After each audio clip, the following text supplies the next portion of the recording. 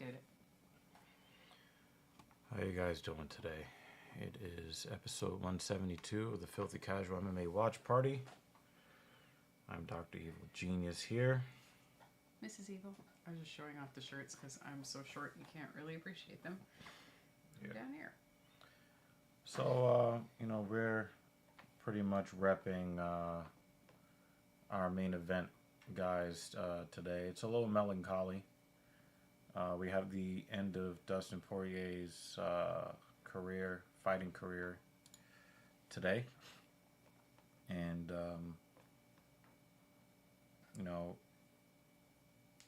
obviously he can still fight at a very high level, but like you said, he wants to be there for his family, and we can't really argue with that.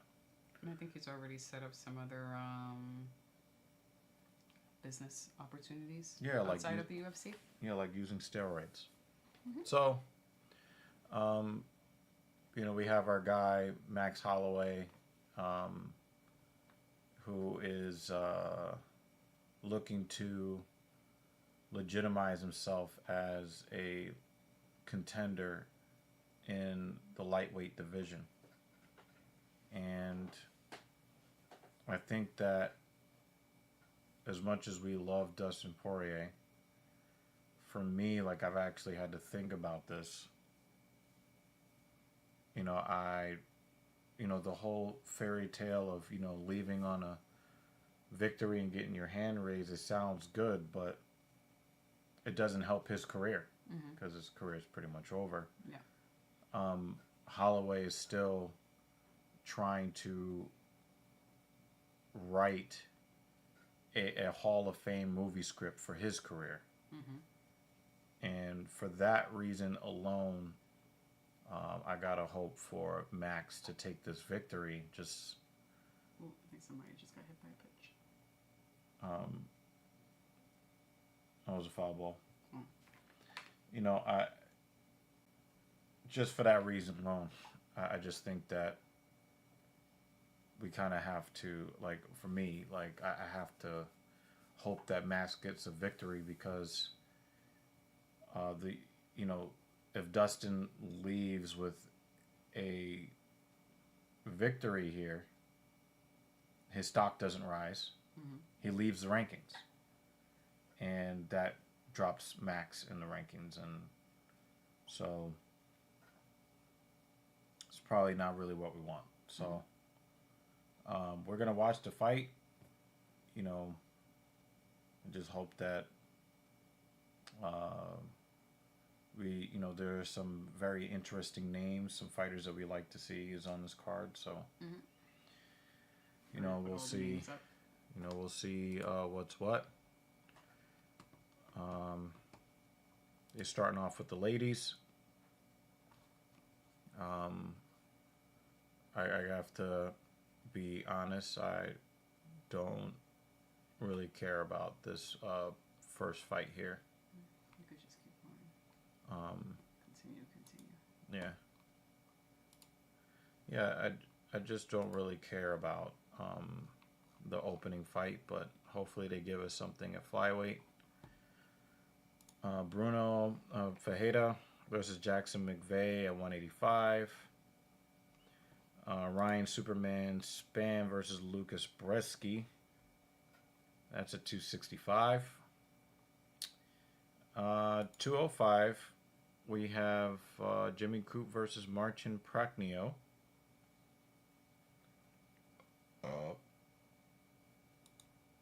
Adam Fugit versus Islam Dulatov. I know it's Fugit, but Fugit. This is our show. Pronounce it how we want. Ateba Bega Gautier versus Robert Valentin at 185. Francisco Prado versus Nikolai Varetnikov. We had a lot of opportunities to pronounce that properly since his last fight. Marvin Vettori versus Brendan Allen. I mean, it's like one guy's fighting himself. Our featured prelim is Kyler Phillips versus Vinicius Oliveira. Then we have an interesting story with Michael Johnson versus Daniel Zellhuber. Zellhuber has not comported himself like a professional in angling for this fight with Michael Johnson. He's already thinking of who he's going to call out next. And I generally like Daniel Zellhuber as a fighter. But if he got knocked out today, I would not be upset. Just want to see his... Okay. Sometimes I need to see their faces. Okay. 50K Dan Ige versus Patricio Pitbull. I think we're likely to see again why, Bellator is Bellator, and the UFC is the UFC. Then we have Kevin Holland versus D-Rod. This was a fight, I believe, that was supposed to happen some time ago, but they had a whole bunch of mix-up because of probably one of the most unprofessional appearances from Khamzat Chimaev, where he just didn't even try to make weight, and then they had to switch people's... I think this fight was supposed to happen already. Now it's actually happening the way it's supposed to happen. And this is at 170, so Kevin Holland is cutting the weight down to 170. That should be a pretty entertaining matchup. We have not seen Paulo Costa in a long time, but we have him versus Jumbo Chase Hooper. Thank you. And it's waiting for the correct name. Paulo Costa is very easy to root against. That's all I'm going to say. And he continues to be very easy to root against. And, of course, the main event being why most of you are probably here in the first place. I know that some of you are here for her, and the rest of you are here for the main event. So, that is cool. So, hopefully, the talking heads have done doing their talking head thing. And I hope so. Because I like the number of fights we have for today. Yeah.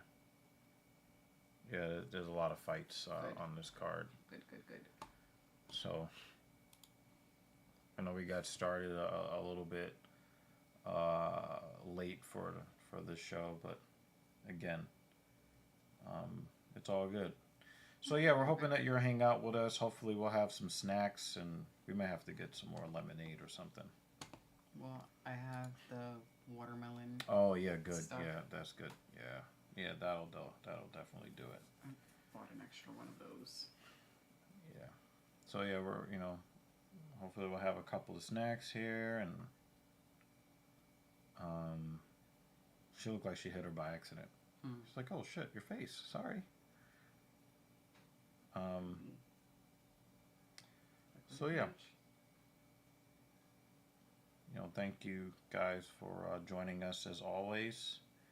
All of your predictions would be greatly appreciated.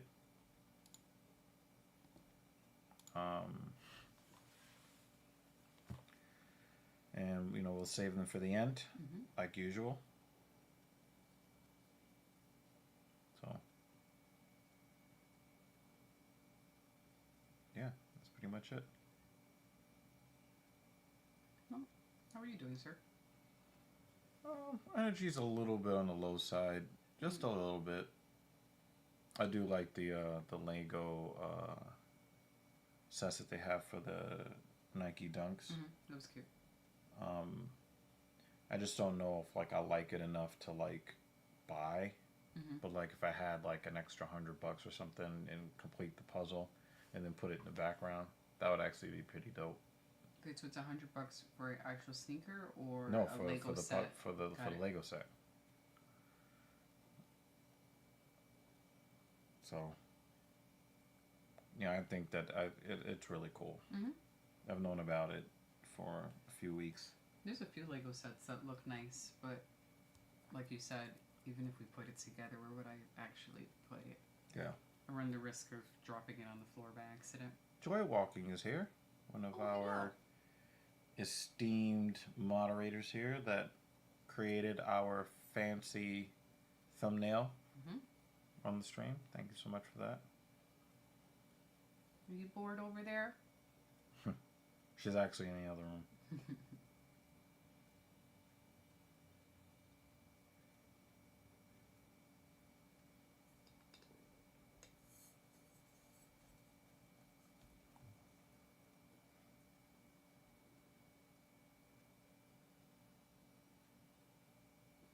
Someone's eyes blowing up already. Well, it is the second round. But Carly, she is way more accurate with her strikes than her opponent. Or Cagliari. Doesn't seem to be throwing as often, though. No, Cagliari is the less... I was talking about her opponent. Judas? Yeah, Judas is definitely more active. Yeah, but also accurate, because the few shots that I saw Cagliari throw, they're your... winging, yeah. Throw the punch and hope for the best. Yeah, that looking, strikes. She's got quite the eye jammy. I think, for a lot of these girls that get in the cage, especially these newer fighters, they get hit a couple of times and then their hands are just frozen.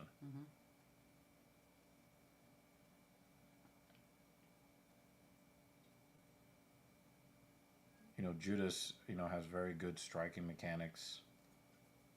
She looks to be, like you said, insanely accurate. She looks very confident in the cage.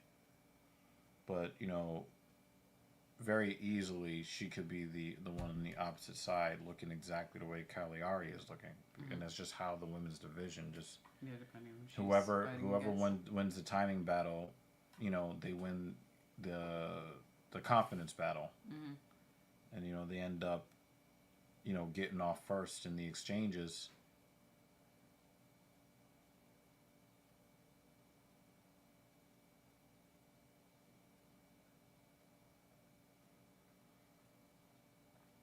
Yeah, Cagliari is not having a good night. It's like, come on, I want to punch you in the face.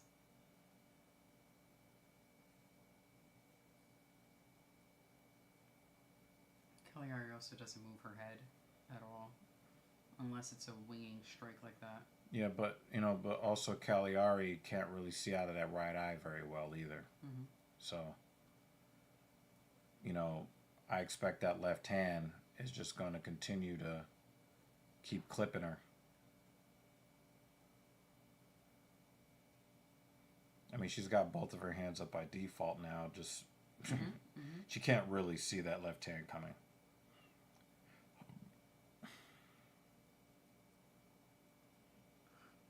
Wow, Judas is looking like a real fucking... She looks like a real boxer in there.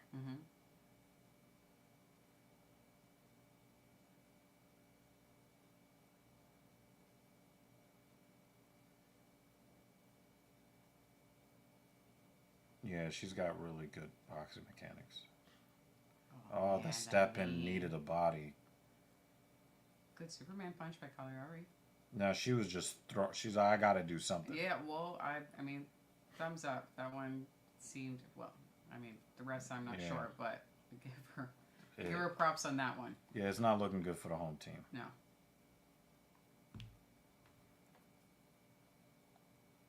She is getting touched constantly.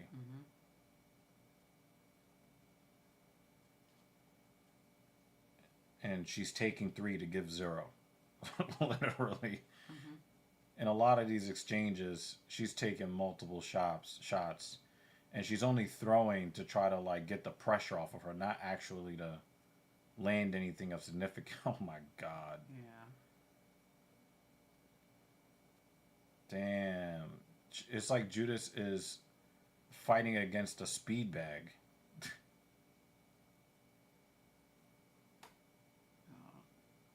Looks like a small clash of heads there.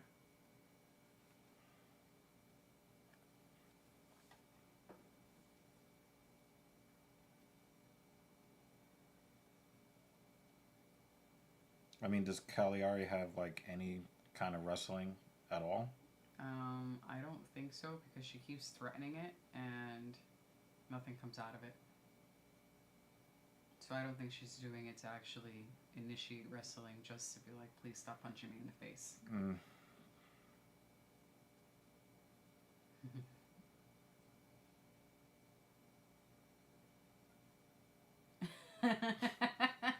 I'm just watching you watch the commercial.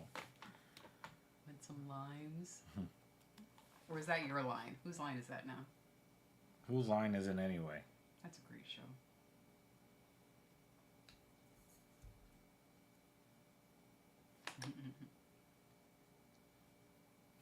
Oh man. I want to see the eye. Got an eye jammy. She's a tough lady though. She's getting fucked up. But tough lady. You know, she's tough in the way that her friends have to tell her this ain't real love. I'm sorry. Like, oh shit, her eye is open. Mm-hmm. She's still not going to see the left hand. Oh man, that up kick would have been great. Yeah.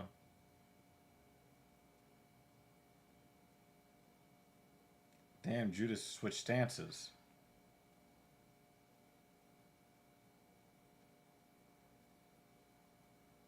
When I get into the moments where Judas just drums on her head, it just feels cruel.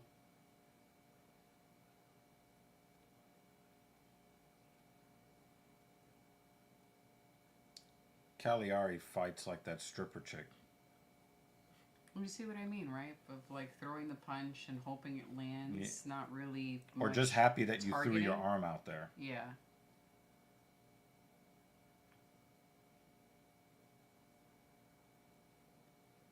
Is that a grappling attempt?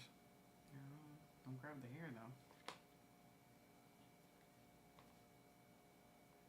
No, that looked like a legit. Oh wow, that was abusive. I think her nose is broken, Cagliari. It looks collapsed in the bridge.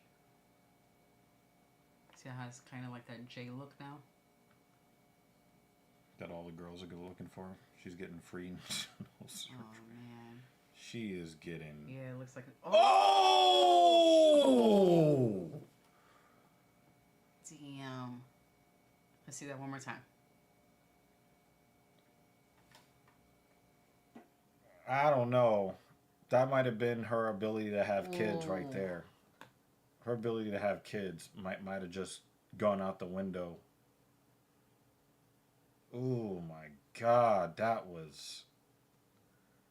It was almost like somebody hit her in the stomach with a missile. Mm-hmm. That's... Wow.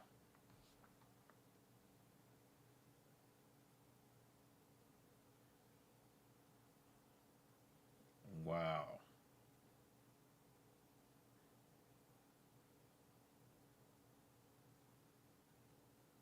Ready? Boom. Oh. Done.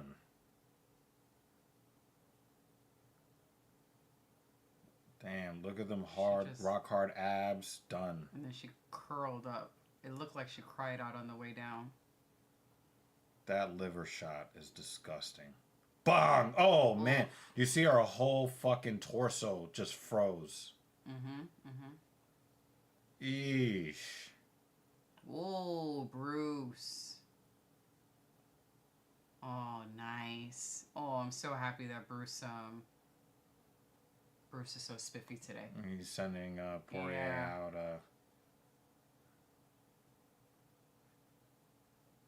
Damn. I'd like a close-up on this jacket, but this is a really nice looking jacket. Like, will she be able to have kids with that womb after just taking blunt force trauma to it? Mm. That was violent. Good stoppage. That was a violent. Ooh.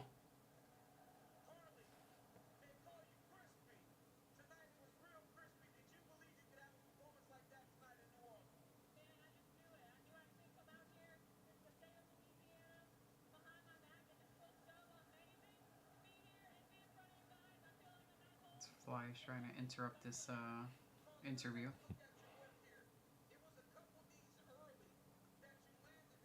Mm. To the titty. She took a knee to the titty. Bong! Oh, man. You saw her just like exhale when she landed on the ground, like oof. Yelled out. Yeah. Oof. She definitely needs to. She definitely needs to and go. She's upset about the stoppage. No, that was a good stoppage. She definitely needs to have her liver looked at a hospital. Was a good stoppage. That was probably one of the more brutal liver shots I've seen anybody take.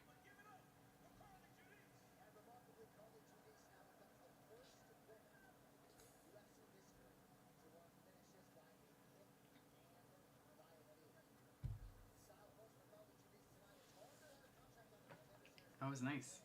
That was devastating. I mean, the fact her fighting style is really, really nice in the cage. That's like the fact that like Cagliari is standing at all right now is a minor miracle in my opinion. Yeah, I always said tough lady, but she didn't need any more punishment. I think she went through enough. Yep. Good stoppage. Yep. Like she turned into a shrimp. From that knee. That's all you can do. Mm-hmm.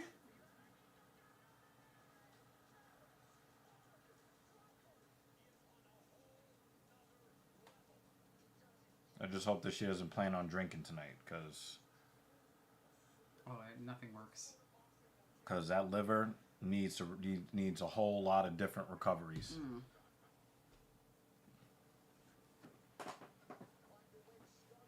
Well, stoppage, but at least it was in the third round. Nah, the fight was pretty much over in the first round. Oh, I know. I mean, in terms of progressing to the next match. Yeah, she got abused. She was ready for more abuse.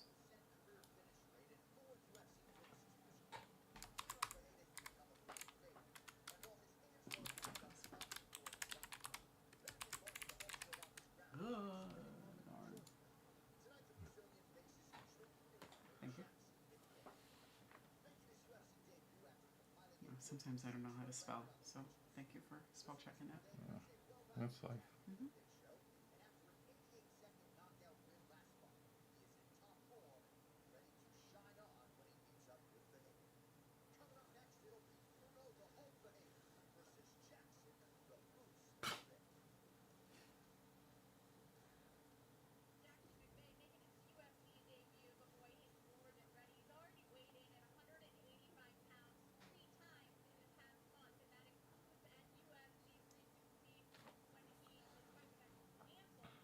Good to see the viewers tonight. Come say hello. Give us your predictions.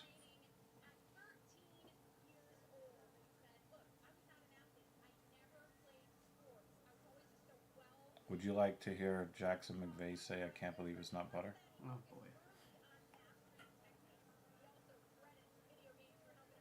I think we're gonna get a lot of spike in numbers as the evening progresses, hoping that we're showing, like, if people don't know the rules. Yeah. I mean, we always see that there is an uptick, on pay-per-view days, but we're gonna cover the fights, and if people want to hang out and join the community, they can do that, and we hope they do. Well, I'm gonna guess that our usual suspects are probably working, unfortunately. Well, fortunately for their wallet, but unfortunately for a big UFC pay-per-view night. Shout out to Dan Jensen. We haven't seen him in a couple of weeks.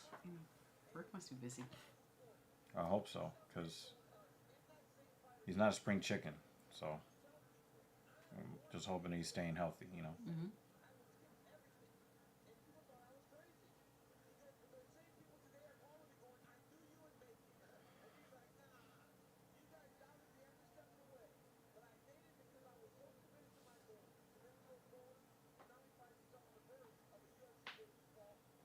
looks like there's a scar across his abdomen. It looks like a stab wound. That does Skull not look. across. That does not look You see that? surgical. Yeah.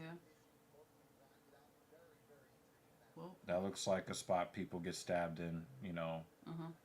In a brawl. It's like a swipe. Either that or somebody went across. They went across him. You know.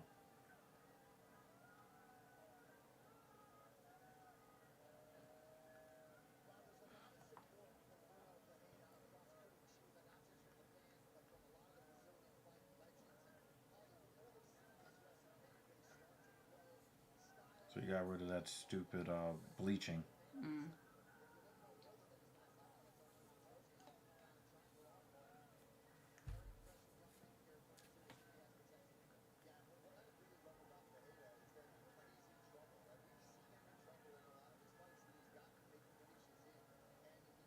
Why is he walking out so slow? The only reason why I'm not complaining about it right now is that if he eats up the time, then if we have a quick knockout, we get less video packages. Exactly. I get it, but I know. like, what are you milking this for? Yep.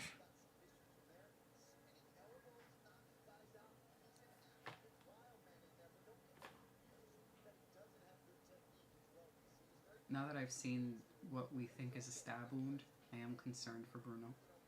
I'm sorry. When a fighter goes in with Remember, like a stab wound, I'm like, well, I feel bad for his opponent.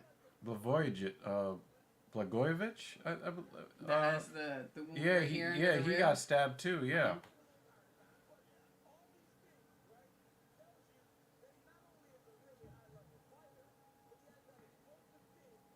He's not in the UFC anymore, but he is another guy that we know had a stab wound that was actually almost fatal.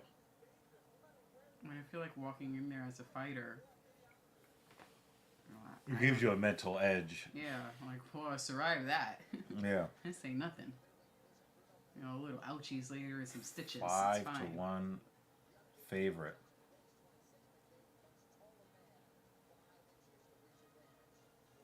He comes in as a 4-1 underdog, so.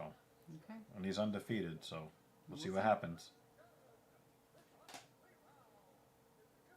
This is nice.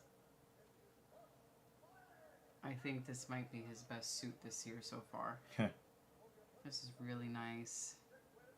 David, I hope your ears are buzzing. Chop chop.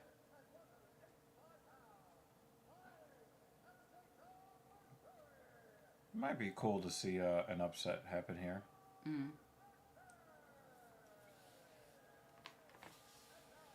But, you know, sometimes we see these guys come in, you know, with undefeated records with less than 10 fights, and we're like, oh, let's see. Then they're like, oh, okay, well, that's why you were in that position.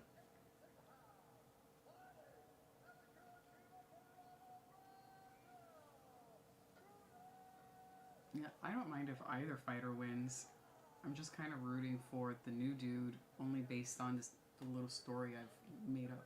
Yeah. You know? This little character that I've created in my mind of this new dude. I mean, we can always look him up and see what's up with that. Look him up after.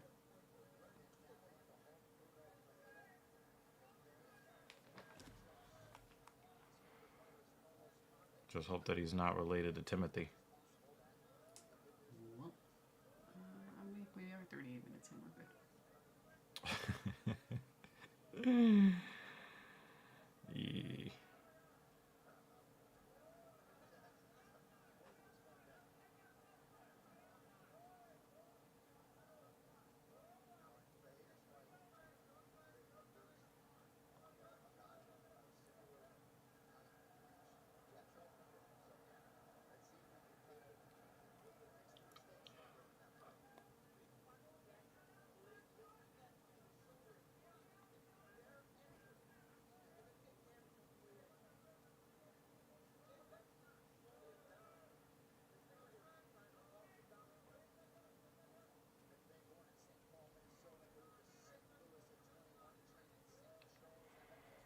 Can't really. There's really nothing that I can see like right now that would tell us, you know, what the deal with that scar is on his belly. But that does not look surgical. That looks very jagged and ragged across his belly. Mm-hmm.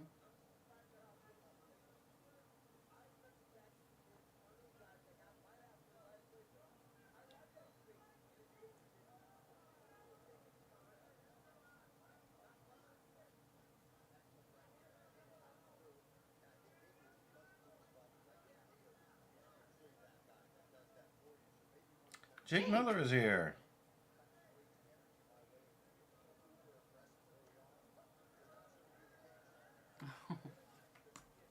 How you doing, Jake?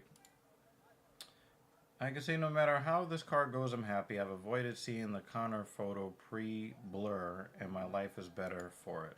I'm thinking the broken leg thing, I guess? Oh, no, it's about him being in some chick's DMs showing off dick pics. Moving on. Moving on. Moving on. Just keep scrolling.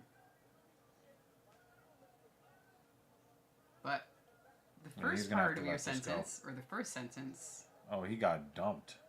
We will be both happy and sad. As we come in representing both dudes. How many dick pics have I sent you? Technically, it wasn't a pic. Well, I sent you a cartoon of Dick Tracy. I sent you a cartoon of Moby Dick. There was a FaceTime that one time. Nope. Oh, yeah. Maybe it was a... No. Nope. There was a FaceTime. Because I was at work. What? Oh, I am not forgetting this. No, I didn't actually, but I suggested that I would. No, because I'm walking around in the back at work, and I was like, oh shit. It was during the closing time. Yeah. You chose the right hour. So no, you have not sent dick pics. Woo! Technically. That's embarrassing. Bases loaded, opportunity gone. Great.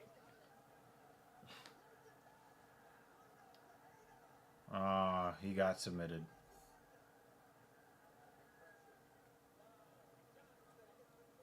Oh, well.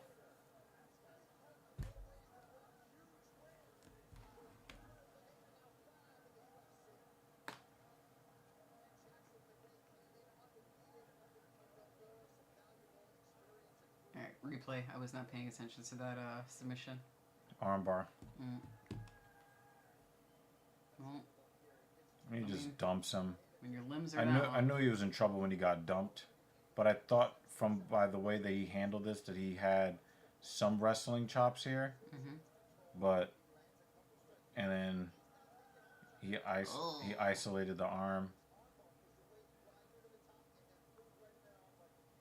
Ouch. Damn, that's embarrassing. That's embarrassing. Well, there goes his undefeated streak.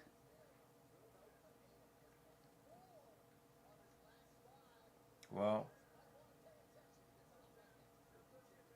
it looked like he was trying to isolate him for the head and arm choke. But he was able to transition it to a very slick armbar. Again, there's levels to this.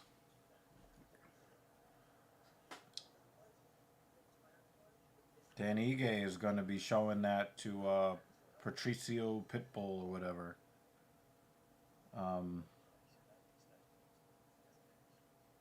You know, there's levels to this fight game. You know, it is what it is. So, she's rocking the Poirier t-shirt today, y'all. Can't really see it from there. And I'm rocking the Holloway t-shirt today. We didn't have any, like, real reason why we rocked it like this. It was just, she got this in a large and that one in a medium, so. Yeah, this one fits me well. It's going to smell like me now. You're welcome. Yep.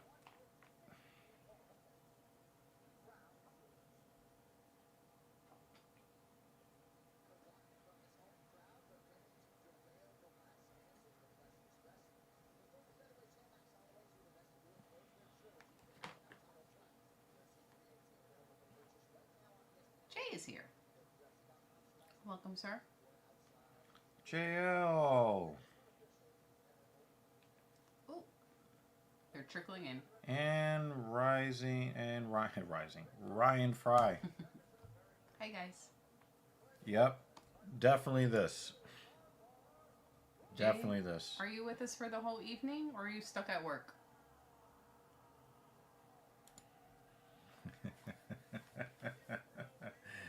This is my favorite comment so far. Yeah, this is my favorite comment right here. Cause Start that one then. Yeah, so we could bring it up and as a reminder let's see. We'll bring this back. We'll bring this back up later. Because like I mean, these are guys. I mean, they're pretty much like the same guy, right? You know. Can you tell me? I don't know what happened. Like, I kind of tell what happened based on the comment, but I haven't followed. Like, yeah, but I'm saying, like, the way that they fight, you know, they're like two goons.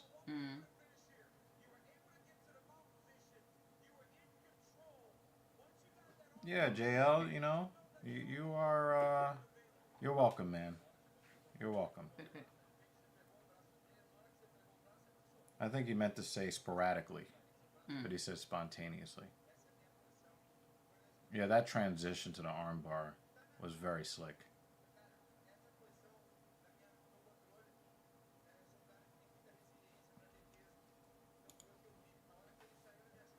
Ilya is still an athlete, not a fighter. You know, Max is a fighter. You know, with a fighter's mentality. So yeah, I wouldn't split hairs on this too much.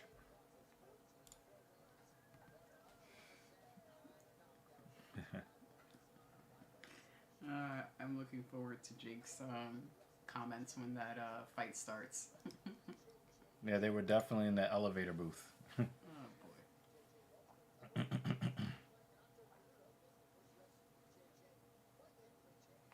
So I don't know if you remember Brooks Raley.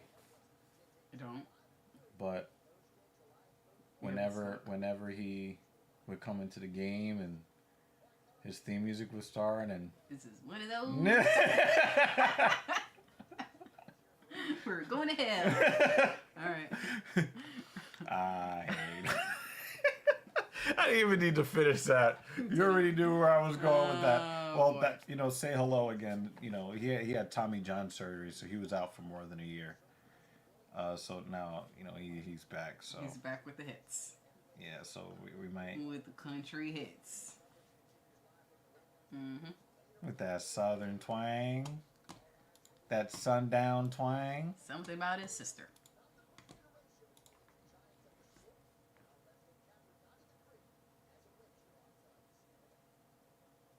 We'll go to hell holding hands. I'm down. Just like the racists we make fun of. This hair is driving me nuts. This guy looks like he has a drinking problem.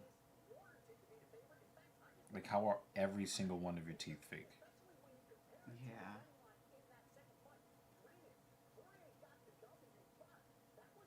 And then with his tan, it just makes it. Yeah, it just looks like he's got like 16 ex-wives and a massive drinking problem.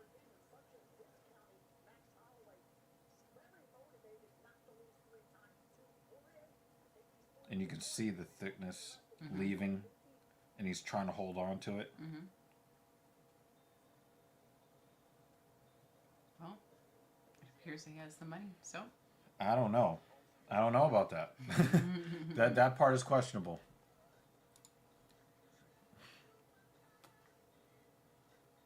I have to mostly agree with this. Marvin Vittori is just a goon.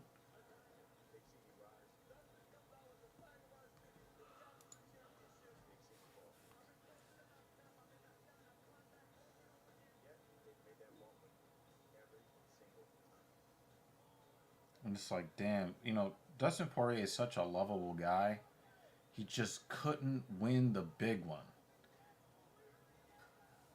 You know, and he came up in the Dagestani era. You know, when he got to the title picture, it was just overrun by Dagestanis.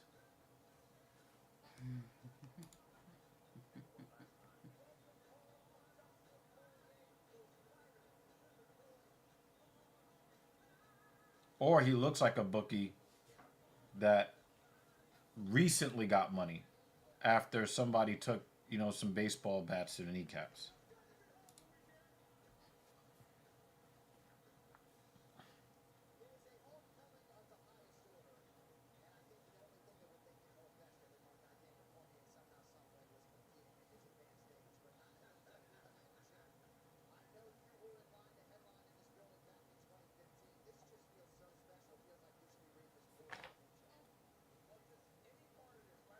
Wow, the last time they fought in Louisiana was in 2015. Damn.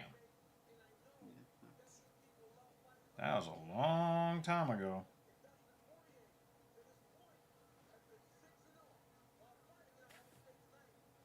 Ooh, picks. Jake, if you also have picks, please share. And Ryan, if you're still here, give us your picks. Thank you. That just looks so gross. Like, this is your Office of Tourism?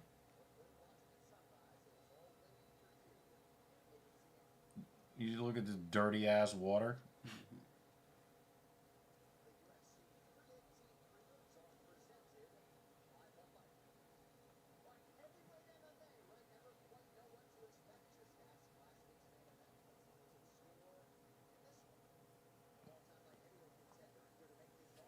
Yeah, you're gonna have to wait tomorrow.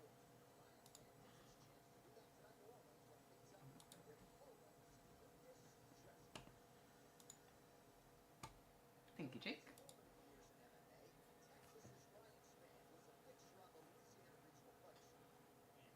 Superman Span got embarrassed his last time out, didn't he? And it wasn't that long ago.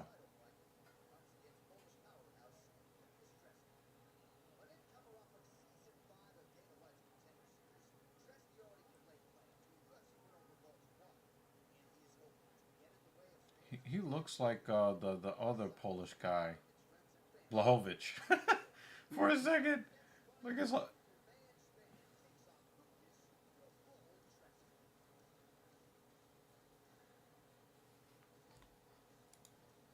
you can't be Superman if you're losing to Anthony Smith twice.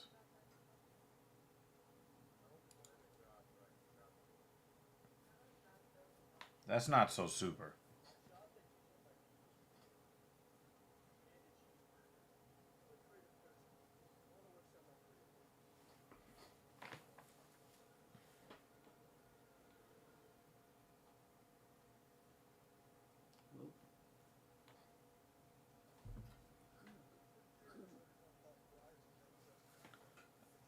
Periodically, we like to compare quads.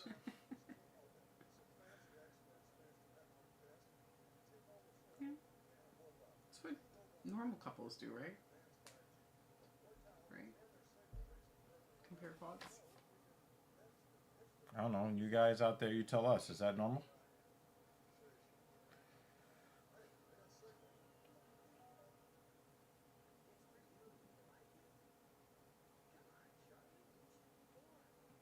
What is he swinging at?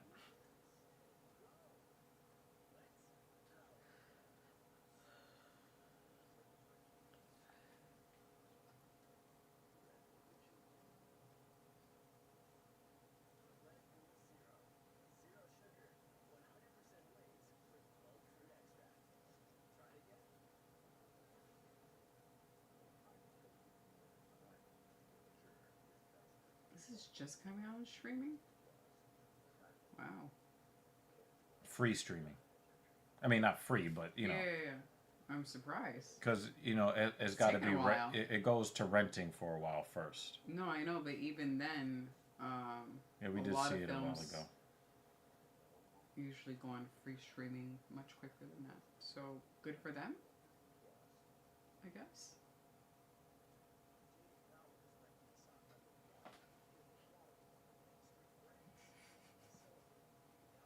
I don't know if Diddy compared quads with Cassie. Well, it's probably a name for something else. I mean, we've done some unconventional things. We could have Thing 2 come in here and compare quads. She likes to do her. She taps her foot.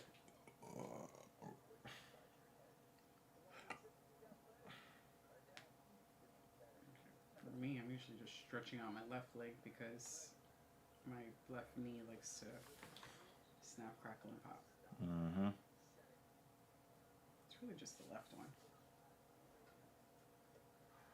It doesn't hurt. I could just feel the build up, right? I have the sensation where I just need to stretch my leg.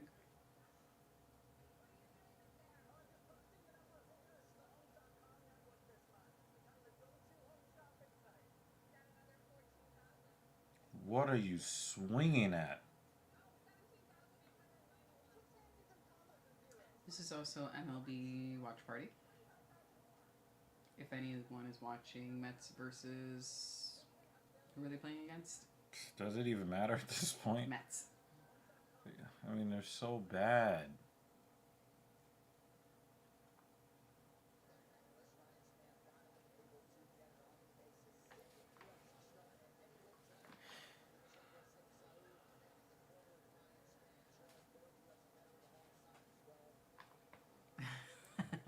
Yep.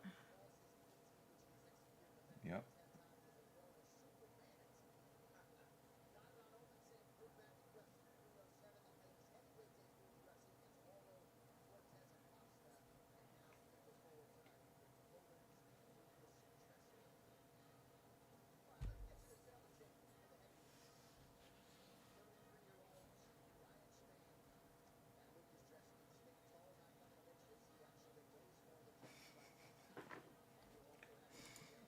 We're gonna. I'll let you You answer know what? that question, Ryan. We should make a poll. Is it weird that Ryan Fry wants to go to a Diddy freak off and let people? You know how to put that up? We can't do it here. No. You'll probably have to actually go. I think we have to do it here.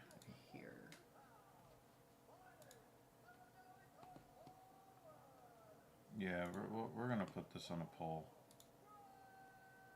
I hate that this thing is in the way.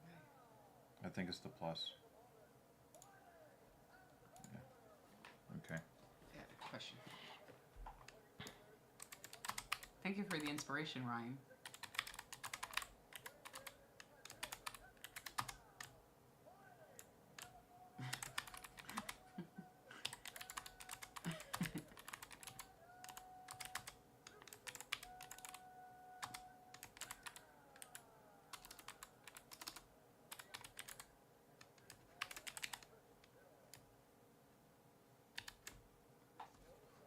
You want a traditional yes or no, or Yep. how about a WTF? It lets you add a third option.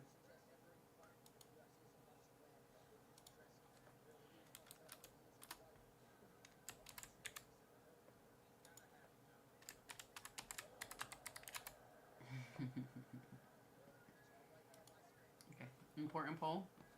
Please participate. Okay, thanks.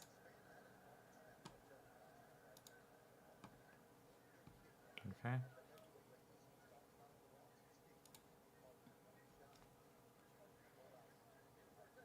Yeah, baseball is great.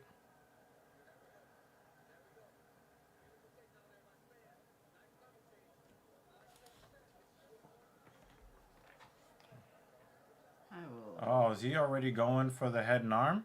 Oh wow, we already have 3 votes.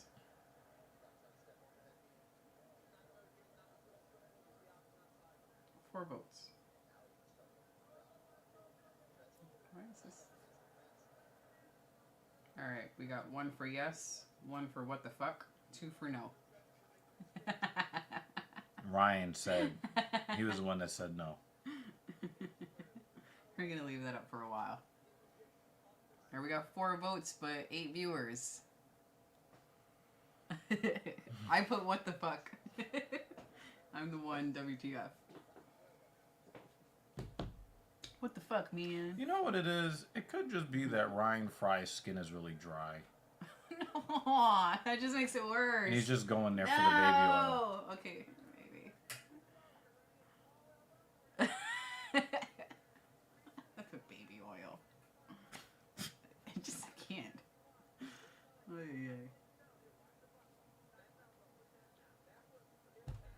I had to vote WTF.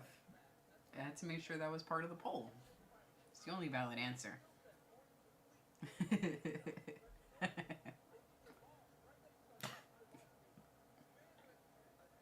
Baby oil. Have baby oil sales gone up since this whole... Probably down. It probably went down. Because nobody wants to end up on an FBI watch list for just... Oh, and right back to the arm triangle. That was dumb, breast. That was dumb, Bresky. That was dumb. Oh. He let go. He let go of the he could have. Bresky was going to tap if he just held on to it. Well, seems like he couldn't. Oh, maybe. It's vagina tight. Is, yeah. It is vagina tight.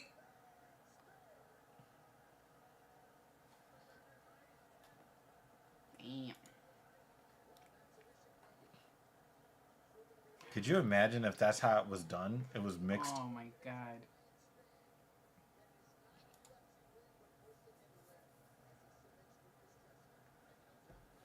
I don't know. We're probably gonna have to rename him Lucas Chicken Breasties. Oh my god. That's awful. He looked terrible in this fight.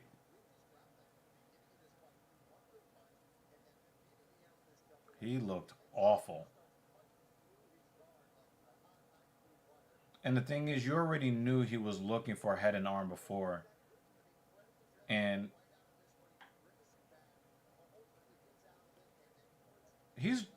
Lucas is just terrible in this fight. He's not new though, right? No. Lucas? No. We've seen that breast before. He's looking real soft. That was terrible. For anyone who has joined, and it's before weird. You run away, please cast your vote and give us your picks. Yeah, it's weird because, like, Span will look like an amateur himself sometimes. Mm-hmm. Lucas was not ready to fight tonight. That much is very clear. That was terrible. I mean, Lucas was so bad that the fight wasn't like really entertaining, despite the fact we got an early finish. Yeah, it was not. And I'm like, dang it! Any time that was eaten up earlier by that really slow walkout. If you guys think that you can fight an MMA fighter and you could just get in the cage one time, you'll look like Lucas.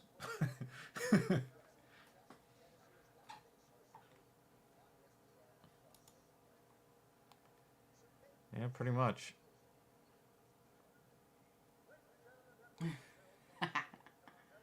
How else are we supposed to sit here? The hate in your heart. Yep. You got hate in your blood.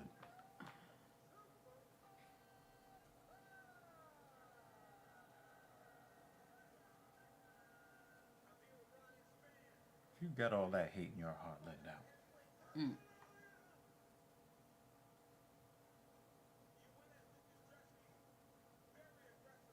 You look like he still wants to fight. Because it wasn't like really a fight. No.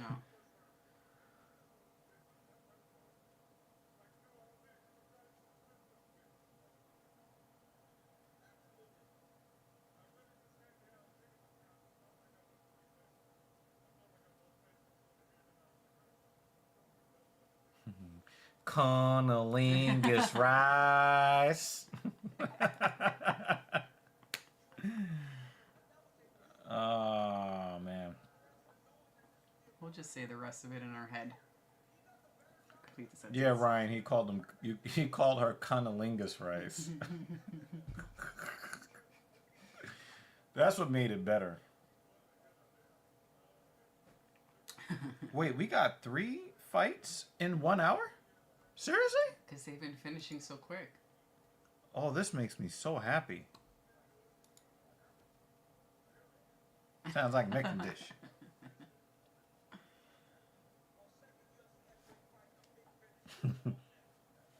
He called his nails. Cool. Why them angry niggas beating on my hood? Do you own that one? Yep. We have it. We'll pause it somewhere. You might be able to see it if you really, really, like, zoom in on the screen. Oh, actually, yeah. If you After zoom 19 years of marriage, he responded, "She's a nigga."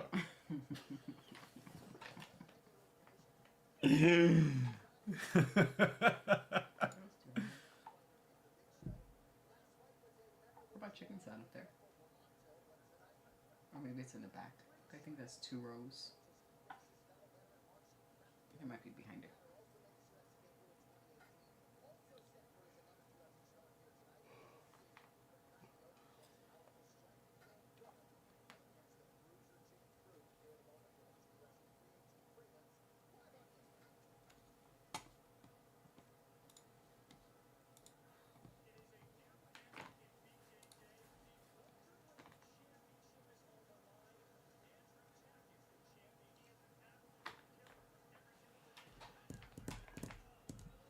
Maybe some lunch food or something? Yeah. Because there's probably some protein too. Okay. Yeah, it's early enough. I'm going to be up for at least 12 Well. a.m. And then we got to think about dinner. Mm-hmm. BRB. On the telly.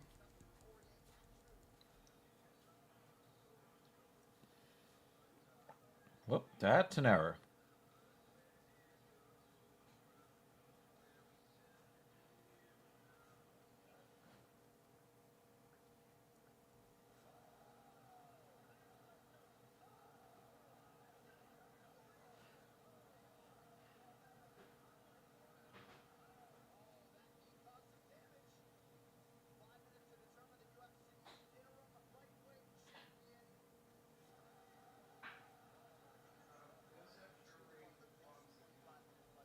Yeah, probably never say no to that.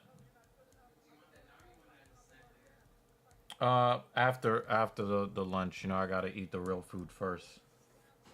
Especially in the summertime, you eat anything with sugar in it, it just kills the appetite. Well, the local farmers market had very yellow plums. Super delicious. So when you're ready for that, I wrote 7 books. They only published 4.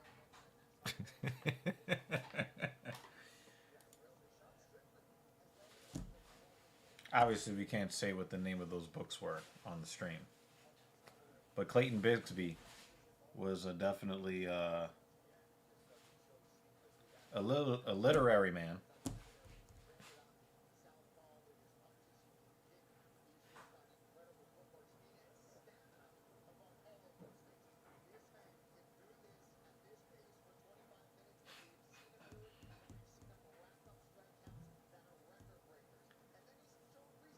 It was just easier to tell him and all the other kids that he was white. Oh, man.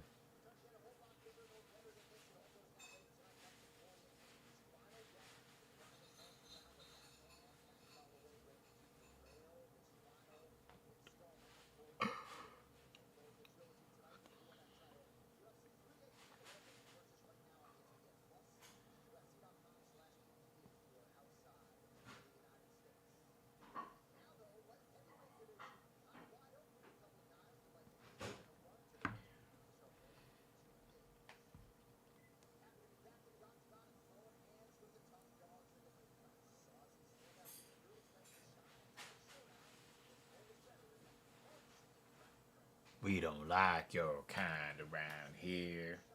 You better get out of here if something bad happens. Yeah. That's right. Yeah. Anchoring down it. Beating on my hood. Woogie buggy.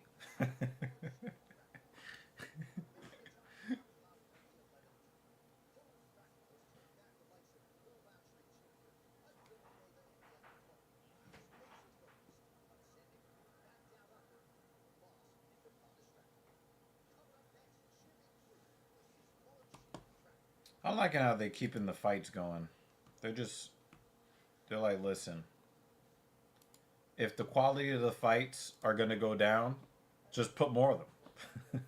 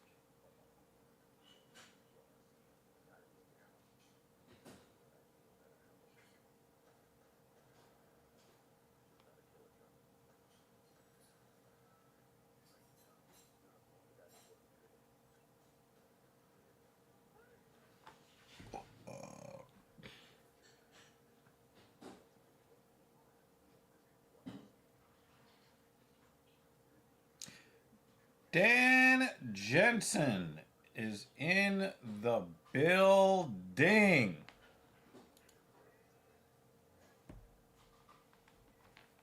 We were just talking about you, like, damn, hope that health is good. And the guy with the fantastic beard has shown his face again. Good to see you.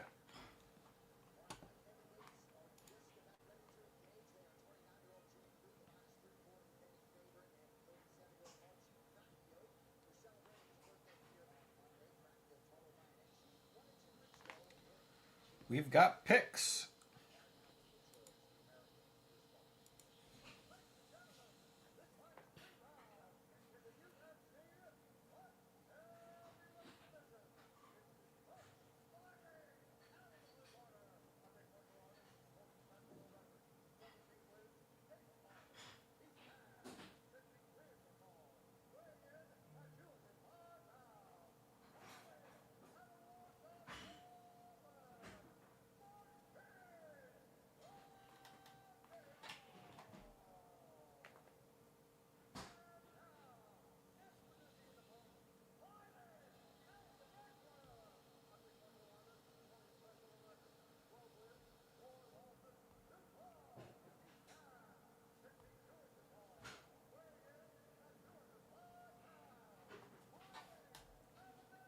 Yeah, let's check out the current 60% says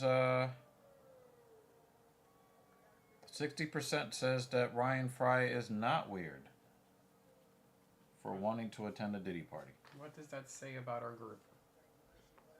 I want to know about the fucking ninja watchers. Like, who are you? Oh, it should be in the chat. It should be on the top. We haven't closed it yet. Damn, that's a rocket. Goodbye. Oh, wow. I thought that was over the wall. I don't know how that wasn't a home run. But hi, Dan. Alright, I know I'm late with that. Welcome.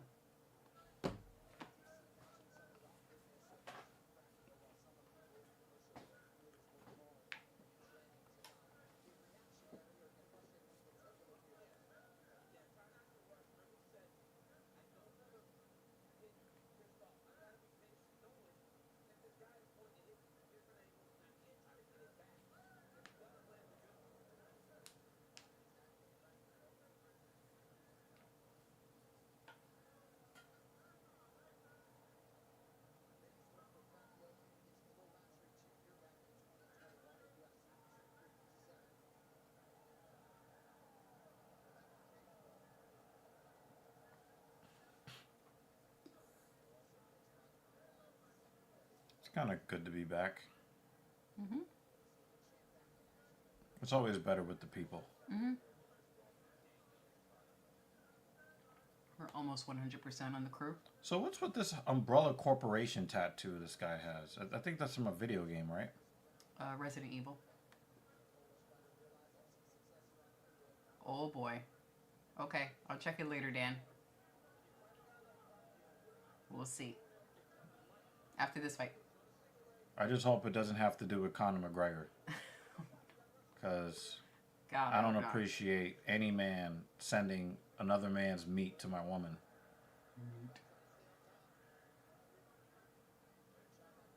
What if it's an Arby's commercial? We're not the type that like that. We're not the type that likes beef curtains. Blood. Oh, thank you. It's crazy, Dan. We'll be watching a film. Yeah. And you'll pop up in conversation yep, when true. it's like a really bloody scene, and you know we like action, violent films. I mean, look what we do on Saturdays. Or if we see blood in another like sport, we're like, oh shit. We were like, Dan would like that. So, yeah, your name pops up throughout the week. Like, man, where's Dan? He would love to see that. Damn, he threw his whole body into that. Jimmy Crute came here to win. Choke finish? Jimmy Crute came here to win today. Well, it will now, Ryan. With this poll. Just know, Ryan, if you wake up one day and it's easier to poop, the Diddy party happened already. No. Let's not talk about that. Wow, Turen's got on base to start the ninth. Oh, better get back to first.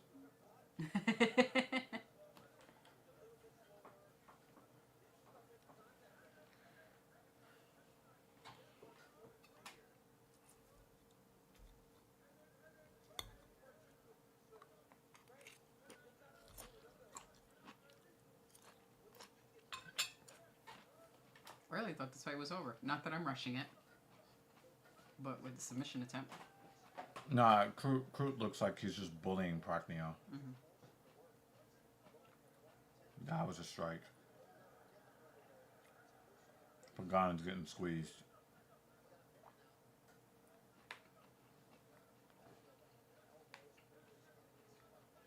Oh man, been seeing that more often where they just put weight on the opponent's their calf and their ankle. Ouch. Uh-oh, he's going for an arm bar. Another arm bar? Oh. Oh, and it's going to Belly be the down. same exact way. Maybe not. Yep. Oh, man, this has me so nervous. Not his arm. Don't break his arm. He's trying to kick him in the face. And there's the elbow. I don't know if I can watch it. I don't know if I can watch it. Oh, there it went. Oh!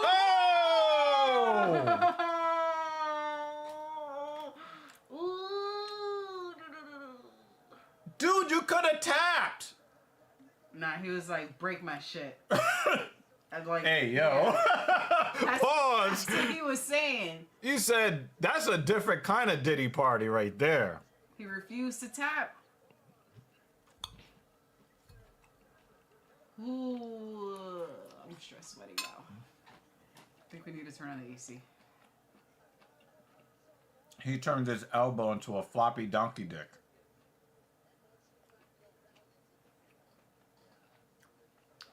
I missed that. Oh, I guess so. Yeah. Well, the ref missed it too.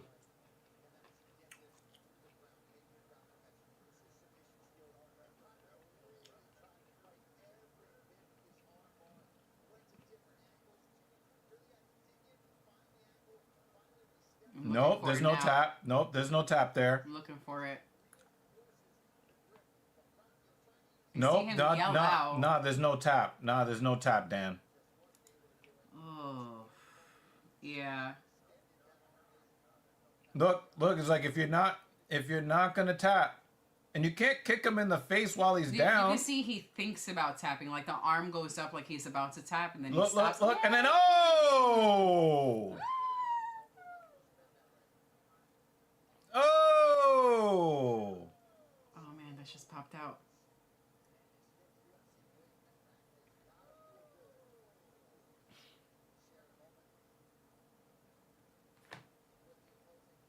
Oof.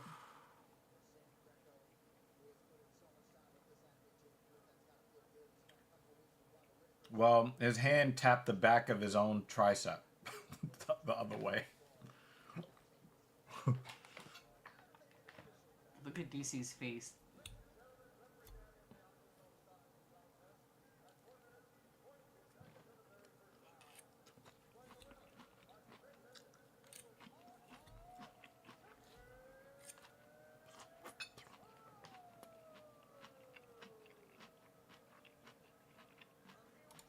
Oh, I'm watching it now, Dan.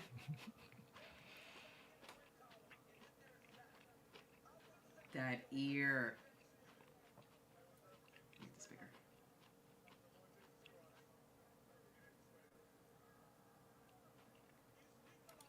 Dude, pretty much. Oh, got his ear punched off. You want to see it? You sure? I'm good. I mean, like, it's not off his head. Oh, nope, that one, the ear got popped off. Oh, man. Oy. When the internet got started, the first website Dan Jensen went to was Faces of Death.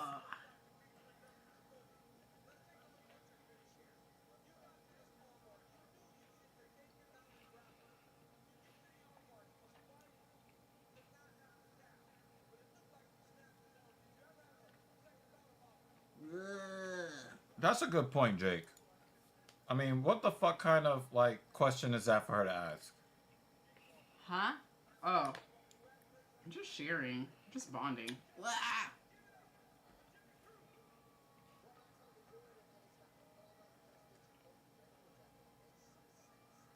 Damn. Dude had his teeth punched out of his mouth. A couple of dudes had teeth punched out of their mouths. I'm stress sweating. I can't believe they let you see that on YouTube. I need the AC. Oh, I mean, yeah. I just read the comment now while you're eating.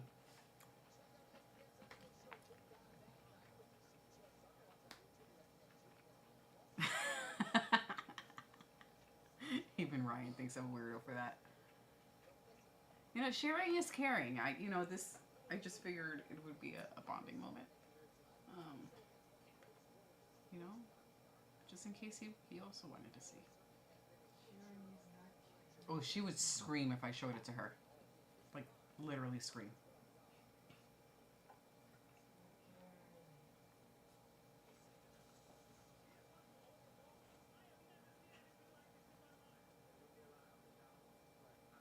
Well, the question is, will Juan Soto earn his money? Oh, well. First and third, one out in the ninth, down by 3. Or will he ground it to a double play with Alonso looming behind him to end the game?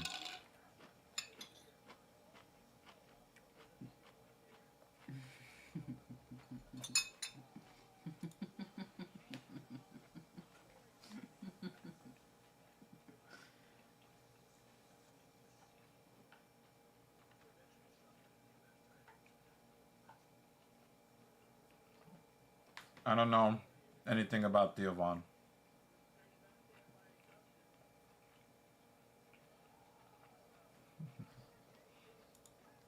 Well, the Mets are down 3. He would probably need to hit a home run. Popped up.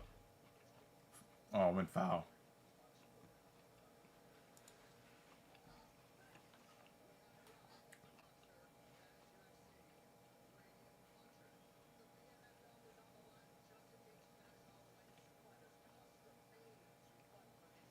It's kind of messed up. Justin Gaethje has been such a great guy and just such a great fighter for so long, and it feels like his whole career has been reduced to a meme.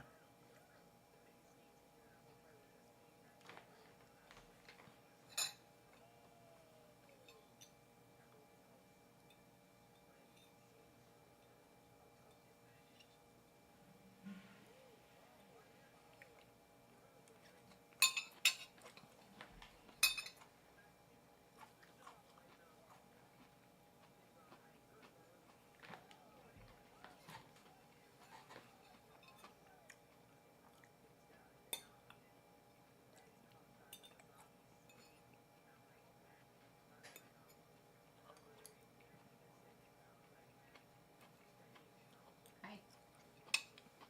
You okay? Get better.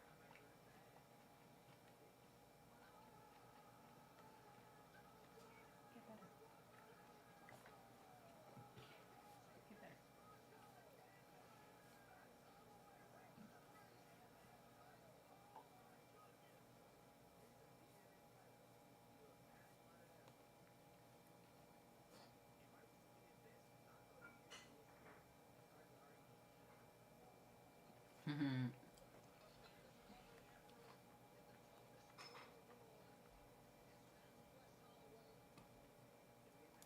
I know, but it's just like when people talk about Justin Gaethje, they just keep replaying this with Max Holloway.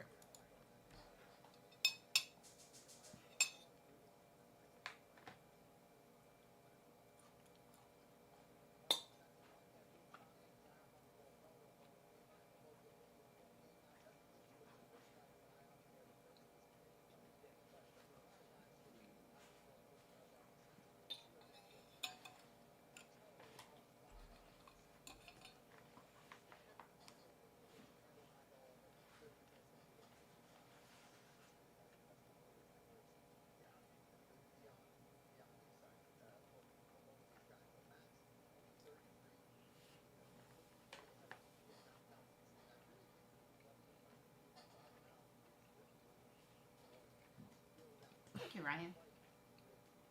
I don't know if I trust that. You must go to a Diddy party. Appreciate that, sir. I had a nice nap before the show, so don't look too raccoony.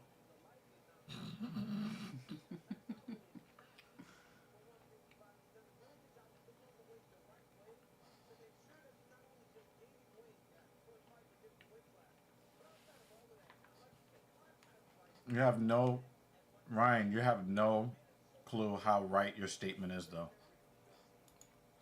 You don't even know. You don't even know the half, man. Pecs. I don't know what else to do besides poker pecs.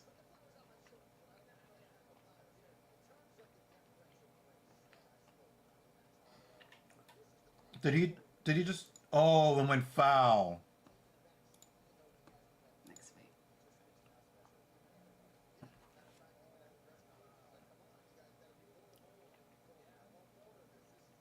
That kid is stressed. Oh, he's really stressed. Oh, so cute.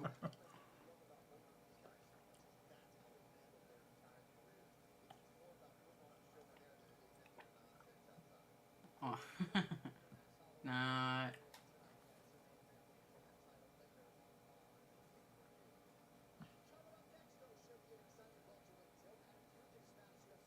Come on, that's not a home run. That's a foul ball. Come on.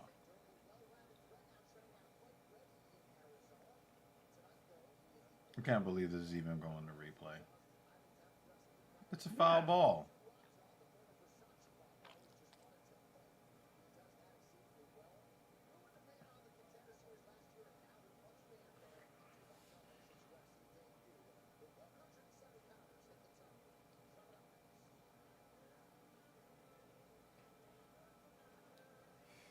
Well, they're going to keep showing that kid. This kid. It's adorable. Dustin won me over when he fought Habib. He was like, I can't get him off me. And then he went for that guillotine like, I got this. As a matter of fact, he's been the closest to finishing Habib Nurmagomedov with that guillotine attempt. That is not a swing. Wow.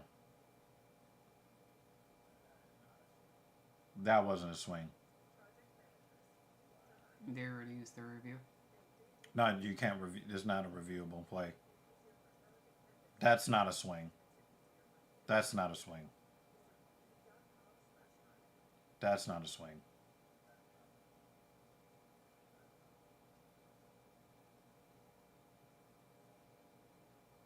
Wow. Soto got robbed there.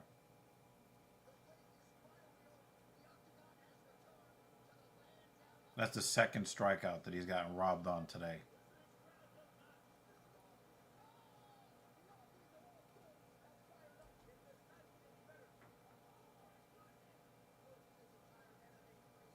Nah, JL, you don't understand Max Holloway.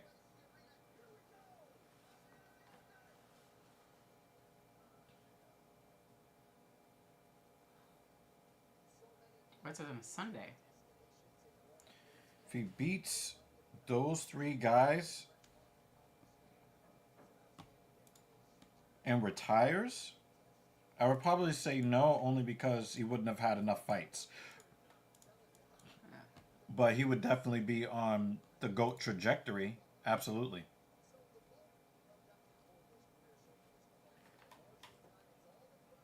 And the game is over. Soto got robbed. Yep, Soto definitely got robbed on that check swing. I think Poirier is up 1-0. He beat or it might be 2-0.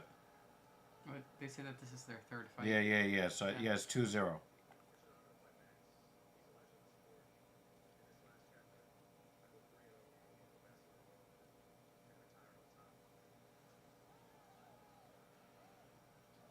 I'm not convinced of this. I think that because if you go back to when Max fought Dustin at 155 for the interim title, and Max talked about this, he did not gain the proper kind of weight at 155 that he did when he fought Justin Gaethje. So I think that Max Holloway is a different fighter now. And I think that he is growing into that 155er type body and mindset. And I don't think any of us really thought that he was going to beat Justin Gaethje. Not, and especially not a 5 round beatdown culminating in a face plant. I don't think anybody thought that. Nobody had that on their bingo card. Nope. So that's why I'm unsure. But I just want Max to win only because Poirier doesn't need the win. He's riding off into the sunset. You know, if they were both retiring, I'd probably be neutral. Mm-hmm. But Max needs a win. Poirier does not. Well, it's time to say fuck it. We do have I'll call that a technical pick from Ryan. He says, then I hope Max gets him one underneath from Ryan Fry. Unless he already gave picks earlier. No, that's a hope. We'll see. I count it as a pick. Yeah, I don't want to talk about people like Tatum. I think I've already given my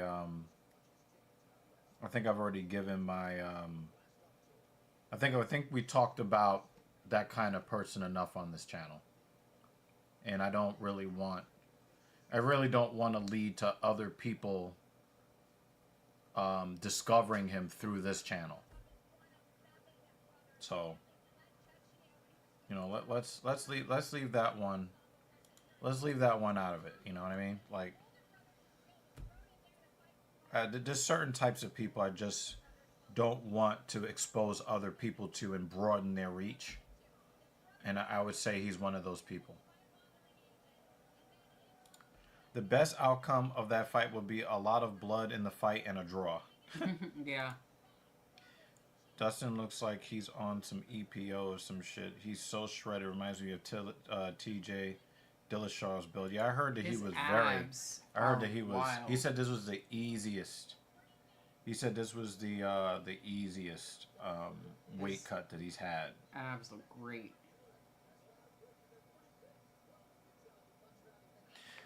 I do think that this is a very real possibility, especially since Max is coming off of a knockout.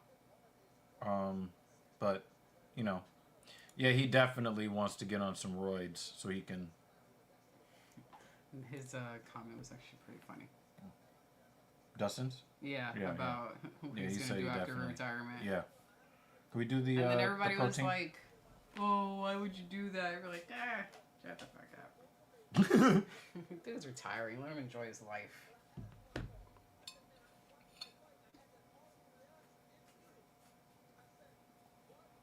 I don't know why you're hoping on Max's downfall so hard, but again, it is possible.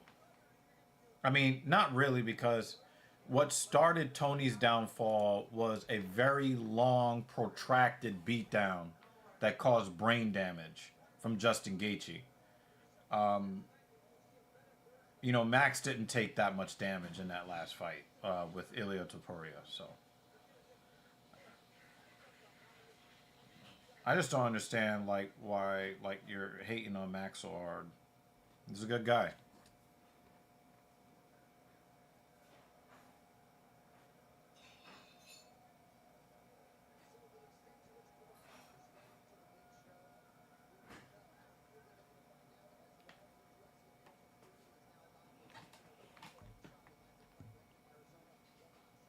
Oh, okay. Well, you're kind of letting other people sway your opinion of one person. Probably not fair to that one person. But I understand where you're coming from, though. I do understand where you're coming from. But hopefully I will be able to eat strawberries and plums and maybe some other junk food later on. I've got a leg day tomorrow.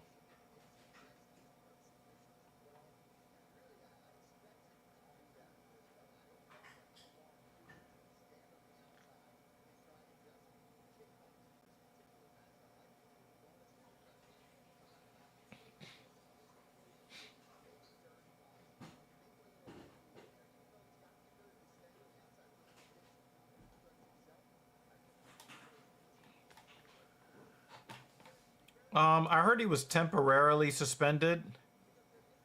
Um, I don't think that he's being suspended for the year. Yo, Ryan, you're this close to getting blocked. You can hit on my wife, but you can't tell me to skip leg day. Um, from what I hear, he's been suspended temporarily indefinitely. Um, the guy that he attacked doesn't seem to have a problem with him. So I think that that should weigh on the commission's decision to some degree, but you know, Nevada has their rules, and it's not just about whether or not the attacked person has a problem with it. They have strict rules that need to be followed. We can't just have people jumping in there throwing punches while fresh against a guy who just finished a fight. This is a true statement, obviously. Um,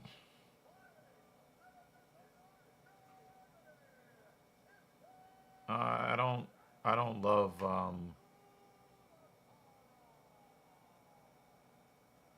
I don't love what he did. It doesn't seem to be something that everybody's taking that seriously. But if he gets suspended for a year, it's really his own fault.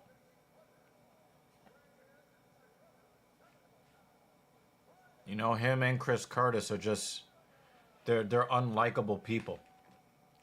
Just straight up. They're just not likable people.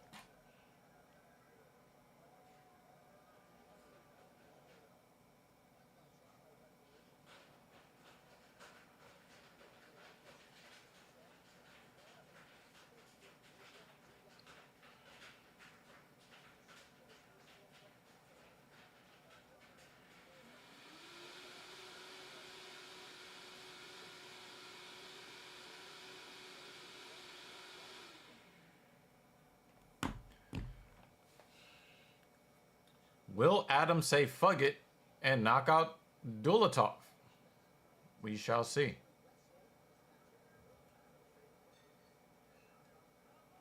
Or get knocked out by Dulatov.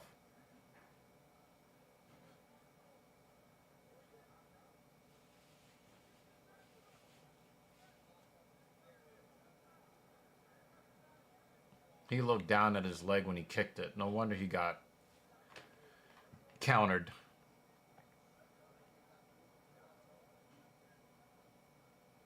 Ooh, tried to kick his head off. Yep. Or he'll just say, "fuck it."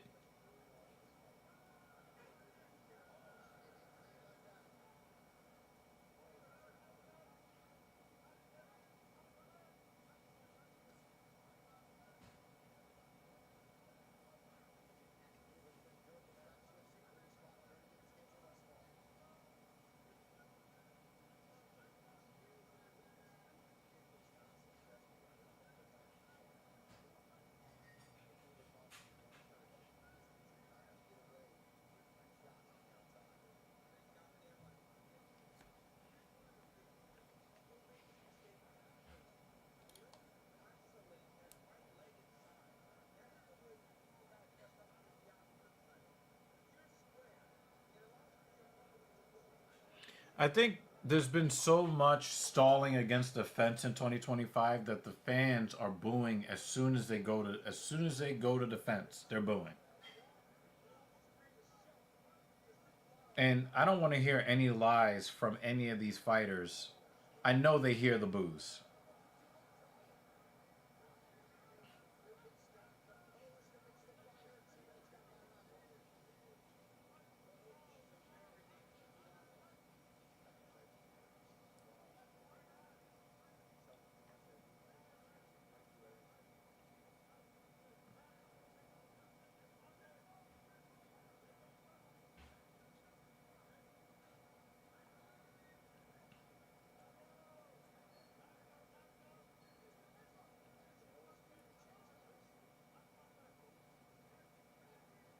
Level change here. Single leg.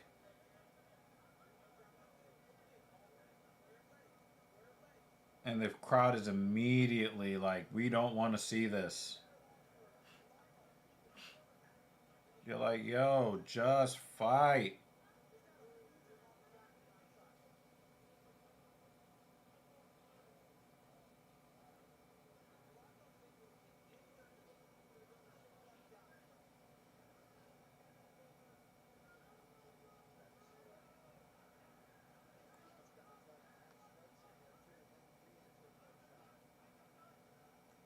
Oh, that's straight right.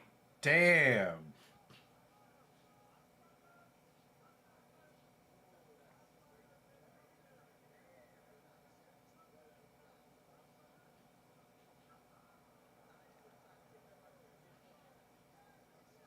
How is he going to the ground and still tapping his jaw?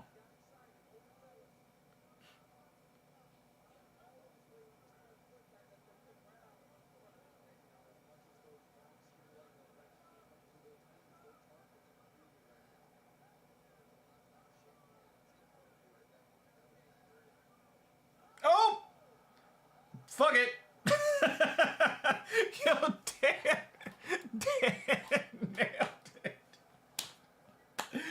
Dan nailed it!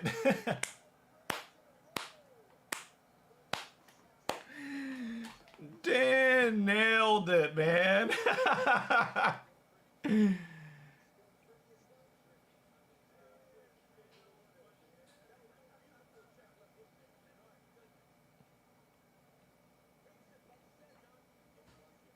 I ain't gonna front though.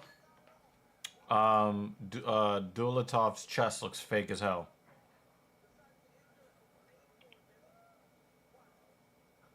Boom!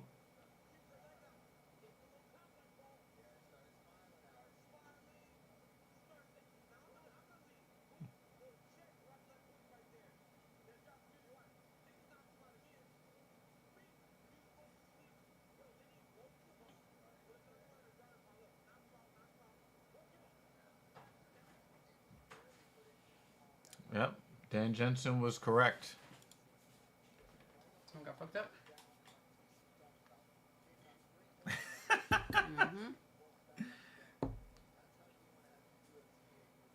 Mm-hmm.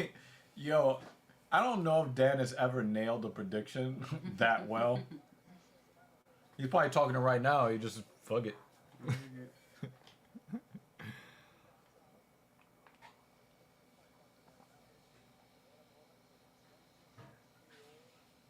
Doesn't his chest look fake? Mm-hmm. Is that the dude who's a runway model? He was doing that before UFC or before, MMA. I don't know about all that. Yeah, I think he's a model.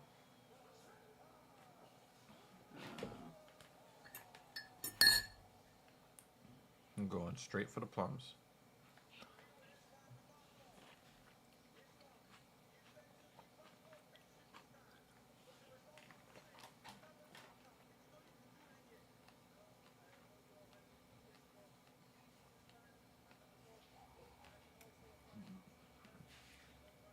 Damn, he lost his first professional fight.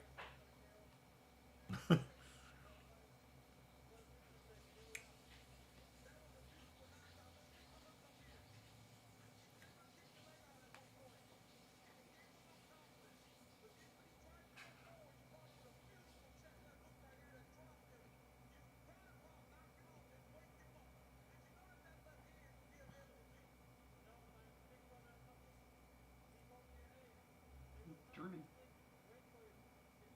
I think it's probably Russian. Born in Russia. Yeah. German. Yeah, he lives in Germany. I think Dusseldorf or something.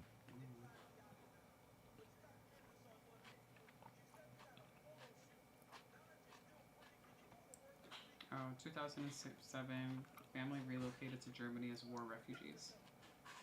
There we go. Yep.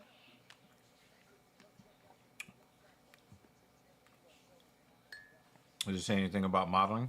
Yep, professional fashion model.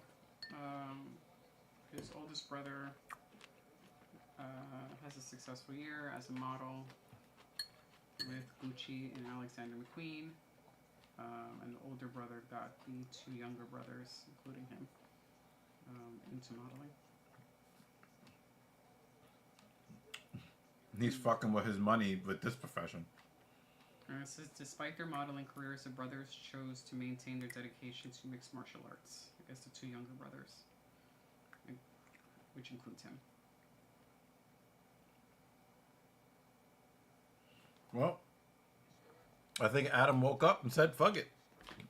Well, he said he walked for fashion designers such as Gucci, Hilfiger, Hugo Boss, was in Vogue. So yeah. Yeah, his straight right hand is very, very formidable. It doesn't take leg kicks very well, though.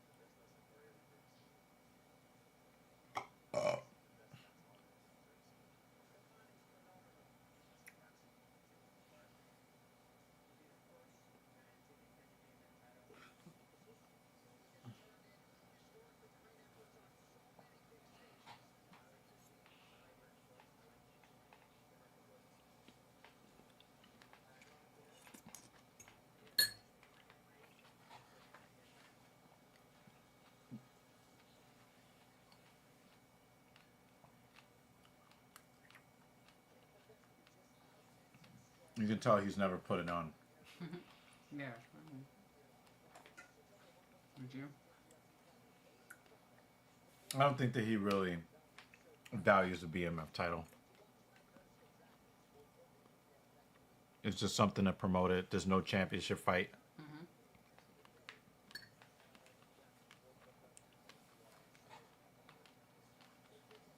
But I pay for a pay-per-view that doesn't have a championship on the line if it's a bunch of fighters I want to see, which is what we have. Well, I like the fighters. I just don't think BMF is a pay-per-view worthy. That's what I'm saying. But to me, there is no title in one. Oh yeah, right? There's not. I would rather pay for a UFC 318 than what we saw at 317 or 316. Yeah, no, I get you.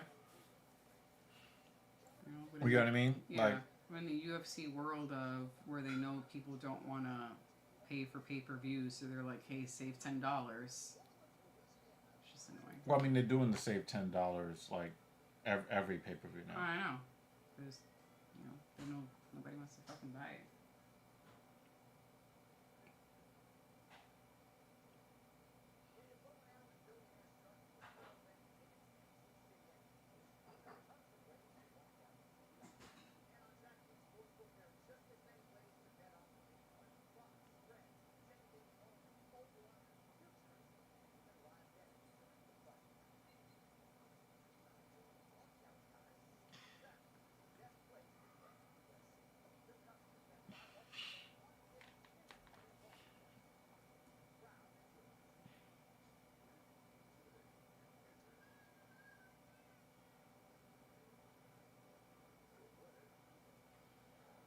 You guys. Superman hits video on demand, August 26th. You see what That's I mean fast. by how quickly? That's Which very is fast. why I'm shocked for. Amateur. Yeah.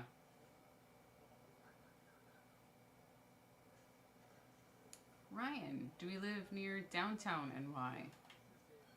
I mean, kind of like midtown, so I guess yes.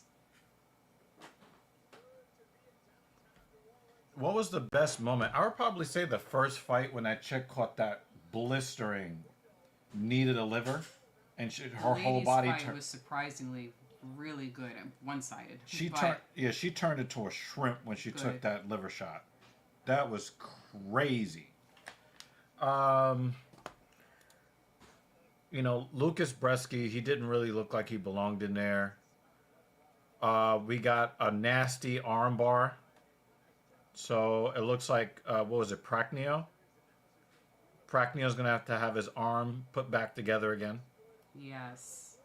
Because he refused to tap. Yeah, he refused to tap. So his opponent was like, well, then I'm just going to break it. Yeah. And force you to tap.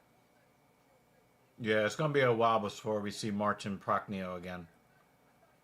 It looks like they're going to show it again. Oh, here we go. If you're watching, they're showing it right now. Oh, my God. Oh, and they zoomed right in. No! Chill. God, they're fucked up. Well, they both got finishes.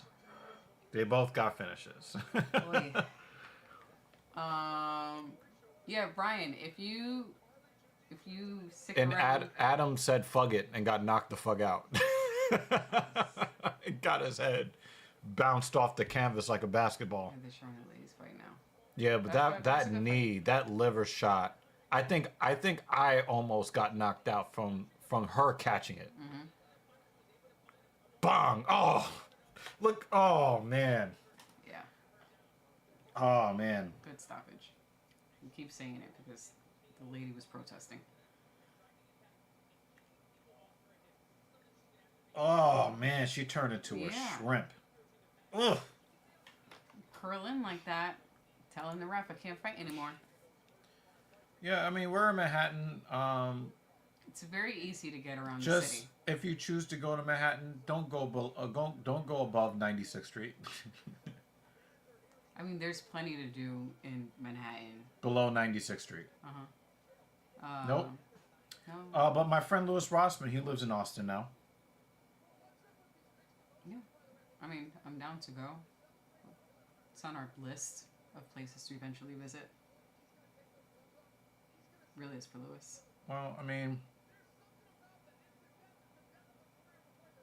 we're not the type of people that the Texas government wants visiting their state. You know what I mean? Well, we'll have Louis to protect us. I mean, you definitely are going to be detained by ICE. I was born in Brooklyn. We don't care. You look like you can speak Spanish. And I can't. God speaks Spanish. We'll send you to the Ivory Coast anyway. We know you've never been there and you're not from there. I recently read that article about the... Yeah, they're just sending random people to random countries. Basically. Anyway, we have never been. Even members of their own military. I know that's what I was getting at. Yeah. Yes. Mm-hmm.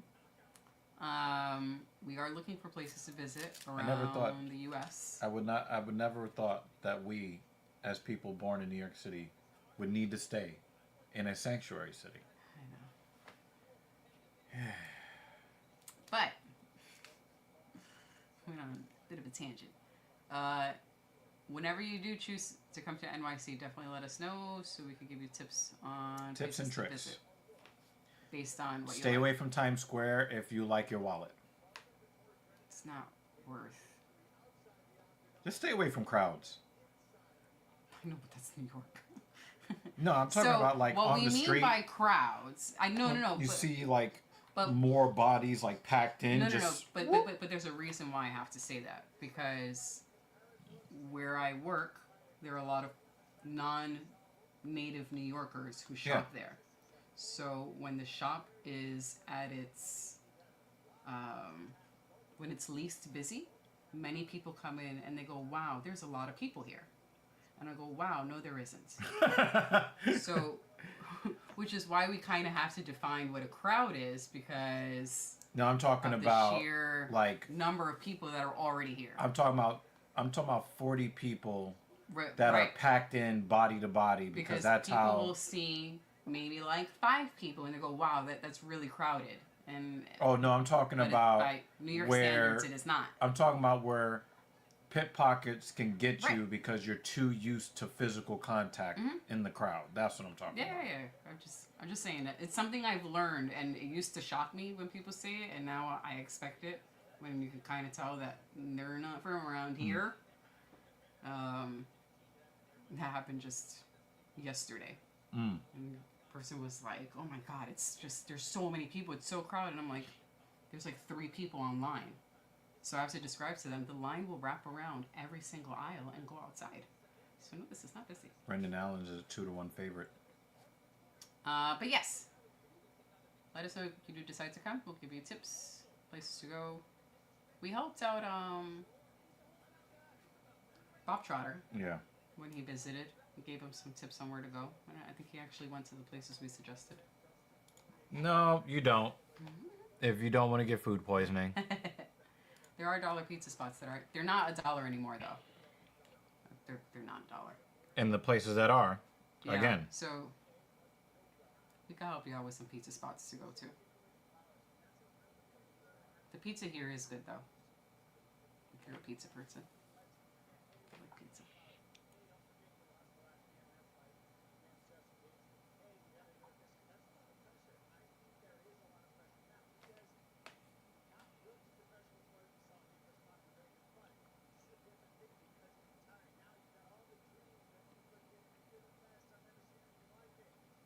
I think if you go to a deli, you're more likely to hear someone say, "fuck out of here." Not so much on the street. It's definitely something we say, but more likely in a bodega. Yeah, you might see a giant rat, especially if you go into the subway at night. I mean, if you visit during the summer and you go to like evening in Central Park. Oh yeah, Or Union Square Park. Union Square, anytime Union Washington Square Park. Oh my God. anytime Chinatown during the summer, you will see rats. I will warn you about this. This is something we've learned as we're exploring the world more. New York is fucking dirty. Like, yeah. It's yeah. so fucking dirty here. For a big city, yeah. And we've already been to big cities where they know how to do it well. Yep. And people know to Yep. throw their fucking garbage Every out. time we travel, I hate New York more and more every time we leave. So I think when Bob Trotter visited and then went back home, he was commenting on how dirty it was. And I was like, yes, this is not a diss. You were speaking truth. Fucking dirty. So that's why I say in the summer, it just gets worse because depending on the neighborhood, garbage will just sit outside in the heat. And it's been really hot over here.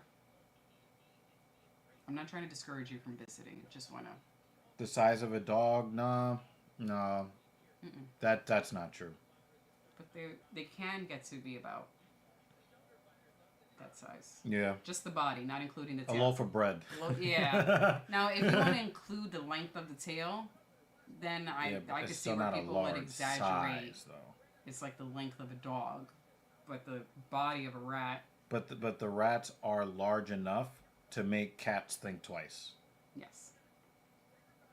If you walk through Central Park, you'll probably see a bunch of roadkill. Actually, anywhere you'll see rats ran over, pigeons ran over. Pigeons don't give a fuck. They walk down the street like they're a person, and they expect you to move out the way. Weird ass birds.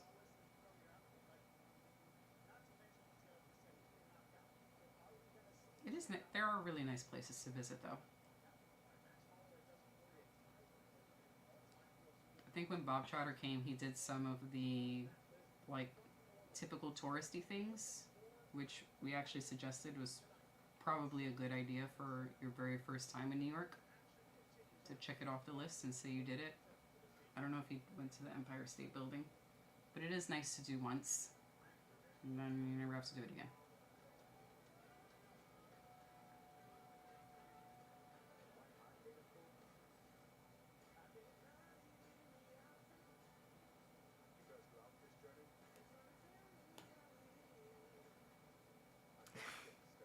That one's definitely a no.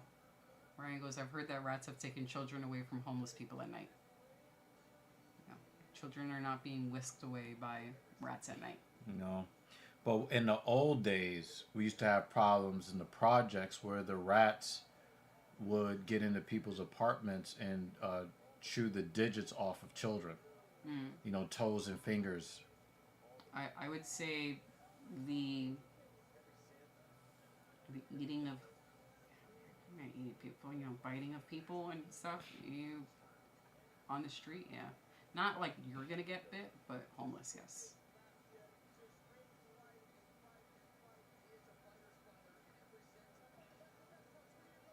There was a dude in Central Park today, actually. Some folks had to call the ambulance, and you could tell that he was homeless. I don't know if he was having a seizure or some sort of episode. He wasn't shaking, but he was kind of like frozen in place. He was lying on the floor, and just his body had seized up. His eyes were open. I didn't join because there was already a crowd around him, and people had already asked for help, and you could see that a parks person was driving towards him. But I was running past. You could just see him on the floor. And What, he had him having a seizure? I couldn't tell if he was shaking, so I don't want to say he was having a seizure. No, but sometimes the body was, you can't. Yeah, sometimes, you know. Maybe he was having a seizure. Yeah. He had enough people around him to help, so I keep it moving. I continued on my way. I was like, I don't need to be one extra body around him. It was when I was doing my laps around Harlem Hill. And then the second lap around, the ambulance was there, and he was no longer on the floor. You see some wild shit here. We walk down one block, and it's like, what the fuck is that? And then the next block, everyone's happy. It's weird. Yeah. That's why, like, some people don't like New York City. They look at it as, like, you know, like I remember somebody just said to us a couple days ago, oh, like, somebody could just get stabbed. People keep walking by. But, I mean, are they wrong? Look at Ryan.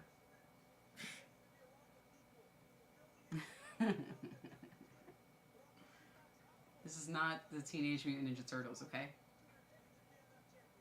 Although, if you go to Central Park and you go to, well, if you're into John Wick, actually, I would suggest going to Central Park because we call part of Central, not the rest of the city, but the John Wick spot or the John Wick fountain. So the spot where they filmed parts of John Wick 1 and 2.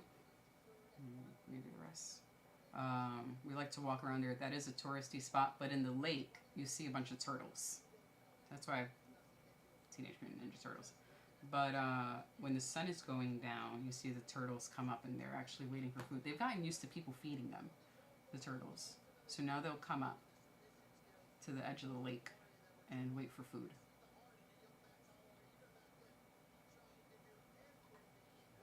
And then I've seen people hand feed squirrels. I'm like, motherfucker. Nah, you dumb. If you get bit, you can tell they're not New Yorkers. Yeah, you're really dumb. Do not hand feed the wildlife, please. But it is a nice place to visit.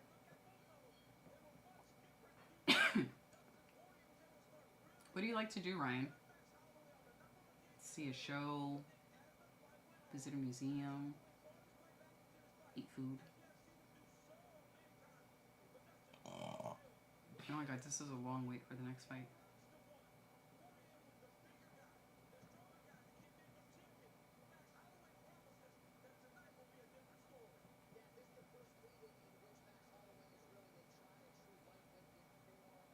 Look how spiffy these guys look.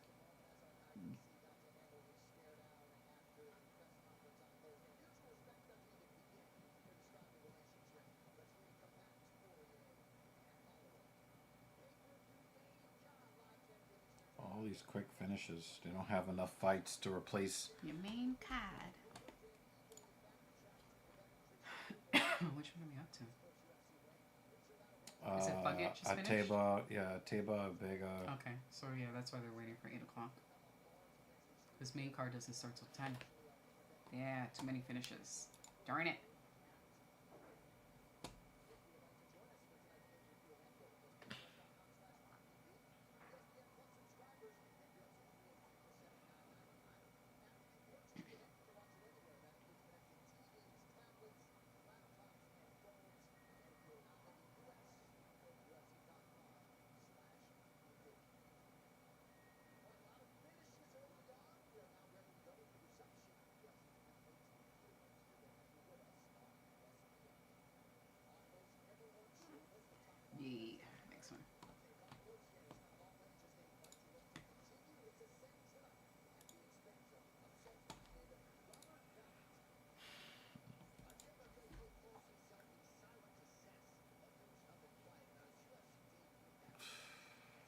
Ryan is bored.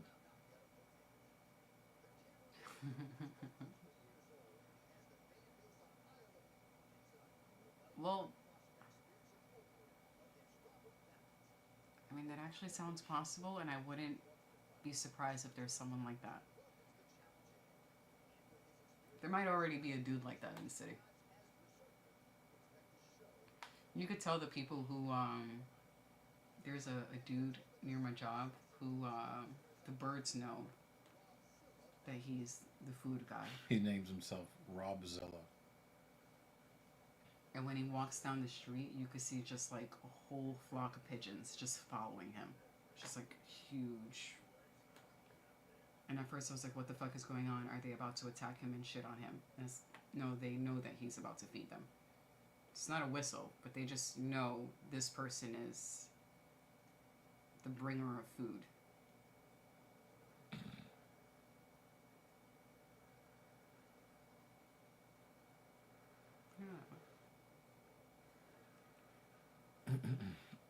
Yeah, sure. I actually don't know. Maybe there's a book about it or a movie about it. I don't know.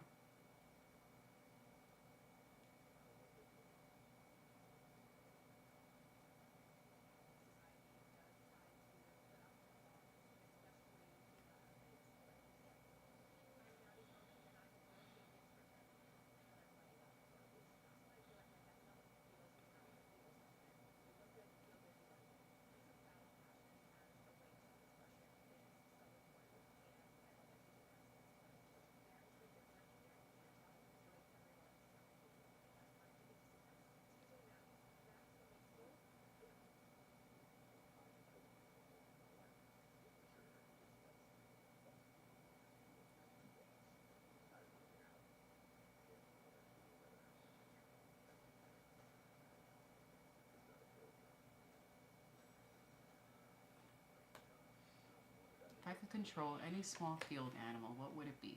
Ooh. I would control them all and tell them to stay the fuck away from me. Wait. Am I only choosing one or multiple? You could use them as your army. Nope. Just when you see me coming, I'm gonna go with that first stay out animal. of my car. No, they're gonna help you. Nope, they're gonna help me by staying away from my car. Okay, the first animal that popped into my head as soon as you said that, I'm gonna go with that. Hamster. I love hamsters. And they're really, really fat cheeks when they stuff it with food. Hamsters are great. Hamster. That's my answer. Second would be a hedgehog, if I get a second option. Because they're both adorable. But first, hamster. Sonic.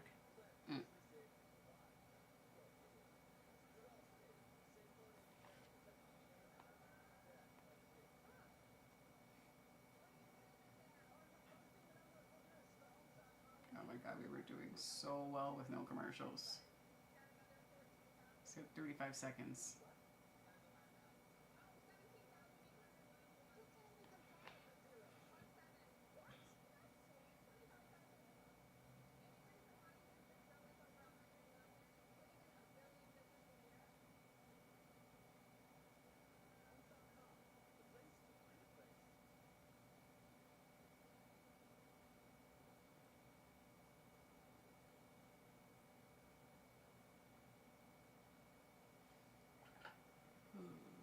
I need the AC. Hot in here.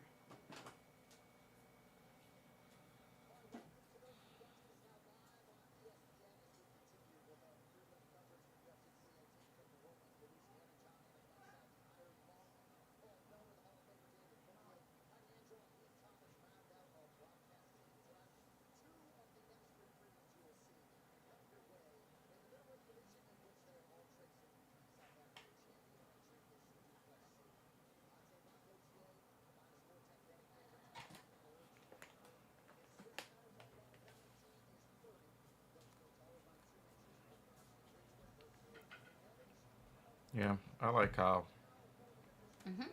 sometimes mouths can be stuffed.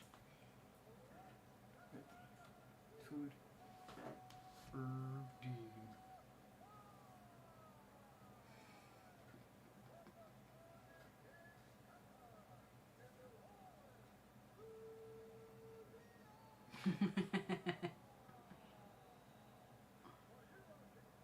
Aww.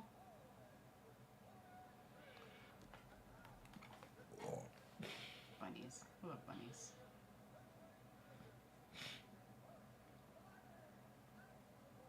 What kind of bunny was he?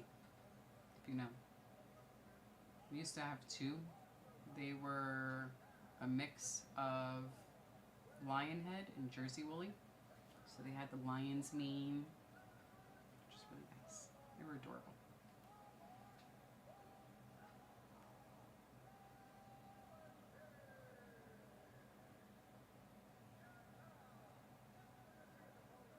What the fuck? We wake up one day and the damn thing had a perfect hole. Your bunny gets shot? Goodness gracious.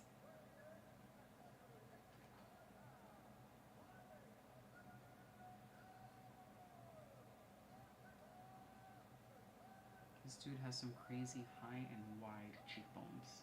They're like way up here. He said basic bunny. Gotcha.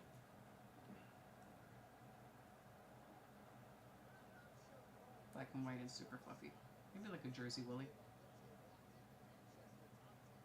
And Jersey woolly kind of looks like a cotton ball if it were white. And the lion head, like I said, has a mane.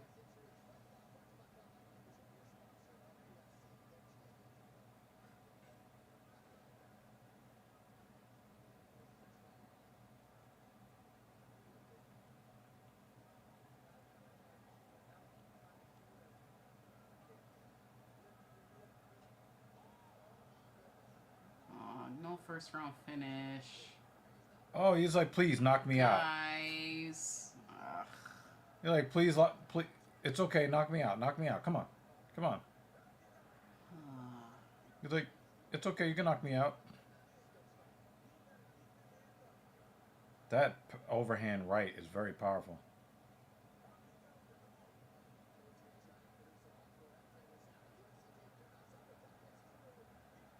He's like, please hit me again. He's not even trying to hit back.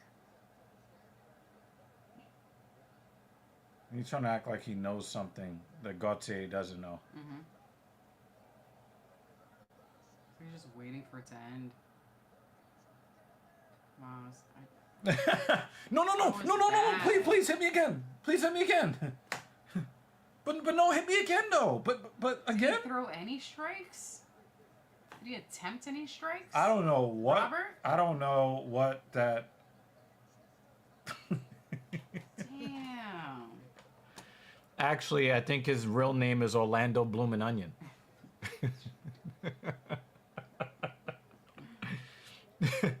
That hair looks fucking horrible.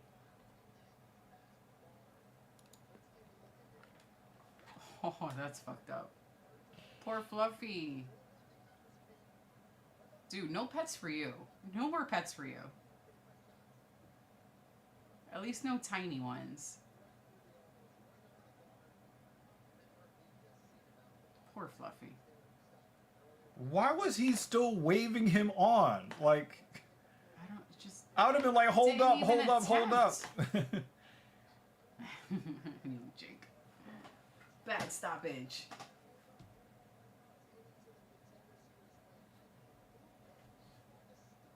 Yeah. Tuck the stoppage. Maybe she thought there was a pillow in there.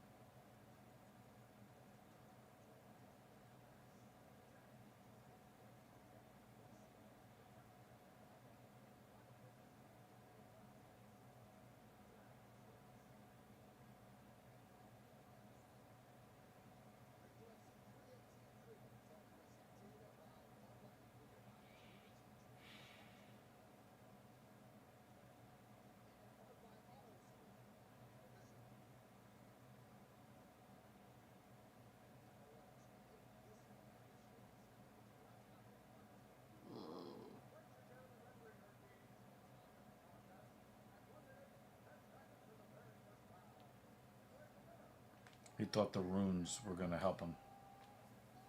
Oy. The only thing he did, like his only significant strike attempts was this. Mm-hmm.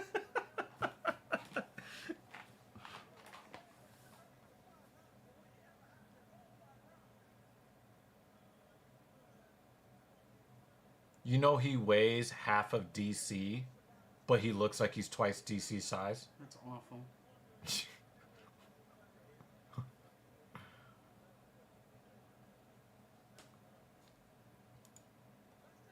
That's nuts.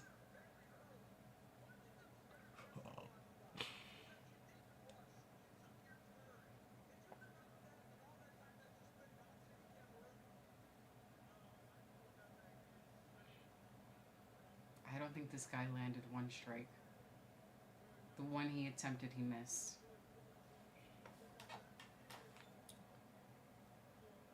You don't count these as attempts?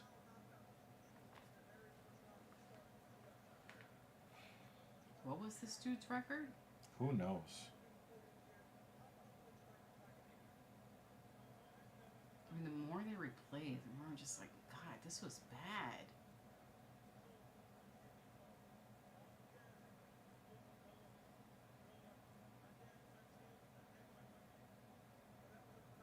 Someone thinks the fight should have been stopped way sooner.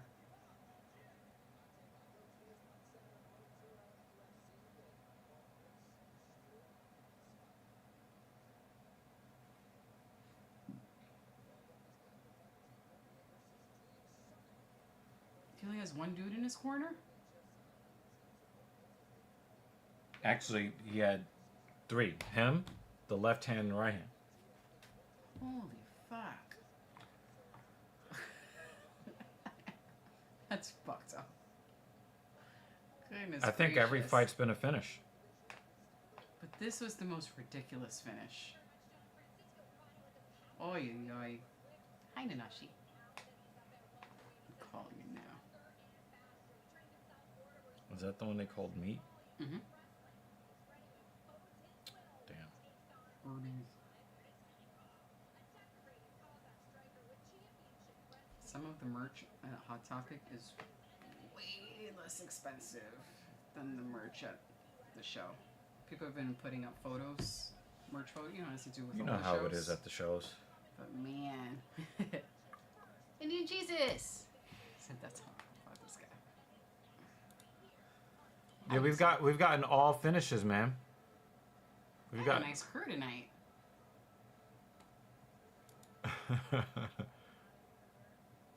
Use jazz hands. We've got usual suspects. We have our occasional suspects. He I'm glad you definitely guys are failed here. at the jazz hands. Now we're just missing David. Yep. All right, David. Yeah, T.I.J. was, I don't know if he's at work or whatever, but he was like, is it on ESPN2 or ESPN? And I was like, I think it's ESPN. Yeah. Just regular ESPN. Damn. Yeah, everybody is Ooh.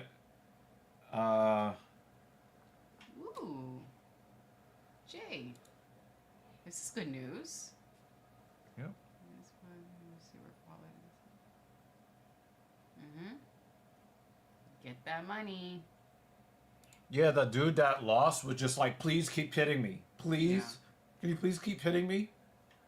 I want to be hit again. I'm like, does he know something that we don't? No. He didn't.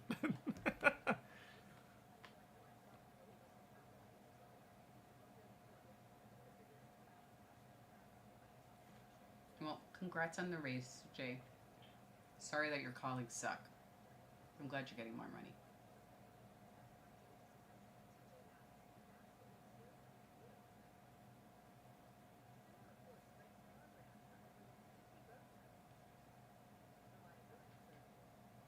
His boss is probably like, please don't leave. You're the only good worker.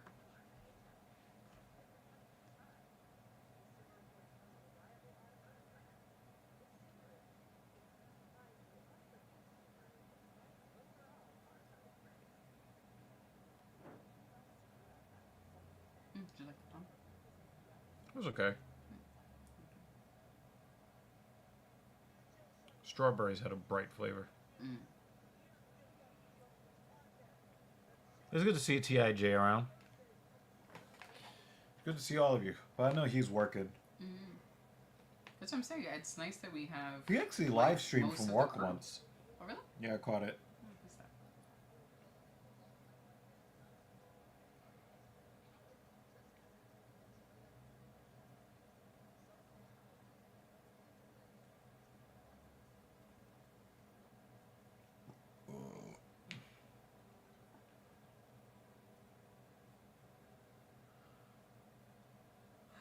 And Mason is here. Look at that. Mason DeMaio. Hey. Hey, dude. Hey, Mason.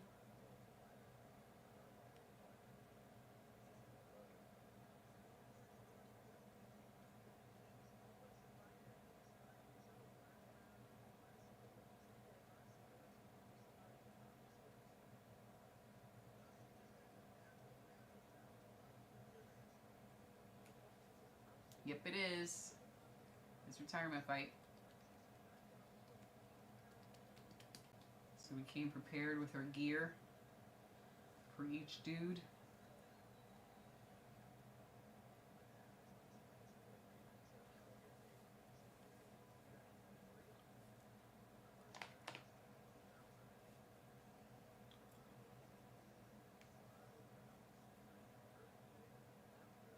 Yep, I agree with that, Nanashi.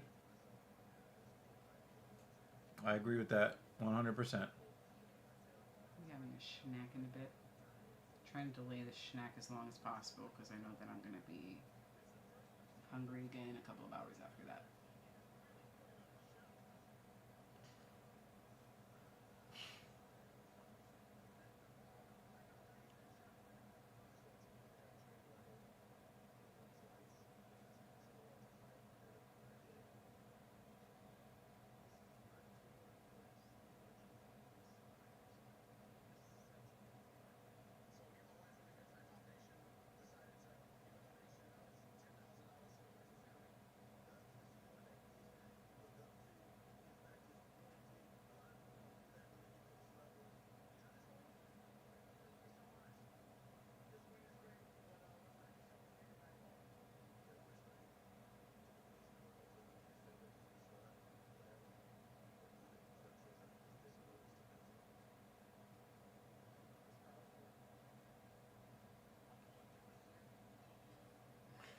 Because now eat the half pint, the pint of ice cream. No, it's there's a new product in the store that's sort of like funnel cake that I just bought, but it's not like super swirly like funnel cake. It's more like in fry shape.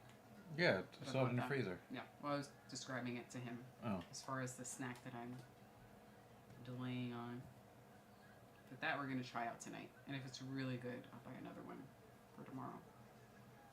Yeah, I'm not going to eat a half a pint of ice cream. I don't really eat ice cream in large quantities anymore.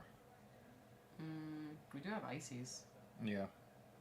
I just don't eat ice cream in large quantities. Like, I take a couple of spoonsful, I savor the flavor, and then might drink water after it or something. I think I've been more into gelato. Yep, Recently. back on... Yeah, we've been on StreamYard for a while now. A few months now. A couple of months. Because the other one expired May? Yeah. June? A couple of months.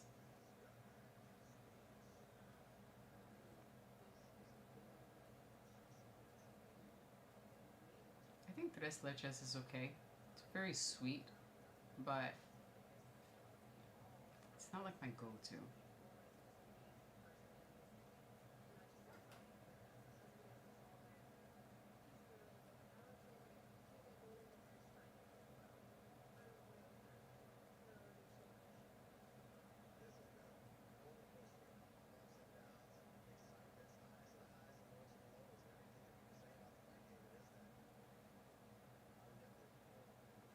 Video thingy.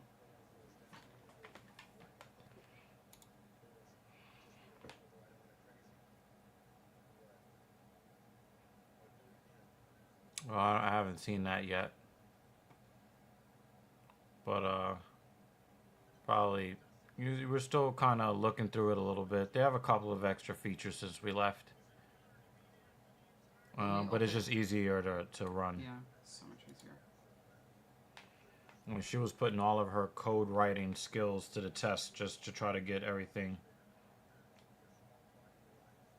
I think the only thing I'd like to put back eventually is end credits. Even if it's just like a shared screen so that we're still somewhat on the screen and they can still hear us. But eventually we'll put back the end credit shout out for, like, you know, stream sponsor or anyone who's donated or channel members. So it's not set up for this yet. We're gonna bring it back.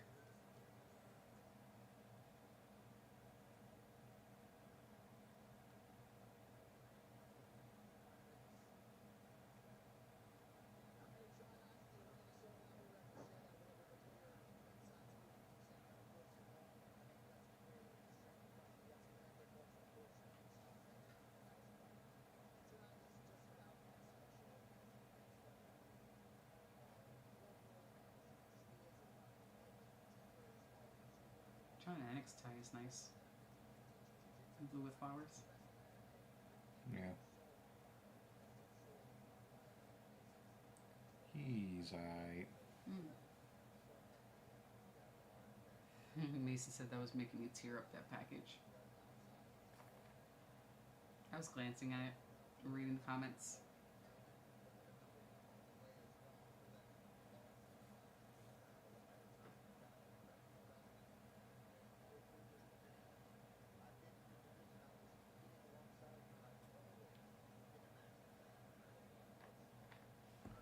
Seeing Dustin not follow Charles to the ground is such a what-if moment for him. Well, I don't know. I don't think that... I think that that's Charles' world on the ground. I don't think that it would have gone well for him.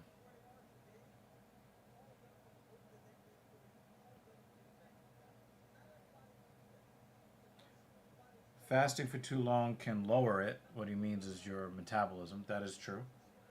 There seems to be mixed opinions. Yeah, I don't recommend fasting. I know that some guys swear by it. In the end, calories in, calories out. The first law of thermodynamics.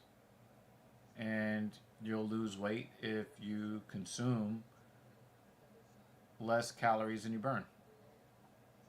You will gain weight if you consume more calories than you burn.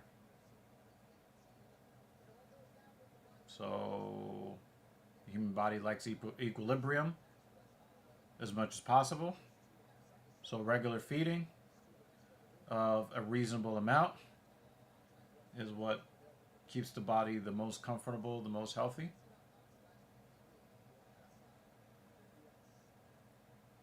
Finding the right foods. Any help? Well, what are you currently eating, Mason? The mayonnaise. That you that's healthier. What are the healthier changes that you already made? And then we can kind of bounce off of that. I'm gonna let you. Need a break? Yep. All right. I'll take over the food discussion. Yep. Here we go. Yep.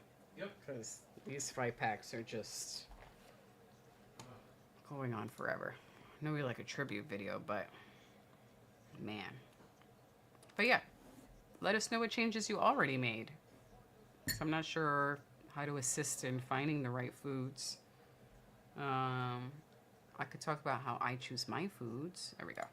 I will still talk about how I choose my foods, but chicken, steak, stopped eating fast food for almost a year, such as McDonald's and Burger King. The only thing I have left is Chick-fil-A. I want more whole foods. Well, in this household, we do eat a lot of chicken and steak.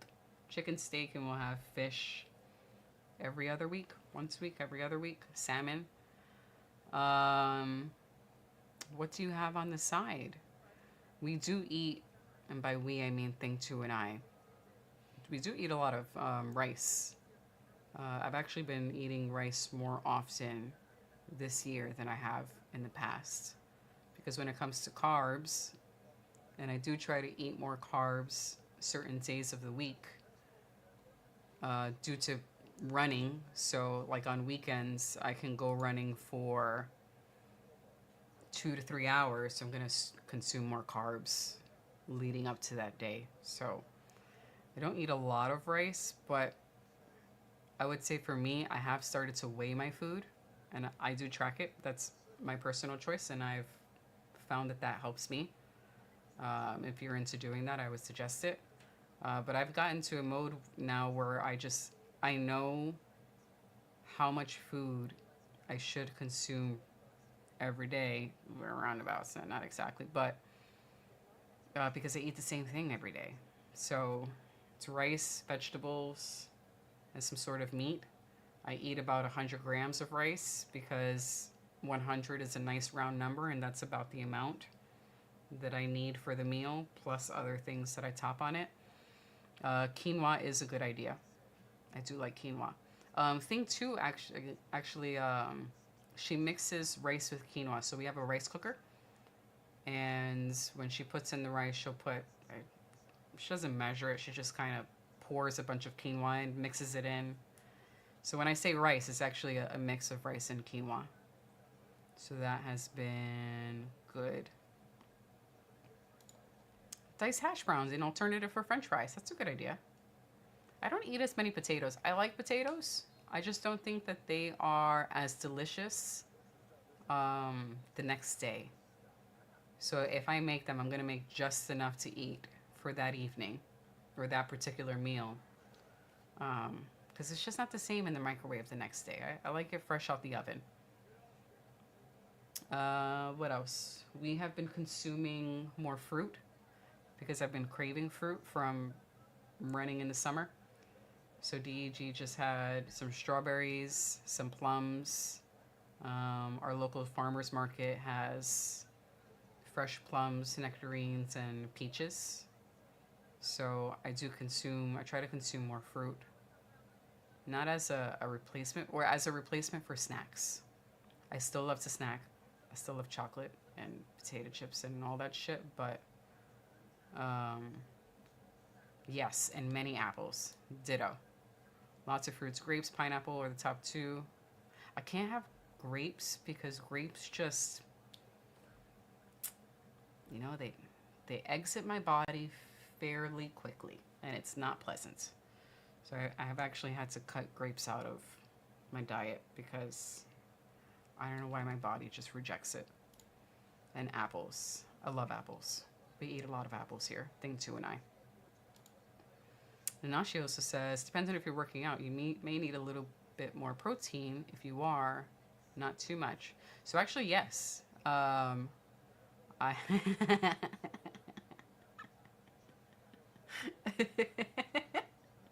I tried to word it in a way where it wasn't too TMI. Well, we're all adults here. I've been trying to eat more protein. I found that it fills me more. It's more satiating. If most of what, if I try to achieve the 100 grams per day, sometimes I don't, of protein, that's what the app tells me to do, right? I try to get in at least 105 grams of protein. And usually I fall short, so I shoot for over 105 grams just because it's so hard for me to meet the 105 grams. So that would be like whatever meat I'm eating for the day, eggs. I started putting cottage cheese mixed with my eggs for added protein. The Chomps beef sticks. A bunch of stuff like that. Mason says, I'm currently going to the gym every weekday at the same time. I usually do a Stairmaster day, which was yesterday, and I do a full hour. Oh man, I hate the Stairmaster. Bless you for doing the Stairmaster. I also hate the treadmill. I feel like if I'm gonna do, I have to do one or the other. Am I gonna torture myself on the Stairmaster or torture myself on the treadmill? I'll only do the Stairmaster if I feel like, I don't know. Actually, I tend to avoid that one. I just find it so boring. I can't do it. So treadmill it is. And I've only been doing treadmill more often because, and let me put this banner up. Oh no, he already got it up. Because it's just been so hot outside. It's been so hot and humid in New York City. So, I've just been doing that. JL says everyone hates running. Sometimes when I'm running, I hate running. So, I won't argue with you on that. Oof. Always start my workout 10 minutes max incline. The quads must be burning. Burning. I hope we don't get a first round submission. Just because, man, that would be a pain. Remind myself. Oh, not really. I mean, they both have a wide face. Sorry, I'm responding to this. Drew Dober and Prado. Similar, yes. I think it's the wide skull, the wide face. Jay says, biking is superior, more enjoyable for the knees than running. Dude, if biking is your thing, that's cool. I feel like whatever is your go-to cardio, stick with that. Thing to enjoys biking, so her and I will go biking together, which actually we have to do soon because we haven't done that in a while.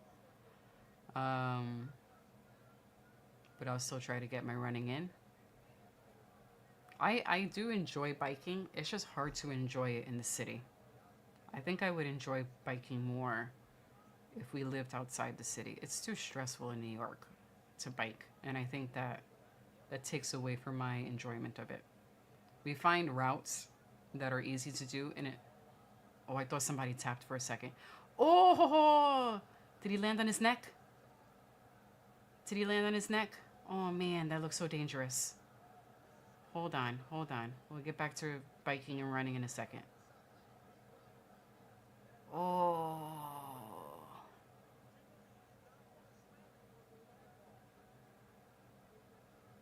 He says Stumpy can't wrap his rigs around.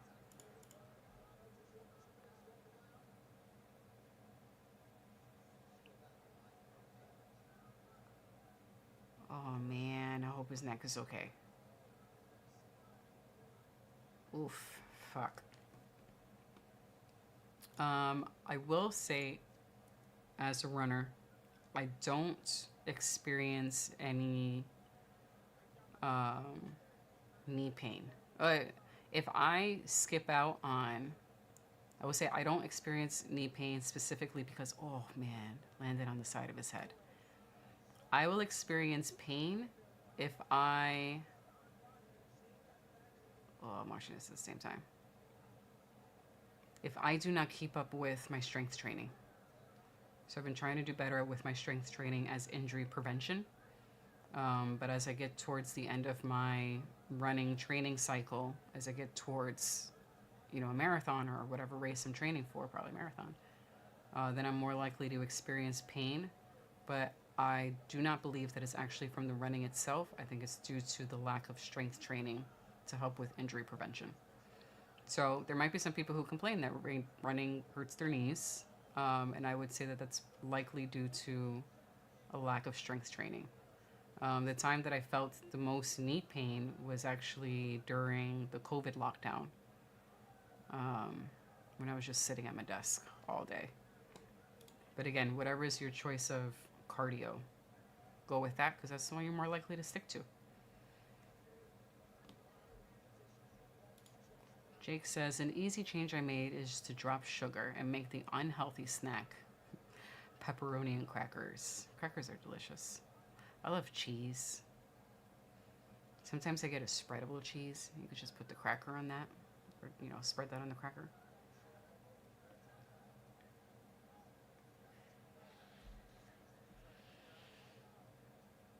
Wow, I can't believe they're going to survive to round 2.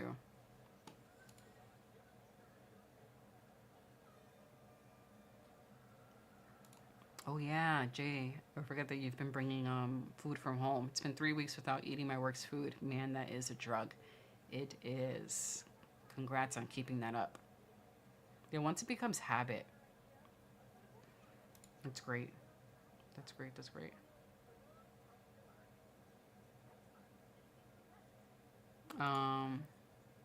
But I hope we were able to give you some advice as to finding other right foods. I think it's also just finding foods that you enjoy or can learn to enjoy.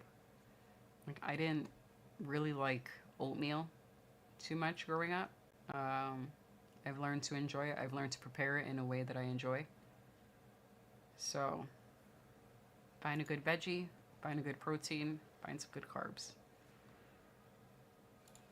Jay says, I got a coworker hiding in the back, taking hours to do prep when it can and should be done in 30 minutes on their phone while I'm out in front, busting my ass, taking orders and serving.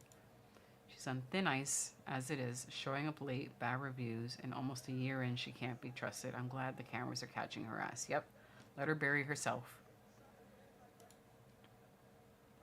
As long as it's on camera, she will bury herself. I'm glad this dude is okay. Hopefully we don't learn later that he has a neck injury.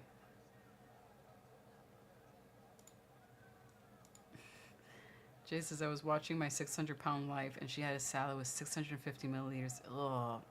Oh man, Prado's not doing good. Tough dude, but not doing very well right now. Yeah, I don't really eat salads very often. I tried. Just sometimes it's boring. We sell salad at work that has a good number of calories. It's nice low in calorie, even with the dressing. And then I'll have a side of like a protein bar. But what I try to do is whatever the dressing is that comes with the already prepared salad, I eat that maybe once a month, is to not use the entire packet. Usually I don't like to smother my food in sauce anyway, so that's just something I'm almost never going to do. But I'm a little more mindful of it now. We might as well have a McDouble.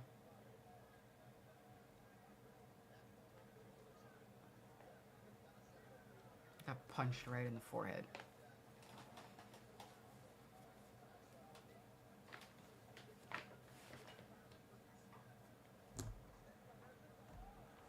Oh, nice. Good job. Oh, and don't get choked out now by doing this nice move.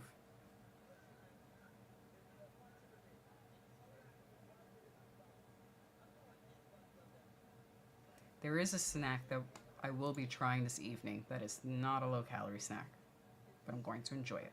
I was talking about funnel cake. So there's a frozen funnel cake that I want to try out. But I ran a lot today, so it's okay. And I'll be on my feet tomorrow.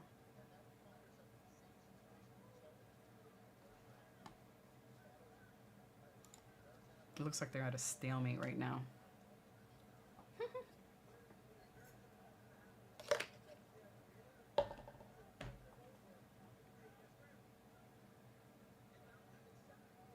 Both of these guys look exhausted.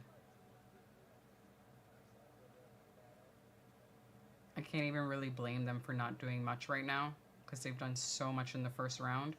I mean, they do have to start working before they get stood up.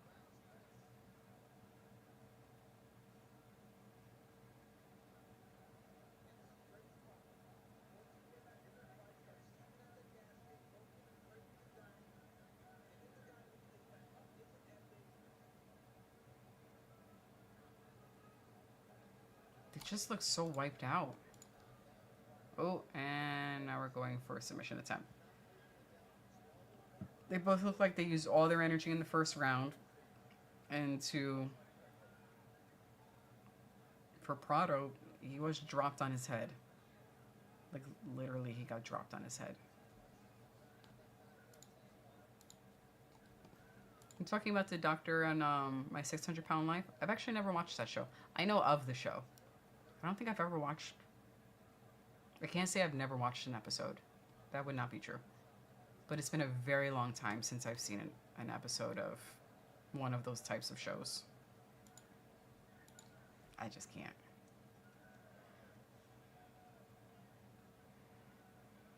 Oh God, that would put me to sleep. I would beg for a first round finish. Nah. There's other bad TV I'll watch. Oh, knee to the ribs.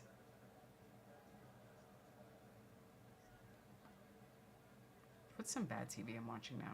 I actually don't know. A lot of YouTube. Stuff related to running, traveling, or food. That's my YouTube feed. Or music. Running, food, travel, music. That's my YouTube feed. I do watch bad TV. Hold on.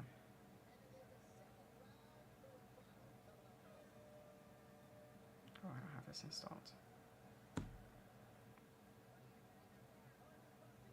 Oh, okay. I know what I'm watching right now. America's Sweetheart. It's about the Dallas Cowboy cheerleaders. They're on their second season. That's my current bad TV guilty pleasure.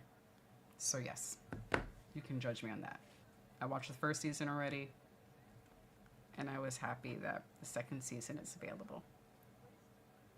I don't think I've finished watching the second season yet. That's my bad TV. I may have seen one episode of Love Island. That one's not really my type of... No, I'm looking it up now just so I can see. That one, no. I have watched one season of Love is Blind. Just for some guilty pleasure. And it was just so fucking awful. Like, everyone on the show is pretty. The hosts are gorgeous. Nick Lachey and whatever the fuck his wife's name is. Come on. You can't have Love is Blind and it's not about looks and everybody on the fucking show is pretty. Get out of here. Yeah, I'm not really into these. I've seen the Korean version. I've watched that once. One of the seasons, I watched it with Thing too. So that was a nice shared guilty pleasure. I forgot what that one's called. But whatever the Korean version is, we are more entertained by listing out guilty pleasure TV shows. Alright, so I have stated mine. What's my current bad TV guilty pleasure? I need you guys to tell me yours. What are you watching that you're like, I hope nobody knows I'm watching this because it's a really bad TV show? Please and thank you. I haven't gotten into either of these. I think DEG just finished ER, and we will soon be watching the new one, The Pit. We haven't started that one yet. Well, I've gone through half of the first episode. But when he's ready to get back into that type of show, we'll be watching that one together. Oh, is this your guilty pleasure? Yeah. I was just mentioning The Pit. We are going to watch it. So don't ruin it. No spoilers.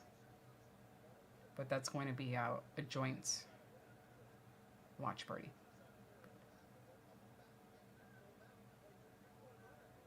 I'm really interested in it just because of the stuff that I've been reading on how accurate that that show is. So Yeah, I'd like to see it. We'll be watching it. Can't watch it, no HBO. That's one streaming service we kept. We allowed our Amazon Prime to expire. I didn't renew it for this year, so we're not watching anything on Prime. I think eventually we'll probably do maybe 1 month so we can just binge anything we missed on Prime. I think there's 1 or 2 shows that we're actually interested in that are exclusively on Prime, but we're not in a rush to watch right now. So that one we got rid of. But HBO, we do have that because we do watch that one fairly often. That, Netflix, and Peacock. Those are our main. This is your trash one. Are you the one? Okay, I haven't heard of that one.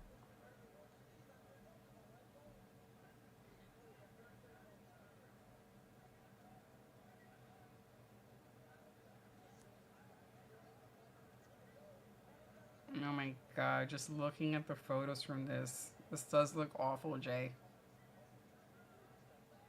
Oh, it's on Hulu. Alright, maybe I'll watch the first episode so I could see what it's like. You know, rot some brain cells. The Last of Us. I did watch both seasons. But that one's an HBO one, so I don't know if you got to watch The Last of Us. I will hold my opinion, just in case you have not seen it. I'll just say that I love Pedro Pascal.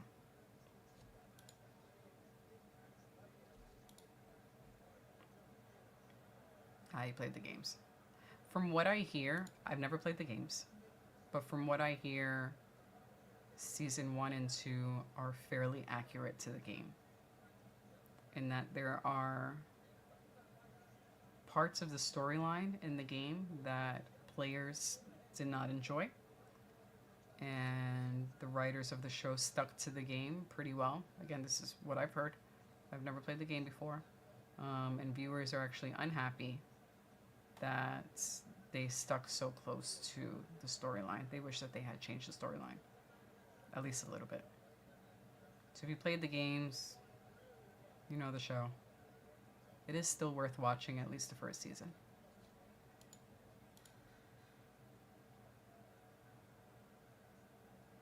Man, I know I didn't want a quick finish, but these guys being so worn out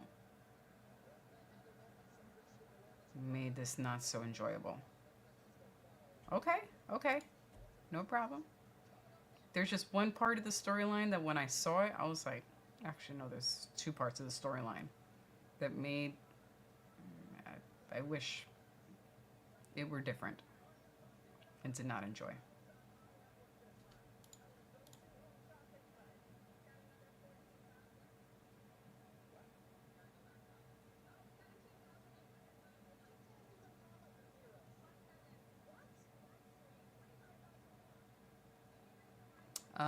The death of one of the main characters in the 2nd season, and how they tried to have Ellie carry the storyline. Yeah, I don't want to say too much in case no one's seen it, but the death of one of the characters, and then how they had to have the other character carry the storyline throughout the 2nd season after the death. And it just was not the same at all. Like, just not as enjoyable. That character cannot carry the story. They weren't written for that. They weren't written well for that. So, yeah. If they do a 3rd season, I'll probably still watch it anyway, but I won't be like, woo, I'm so excited, a 3rd season.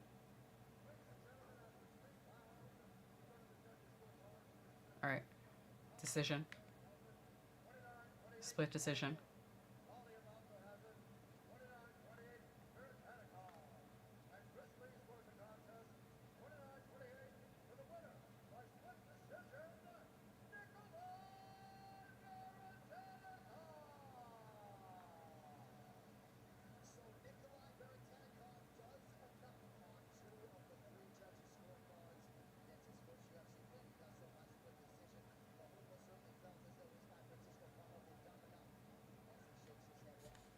Did they just say this was his first UFC win?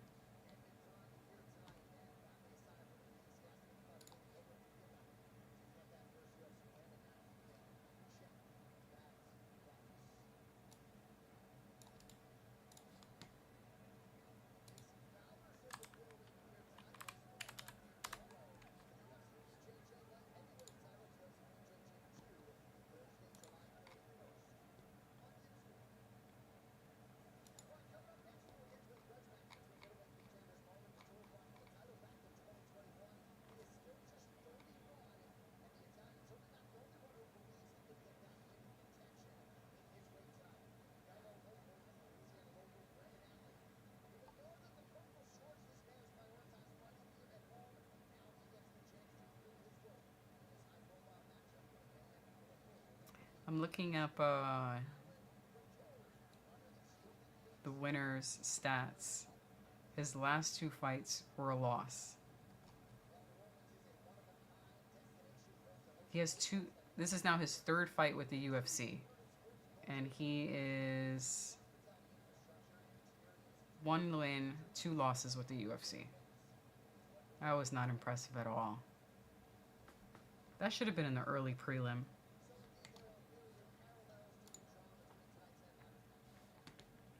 Alright, fine, I'll watch it. Hopefully it's good.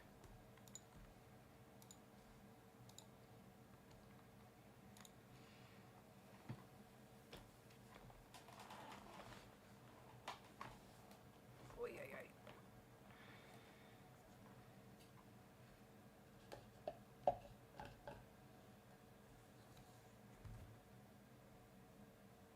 I also have to charge my phone.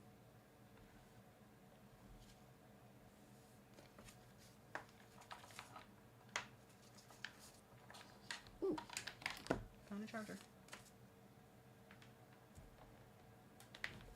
Oh my. Let's make sure my phone doesn't die.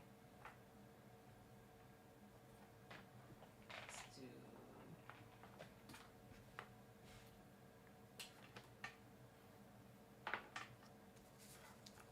this. And then I can do shit.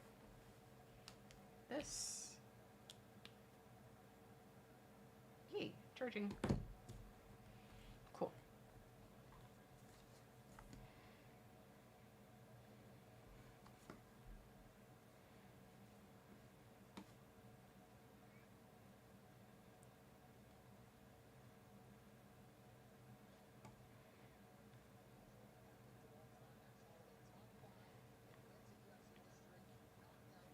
What time do you get out of work, Jay? Are you stuck there for the entire UFC card? It's what, 8 p.m. where you are? I think you're 1 or 2 hours behind me. It's 9 p.m. here. Are you stuck there for the whole thing? I hope not.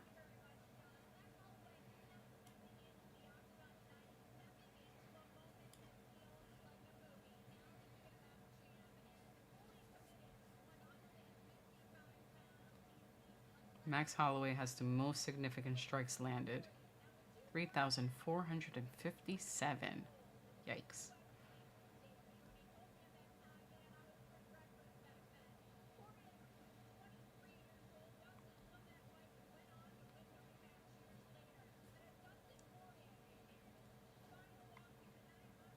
Let me lower this. I really like this green coat on Max Holloway. Like olive green. The purple is nice too, but I like anything green.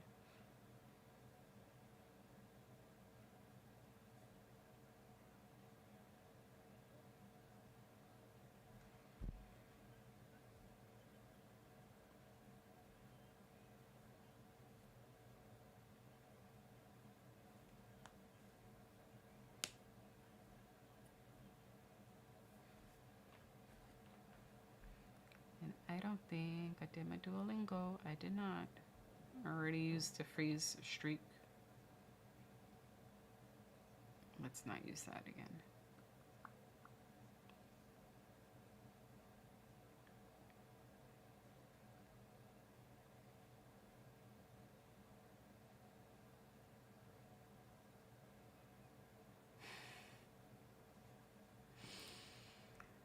Jay says, I had some women come in and slam coins on the table to pay. Gross. You don't know how much I wanted to throw the glass bottle at her. Dude, I could just imagine.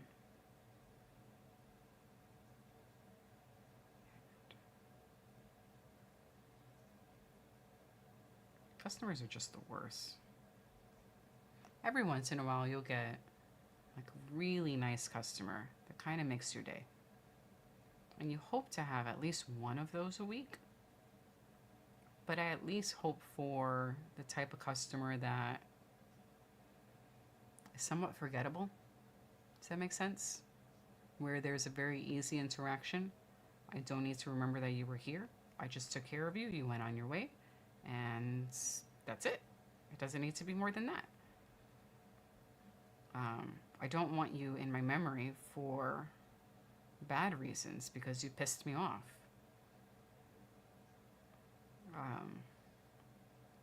There was this customer, I call her Cruella de Vil. I've only seen her once. I've only interacted with her once. And she had on a long coat. She was tall, skinny, had on a long coat that looks like it was made out of the fur of some dead animal. And she was just awful. She behaved like Cruella de Vil, just an awful person. And she was waiting for the bus. And I was like, man, what happens if the bus didn't see her? She's fine, she's safe, she went home. But, you know, what if the bus was like, oh man, ma'am, I didn't see you there. Some people are just awful. And the boyfriend apologized. That's gross. Gross, gross, gross. What is was it a real apology or just like a apology? Because I'm not sure why they thought it was cute. It's embarrassing treating people in customer service like trash. I mean, it also shows that they've never seen the film Waiting. Have you seen that film, Jay? It's an old Ryan Reynolds film. I think Ryan Reynolds is in it. Let me see who else was in it. Not Waiting for... Waiting. Yes, it's an old Ryan Reynolds film. It came out in 2005. Oh, dude. It has Ryan Reynolds, Justin Long, Anna Faris, Luis Guzman, Dane Cook. Dude. Look up the film Waiting. You need to watch the film Waiting. Everyone must be required to watch the film Waiting to know what might possibly happen to your food if you are not nice to those whose job it is to prepare your food or bring your food to you.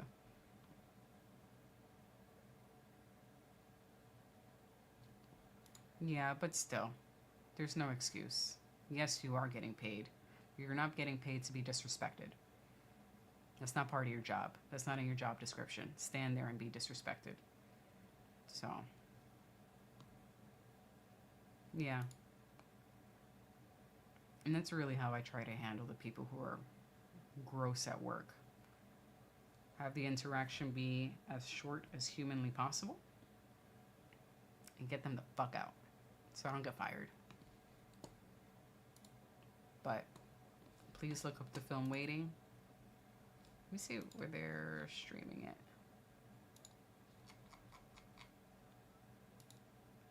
Of course it's on Amazon Prime. One streaming service I just said I no longer have. Assholes.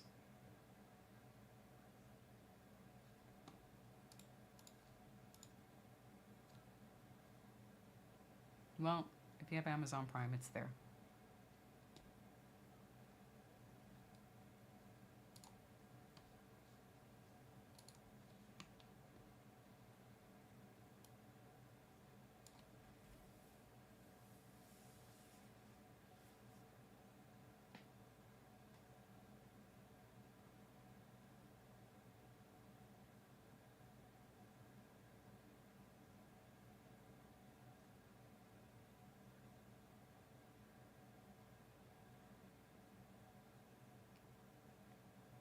That Panera Bread commercial made me hungry. Yay. Next fight, next fight.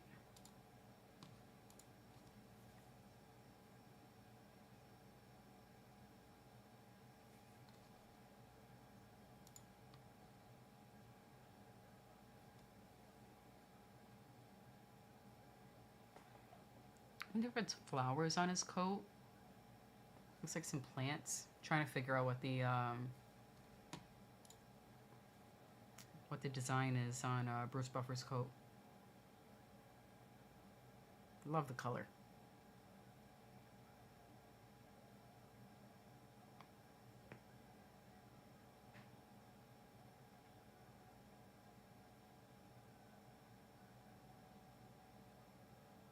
Midmo! You know, I actually forgot that was up there. Let's check in on the results. You missed wild comment from Ryan Fry that sparked the need for this poll. Wild. But I want to see the results.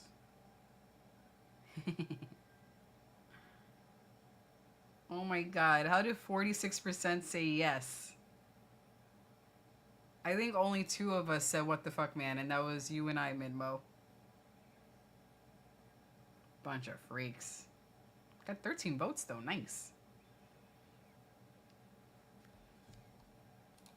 Alright, I'm gonna leave that up to the very end. Midmo, how are you, sir? I'm glad you're here. DG's around. He's just taking a quick break. Sometimes sitting in the chair hurts his back. Or like just sitting in one spot for a long time.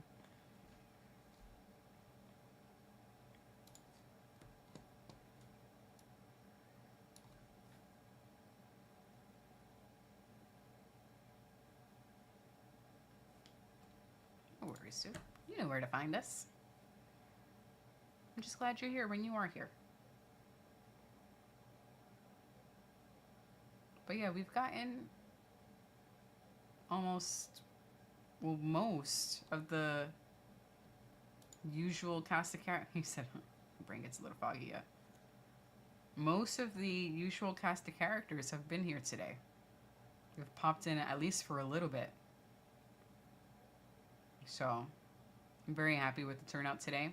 Thank you guys for being here. Glad you're here, Midmo. We're in the regular prelims. Oh, and this one's about to end. Early's finished. Main card will begin at 10 p.m. So, I mean, early is yes, but not early prelim, just regular prelim. And we get blood. Dan, we got blood. We got a bloody nose.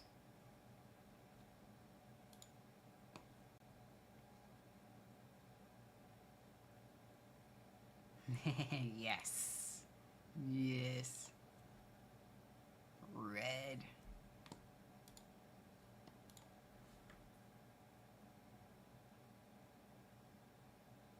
Said Italian blood.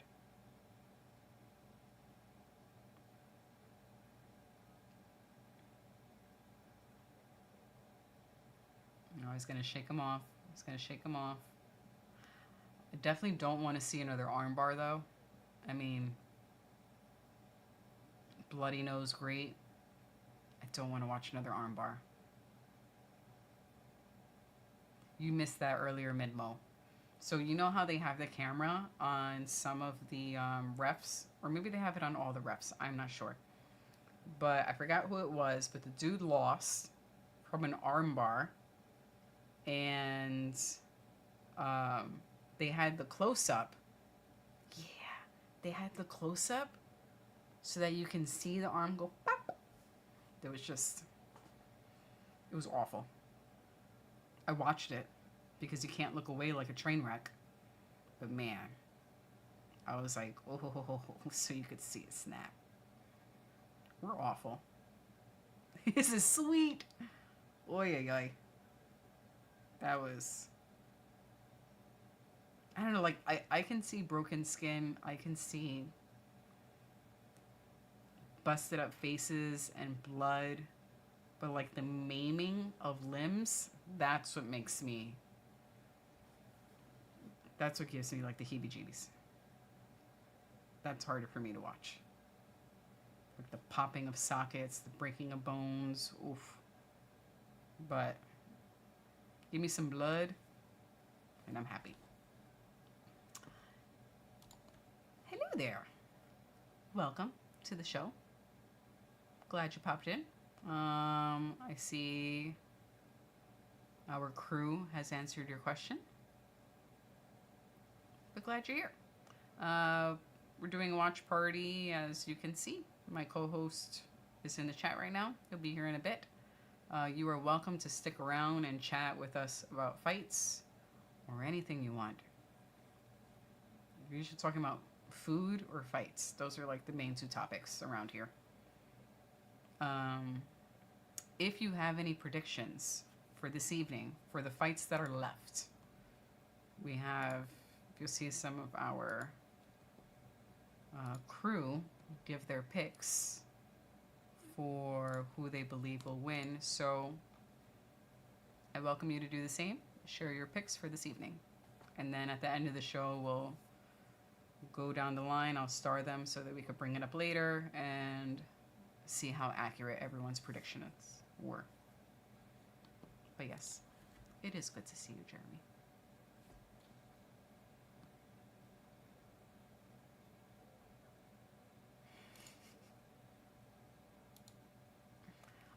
Give me your predictions. I just realized we don't have your predictions.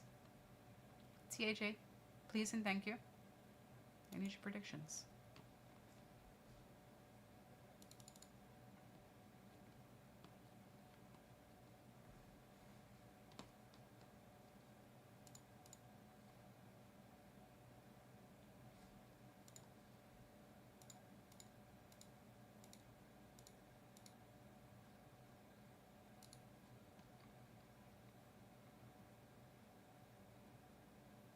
I think I'll give ours. DG, let me know if you disagree with any of these. But for the main card, I'm gonna go with Michael, if I could spell people's names correctly, even though it's right in front of my face. Michael Johnson. I'm gonna go with Dan Ige. I'm gonna go with Kevin Holland. I'm gonna go with Jumbo Chase Hooper. Oof.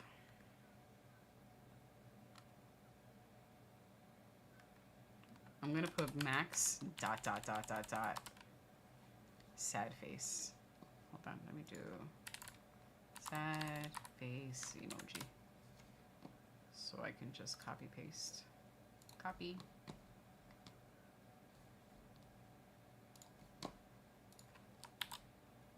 Because somebody has to lose.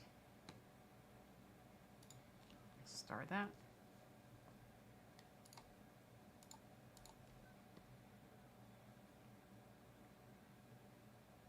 Oh, is Alan looking to phone booth? Why did my thing start so late? We're like a minute into the round and mine was still showing commercials. That's fucked up.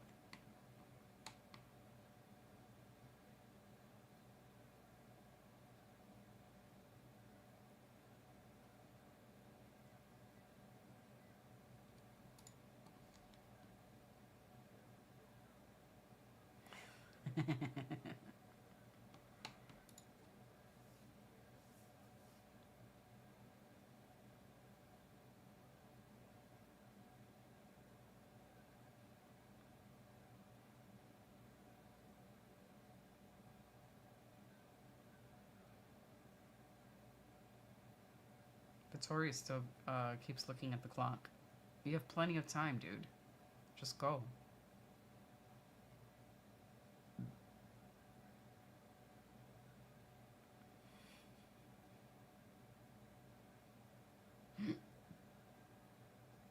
We've been worried that Dan is working too hard.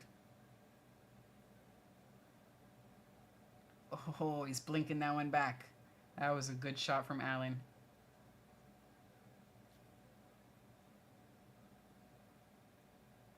Well, we've missed you, Midmo. We've missed you.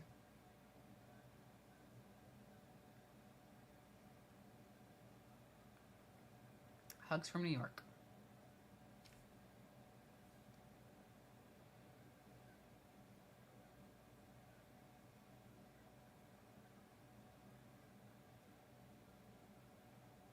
Allen is just hunting him down.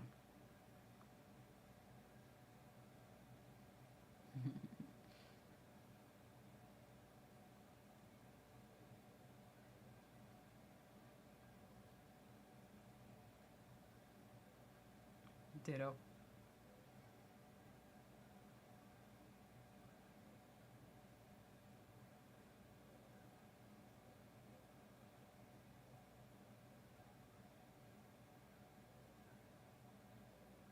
I wish Allen would do a little less of like the pointing when he's landed a good shot, because it's not like he's not getting hit himself.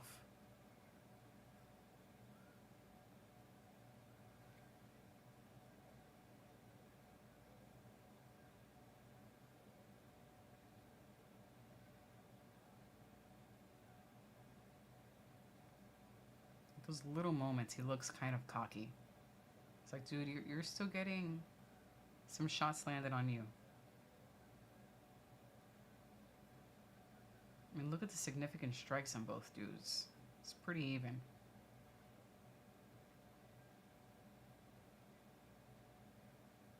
See? Doing the pointing. Just, yes, you hit him. Hit him again. Stop pointing.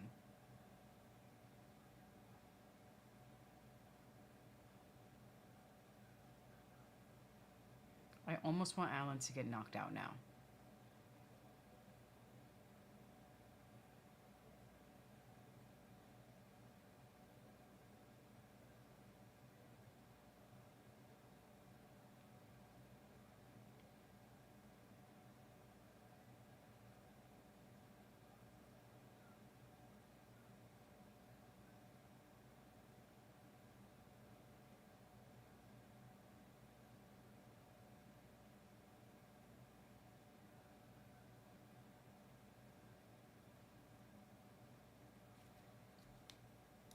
We're actually, well, we're kind of on the fence of who we would like to win. I feel like it could go either way.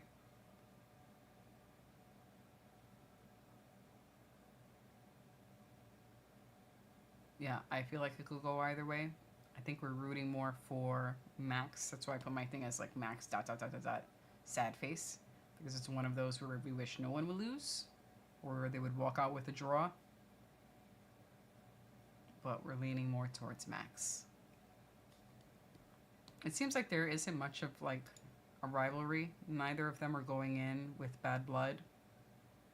Just two dudes who enjoy fighting and respect each other.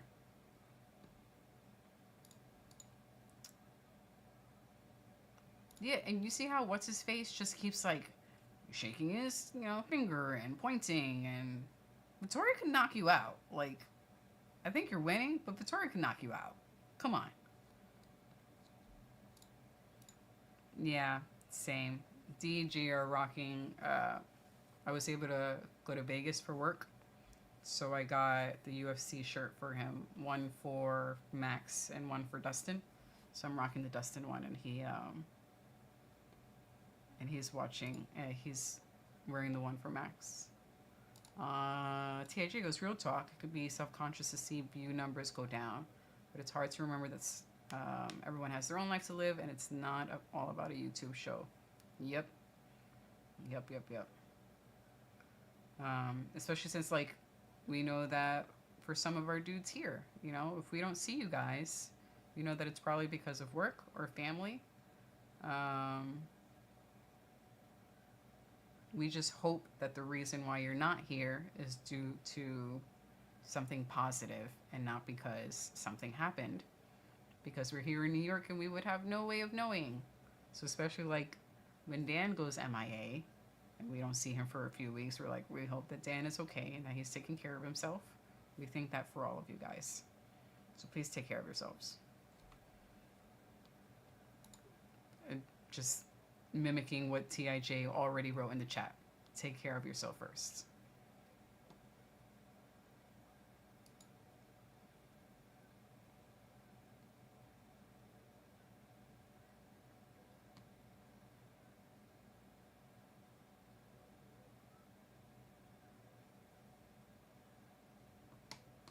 You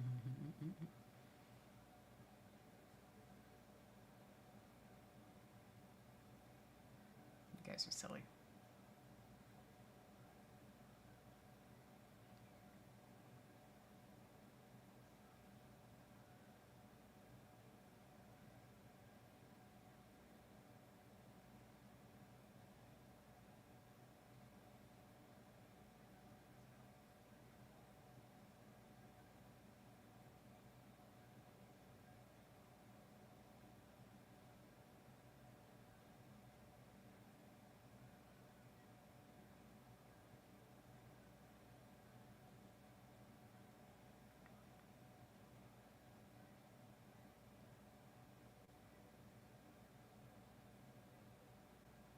Oh, nice body shot.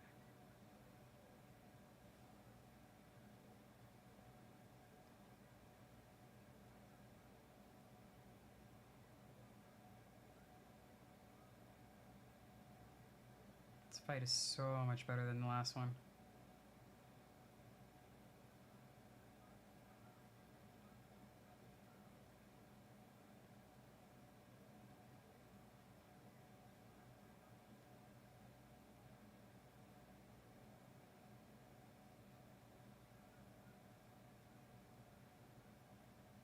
You're both a little more hesitant this round.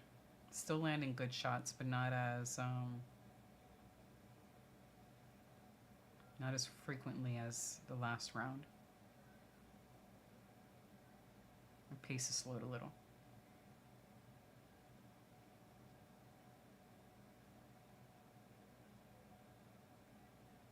Oh boy.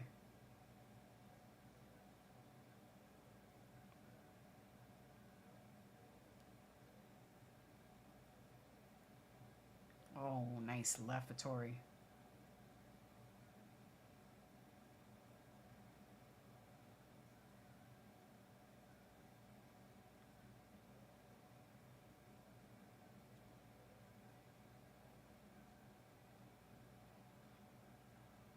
Are these guys agreeing to a phone booth? I think so. We're about to get a knockout. Oh, this is going to be lovely.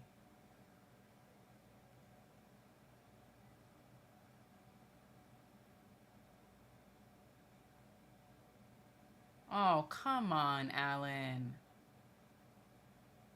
This was such a great fight, and the dude had to fuck it up. Stay on the feet. See, being all cocky in the second round, and now you feel like you have to go for a takedown. Come on.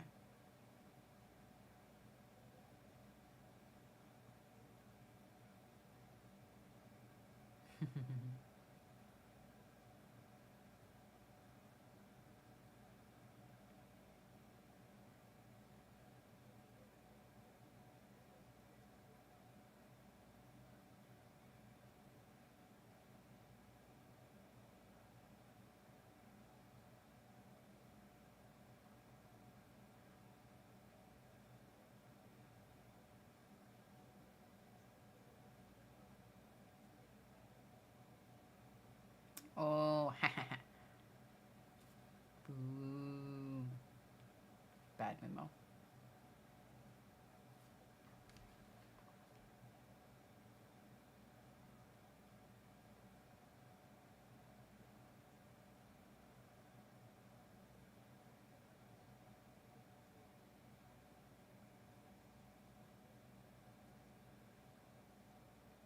Mm-hmm. All right, so our poll, 43% for yes, tied at 29% for no, and what the fuck, man?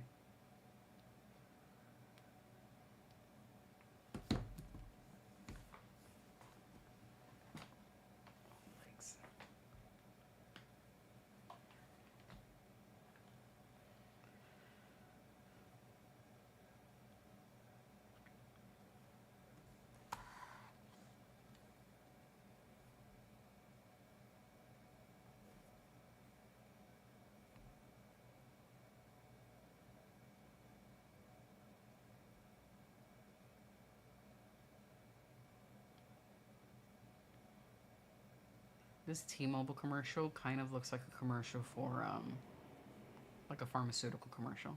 I'm so used to seeing those, I assume all commercials are pharmaceutical.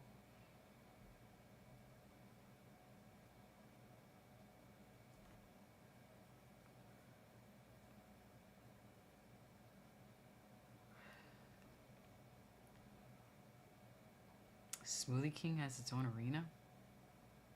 Weird. I didn't think they were that big. Alright, results.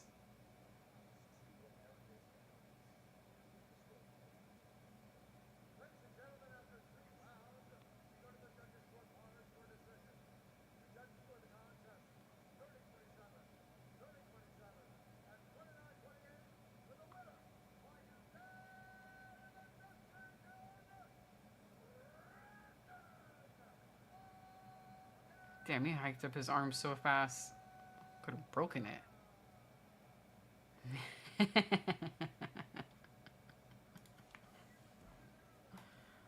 I will leave you guys with that invitation. A bit of a broken nose. Just a bit. Just a bit.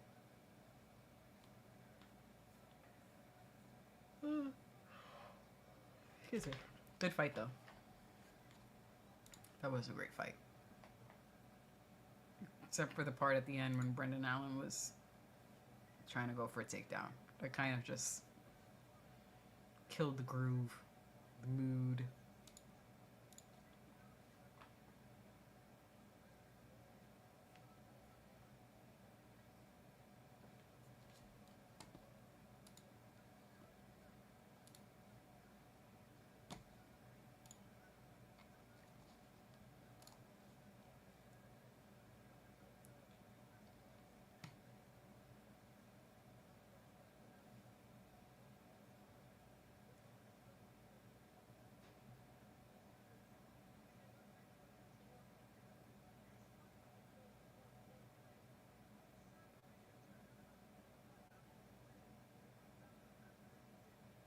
Ugh. Ugh, you just see the blood flying.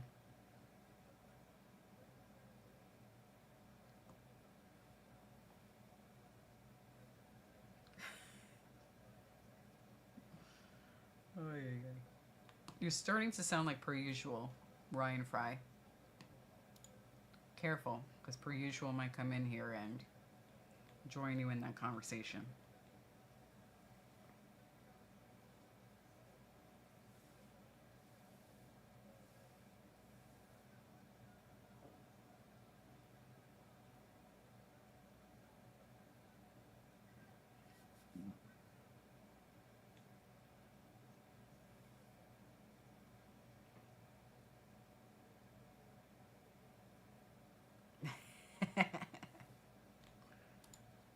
That is between you and per usual.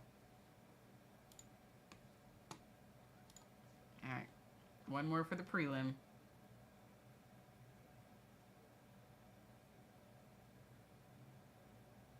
Oh, that's a nice shirt. Eddie Guerrero shirt.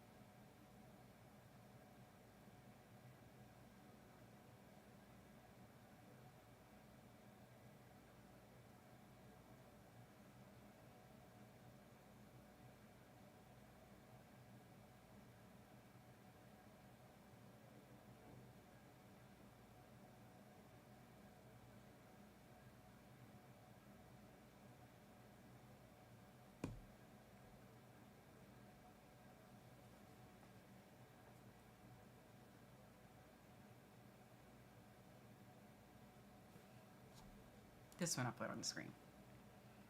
He goes, I made my dad and me ballpark Angus hot dogs with a potato bun. Potato bun is an excellent choice. Potato buns are good. was thinking of doing chili cheese on them next time. That actually does sound good. A chili cheese dog? I approve of this. I do. It's just cheese.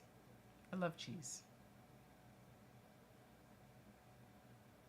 When we do a hot dog type of food, we haven't done it in a long time, we do chicken sausage.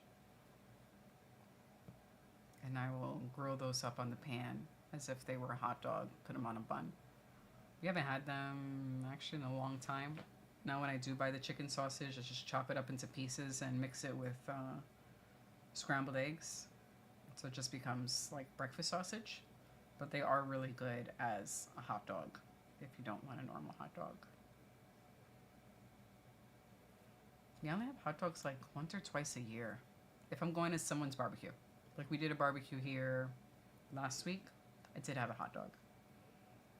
But yeah, I'll really only eat it if, you know, I've gone to someone's house and they're grilling it up.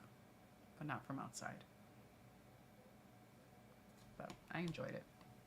I had a hot dog, I had a cheeseburger, I had chicken kebabs, chips. I just enjoyed all of the usual barbecue staple foods. My sister had brought these really big ass cookies from a bakery here in New York. And they're just like topped with a whole bunch of shit. I had the chocolate chip, but there was also a s'mores one, and there was just like a glob of marshmallows on top. That shit was yummy. But yeah, it was nice.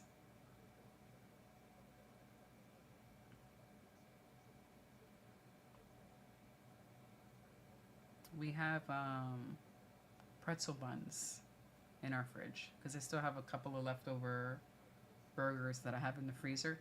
I don't want to have to try to rush to eat them. So instead of a potato bun, that would usually be my go-to. We do have pretzel buns. So if you can get your hands on some of those, that is yummy.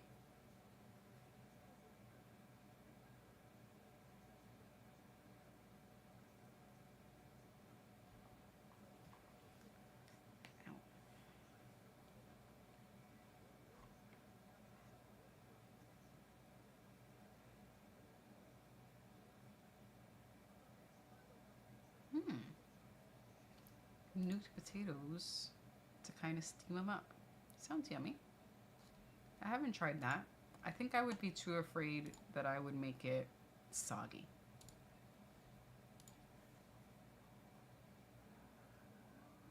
So I usually leave the bun as is, just out of laziness. Or I might, because we really just do it at home, I'll pop them in the oven for a little bit so that the top of the bun gets a little toasty. But yeah, I feel like I would fuck it up. And I would end up making them soggy by accident. What I really like on the grill is salmon. We didn't do that this year because we already had a lot of food to cook. It was like I had the idea to also grill some salmon last weekend, but then just figured we had enough food so salmon wasn't necessary. But there was one year for the barbecue we also did salmon, and the skin was nice and crispy. I love the crispy side on some salmon. That that was delicious. I might still try to do some grilled salmon. The grills are open for another few months. My dad grills really well. He's excellent on the grill. And the last time we went to his house, he made some barbecue ribs. They were really, really yummy. And like he does this whole thing where he has a smoker on his grill. He has a smoker attached to his grill, and he does like a whole bunch of fancy shit that I don't even know. It's really good on it. but his grilled ribs are yummy, and this is making me more hungry.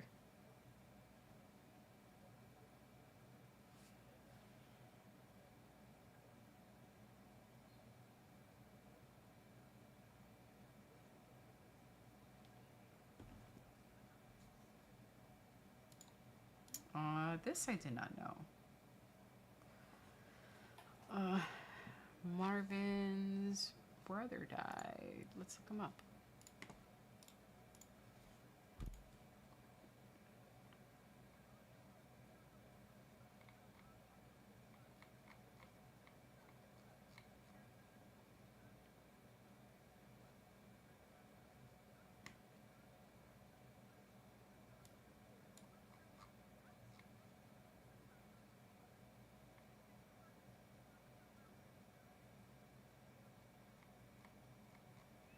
Actually, for Marvin, this latest loss gives him 3 losses in a row. He does not have a really good streak right now. His last win was in 2013. Before that was a loss. Before that was a win. Before that was a loss. His record is not looking too good. I am trying to find the information on his brother, though.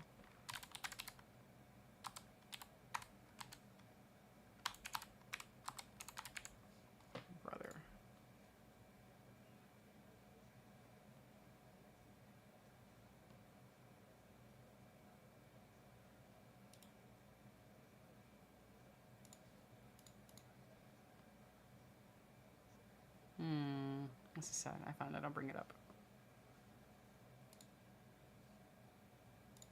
Alright, really quickly before this match starts.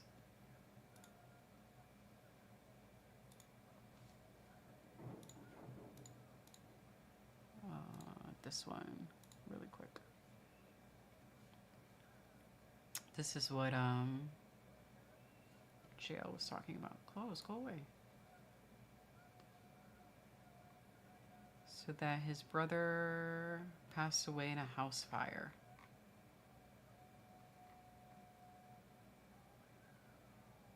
His brother was 30. It was in Italy. His ads are so fucking huge. Oh my god, go away. It says his brother Patrick died of smoke inhalation and he lived alone. That is really sad. Marvin says, you left a void that cannot be filled. I will love you until my last breath. I don't think I'll be the same after today because maybe I never told you that you've always been my strength. Oh man, this is heartbreaking.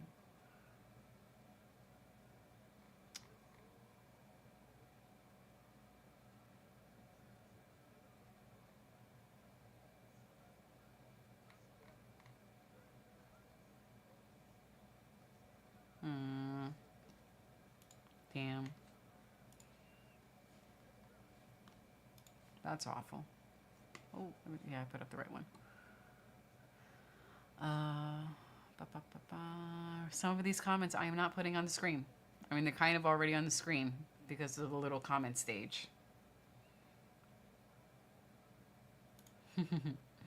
Jo says, I had some people tell me today I make the best fast food. As if I didn't know that already. He goes, jokes aside, it does feel good to be appreciated. That's nice. It is nice to hear people give the compliments, you know, in that sort of customer service world. Most of what you hear are complaints, you know. I kind of figure or you could kind of navigate the world that way of, if no one's complaining, then I guess everything is good, you know. Because if it weren't, then people would be loud about it. But it is nice to hear compliments. So, I'm glad. You're silly, Ryan. Oh, he almost got his head kicked off. The type of songs that I like are the ones that go...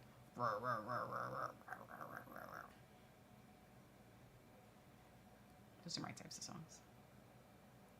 Although I do have an appreciation for Wycliffe. But...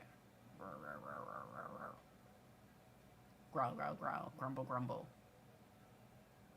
toilet bowl. With a little clean singing mixed in. Oh, don't say anything, Dan.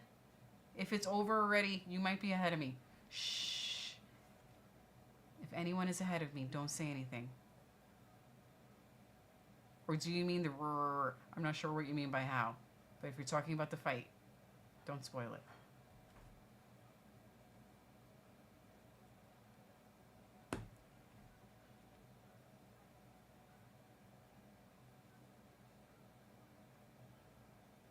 Oh. That was my that's my metal singing.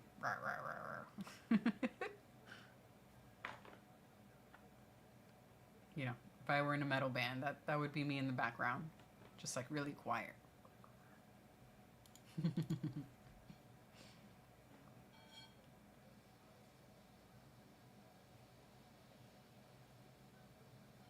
When you said how, I panicked and thought that someone got knocked out and that the fight was already over.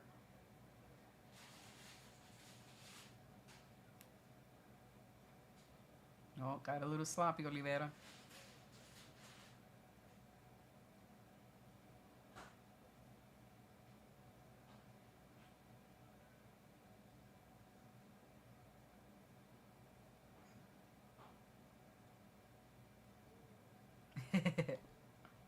That would be a sick name. The Quiet Metal Band.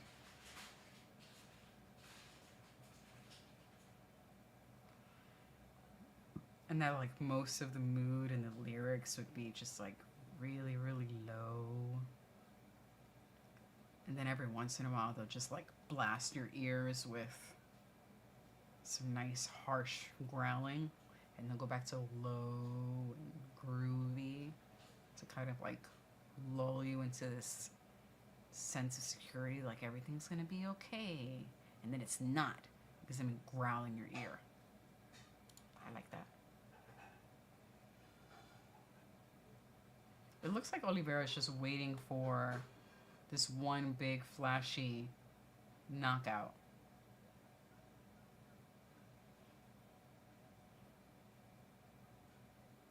Instead of just like getting some hits in, do some work. Like he just wants a first round knockout. That's the impression I get.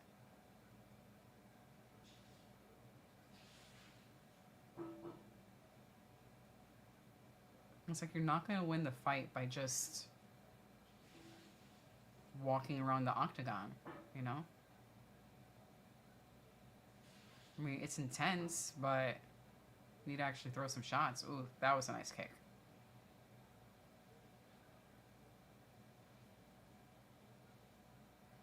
He also keeps ducking his head to the right. And if Phillips is quick enough, he can probably catch him.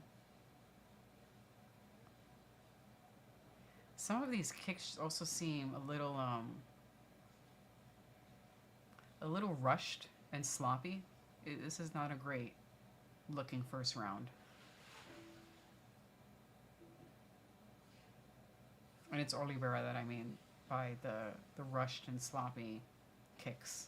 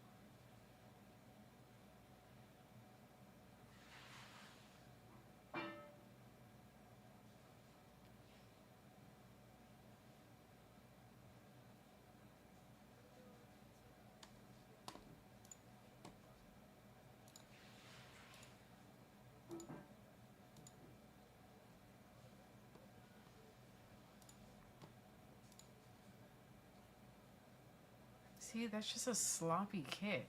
Come on, dude.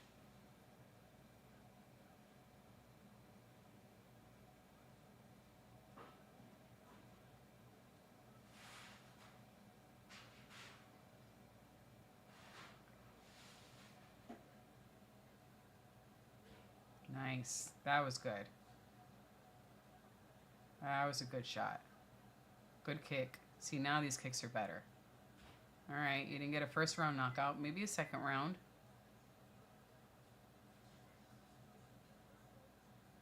It just has like this rushed energy. Don't touch the cage. Oh, when Phillips fucked up. Tried to go for a takedown and fucked that up.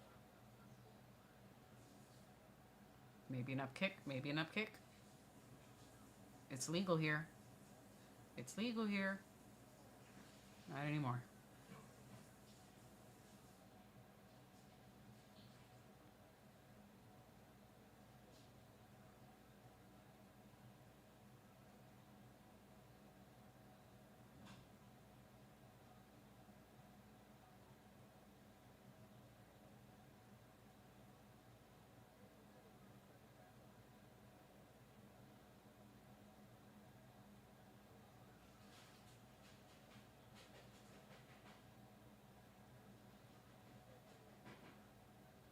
No. Submission attempt. Don't get caught. Because we still have a lot of time and I don't want this to end right now.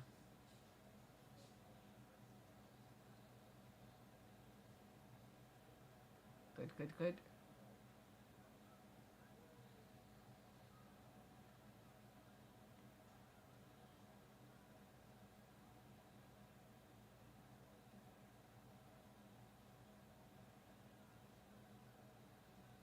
And they're back on the feet, thank goodness.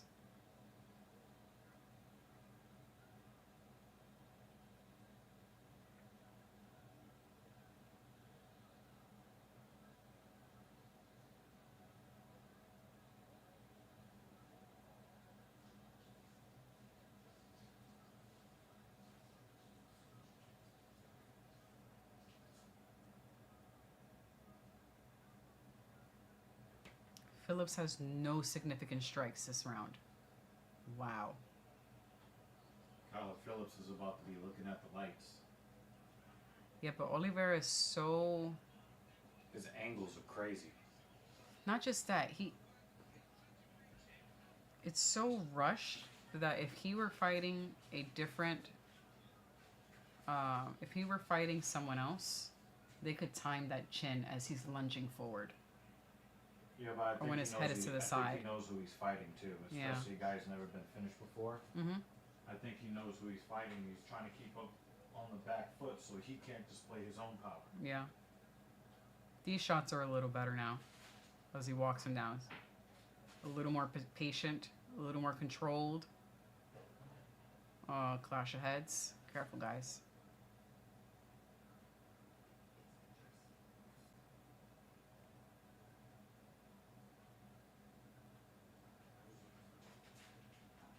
He's very cocky, just standing there with his arms down, Oliveira.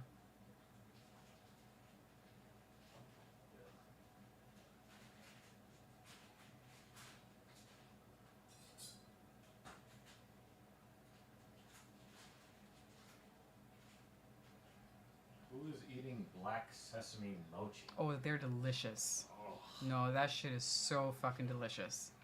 Black sesame mochi? Mmm. Delicious. Fucking love that shit. Well, at least you guys know that she likes it black. Delicious. I mean, how many years have we been together? Come on now. Come on. 19 years didn't give it away?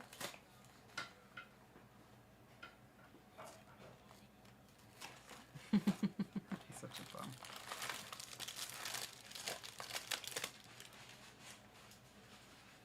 Icy time. I'm lowering the volume on your phone.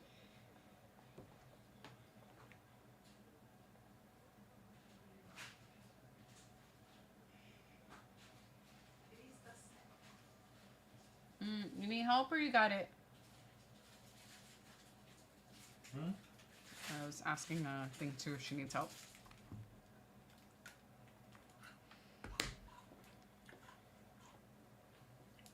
It is that snack. Careful, woman. Don't walk around with that. You crazy? You drop stuff. Put it down. Put it down. Put it down. No, I don't trust you. Come on. I don't even trust myself to do that. Queen of dropping shit is walking around with dessert. Love you. But she doesn't trust you.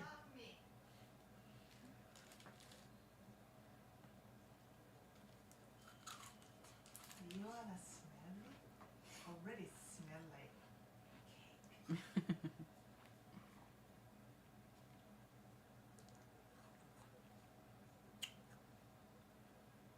Or you could just call it quiet metal. And they would open up for baby metal. Dan likes my screams.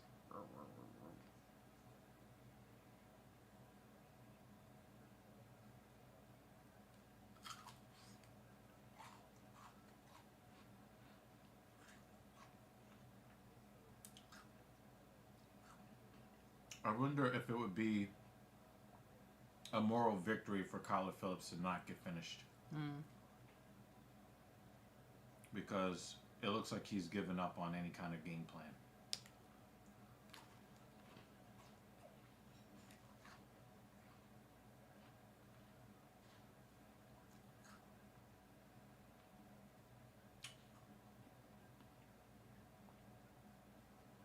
The way those leg kicks are landing.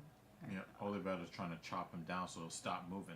But he's landing them so hard, it almost looks like it's a recipe for him. Broken leg. Yeah, injuring his own leg in the process. Like Wonder Boy last week. Ay. Yeah.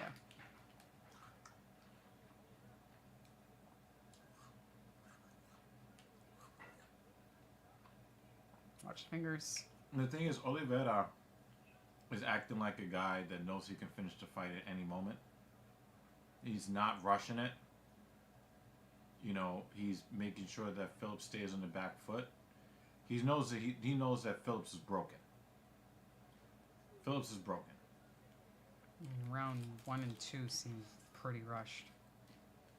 Like he was really lunging at him and chasing after him. But that might have been part of the game now. plan. Yeah.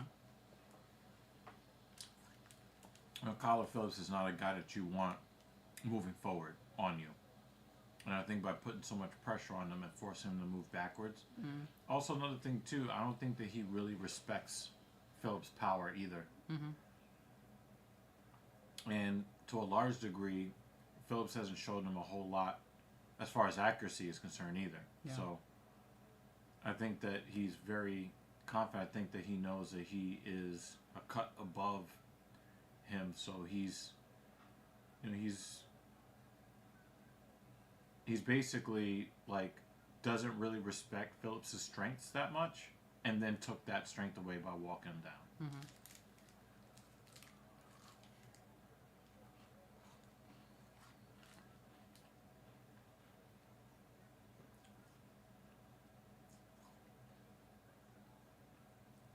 Phillips has been throwing Hail Mary passes this entire round. Super low odds, super low percentage shots. Just throwing them out there, hoping that he can land one of those Leon Edwards type shots.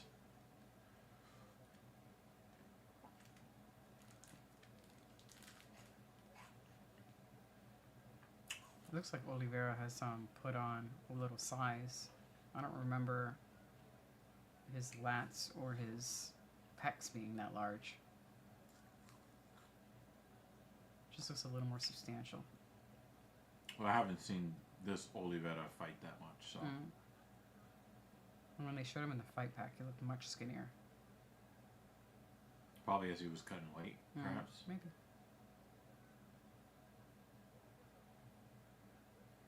Is it possible that he moved up to 135? Possible. I actually don't know.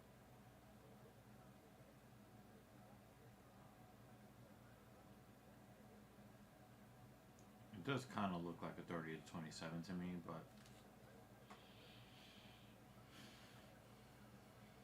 And the only reason why I say 30 to 27 is because Oliveira, I think, stole around at the end. But we know that Phillips knows how to walk backwards. We know that. Yeah, just hasn't been. I mean, there's a lot of like wild movement and stuff, but actually, I don't think it's been a very enjoyable fight.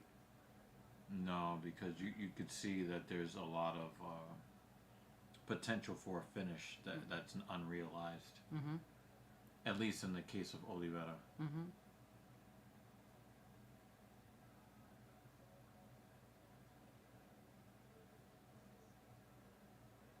He wants to get him out of there, but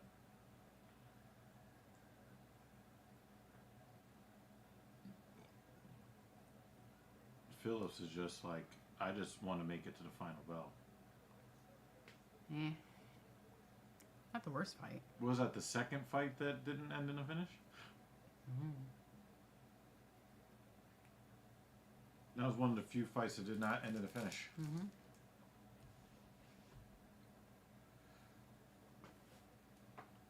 Yeah, the last fight didn't end in a finish. Vittori. This one, Brendan Allen. Yeah, but I think all the other ones did, right? Or maybe the Prado fight did not. No, those were the only two. Oh, so we're about to get Everything 3 else was a decisions in a finish. row. Wow, after. Oh, okay.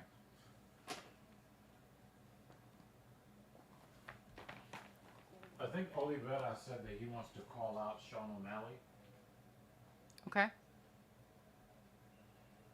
still didn't think it was a smart move for him to make to be talking about fighters other than the guy he's engaged with. But,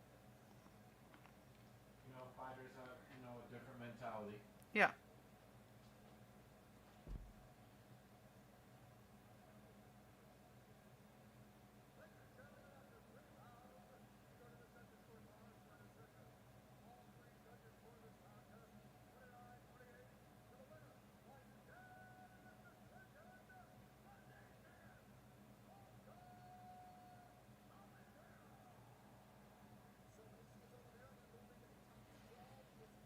All right. Finished right on time.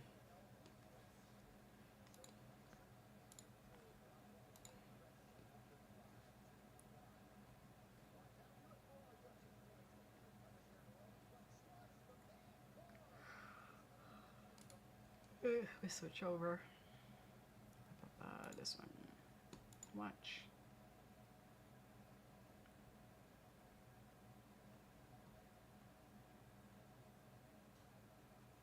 Cool.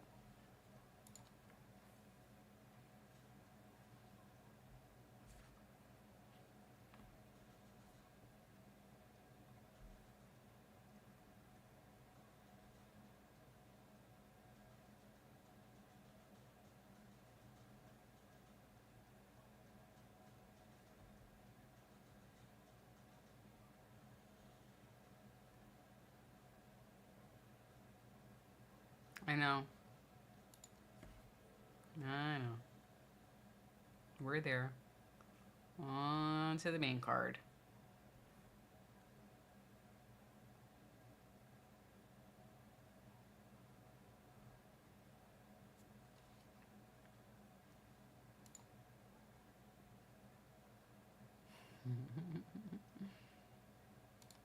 Mm-hmm.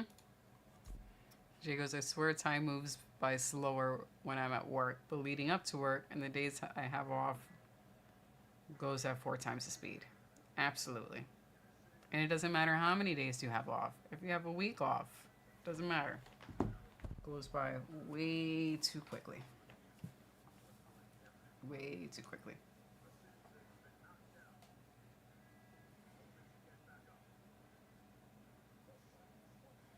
Yeah, I had a week off from work.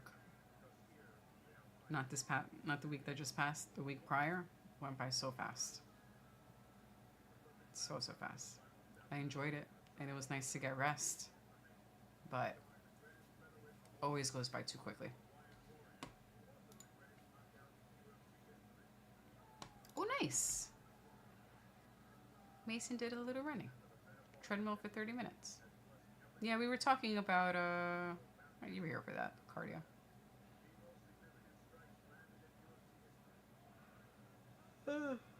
Sorry. High five for getting on the treadmill, though. We have a treadmill in our building, Actually, I don't like doing the treadmill, but I've had to really force myself to do it in the building because there's really no excuse. I have access to it. I just prefer running outside.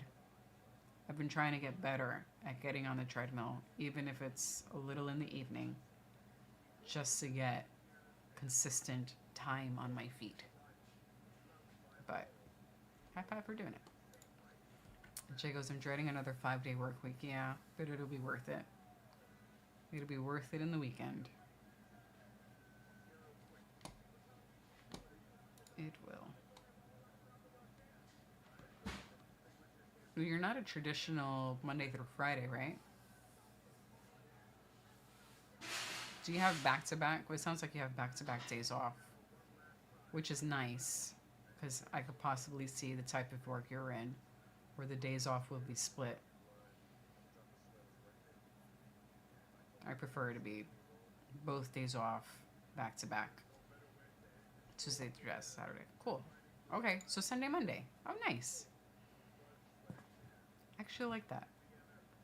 It is sometimes nice to have the Monday off when everyone is going back to work, since that is, you know, the usual first day of work, and you get to just chill. Do you like that schedule, or you prefer other days off?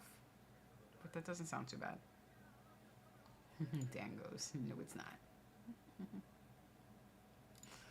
I'm gonna assume you mean running.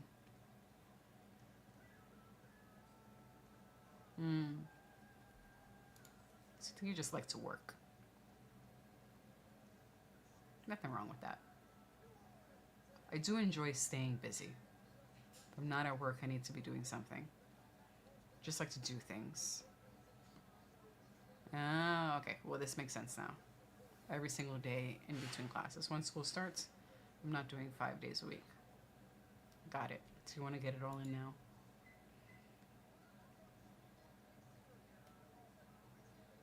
Yeah, I had accumulated actually a lot of time off. And my original intention was like to bank a lot of days, because one of my jobs you can bank unlimited days and just get the payout. But my attitude towards that has switched, or my opinion of that has switched. When I was reminded that when you get paid out for unused vacation time, that you were taxed more heavily on it.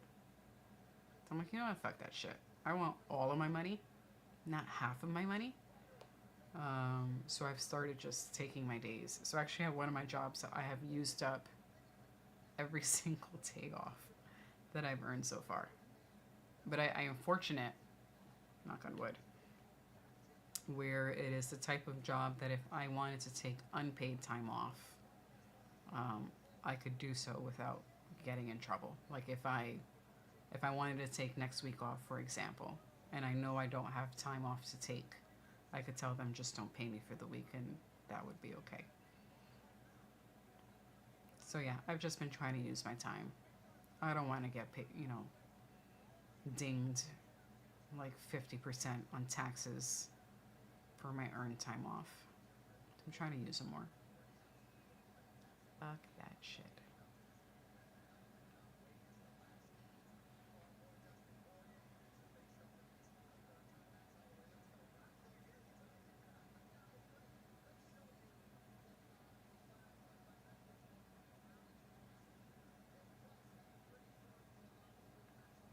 DC's shirt is all dirty, and I'm wondering if that's food.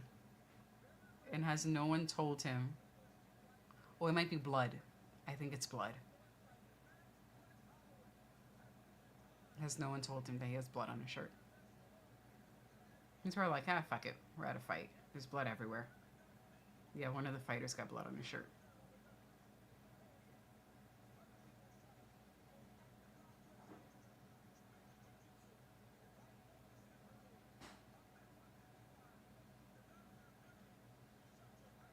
It almost looked like sauce.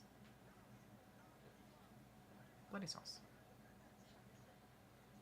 Welcome back, sir.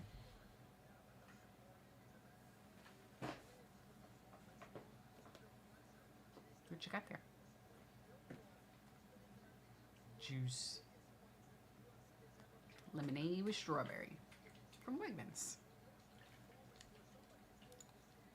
Jay says it's going to suck for Max losing another fight in brutal fashion and losing the BMF belt and then going 0-3 against Dustin. That would definitely be the end of any championship aspirations that he had, you know, moving up to 155.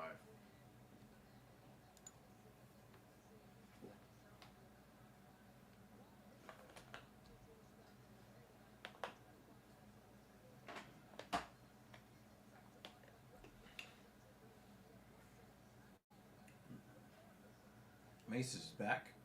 Mm-hmm. He said he went for a quick run on the treadmill. I don't like this. He goes, running is addicting. No, it's not.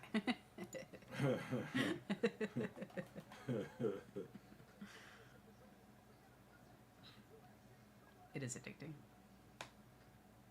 Well, Oliveira said that he wanted to fight O'Malley, but, you know, he just beat, what, the number 11 guy? Yeah. Might be Right another next couple to of him. fights before he gets to O'Malley. Or maybe you might need O'Malley to lose a fight and then him win a fight versus another ranked contender. But then you can get an O'Malley fight.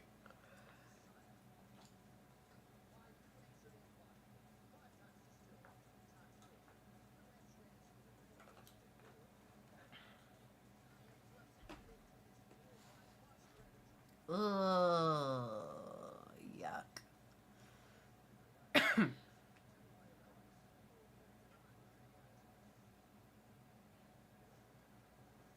That's awful. Dude was benching 315 in his bicep tour. Yep. That's So- something that I've worried about for myself. You have Fall on to. his neck. You can't decelerate the bar with your bicep. You have to stretch your tricep. And you get so many guys who they want to move up so bad that they will skip steps, they'll use funny mechanics just so that they can say that they lifted a heavier weight. And when you tear your bicep, you know, maybe you might get 95% of your bicep function back, maybe. But all of that for what? I mean, that dude could have worked through the 250s. He could have worked his way from, you know, 255 to 275 to 295. He could have worked his way up that way. But when the body, when you're just trying to force the body to handle more than it can, well, your bicep is going to be present in your bench press. Look how tall his son is now. And it's just not the way that it's supposed to be done. You know, it's just not the way it's supposed to be done. And he paid the price. You know, if you cannot control the weight through the eccentric phase in a medium to slow cadence, then your body's not ready for it. And I know none of you guys are bicep curling 200-pound dumbbells. So when you put too much stress on your bicep during the descent phase, yeah, you're going to fucking pay for it. Either with a torn pec or a torn bicep. So, you know, this is why you have to be patient with the process. You know, I know that, like, you know, back in the day, if you could bench press 225, you got respect. Now, they say, oh, well, other people can bench press more. You know, you bench press what you can bench press. You know, you work for your numbers. You work for your progress. But don't be out here just trying, you know, slapping on plates and just forcing the issue. Because it's really not worth it in the end. You know, when I do my ego lifts on the press, it's with dumbbells. You know, if something doesn't go right, I can just throw them. You know?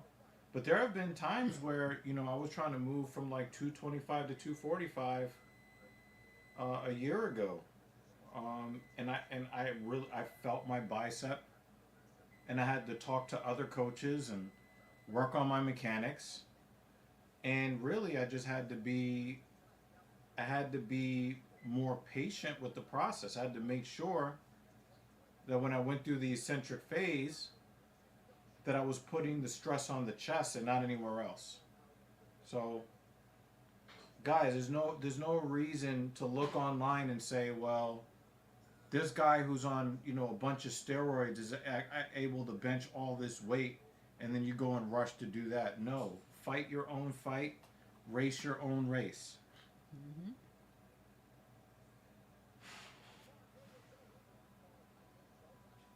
When somebody tells you, oh, well, what you're doing is nothing. No, it's a lot for me. Mm-hmm.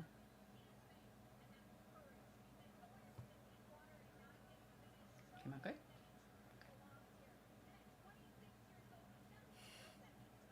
It's a lot for me. That's what you tell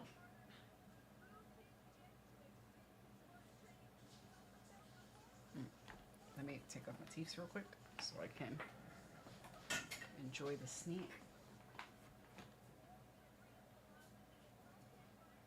Could you imagine the pleasure I get when she takes our teeth? What she meant, she's taking out her retainer. She wants to keep the teeth nice and pearly and straight and stuff.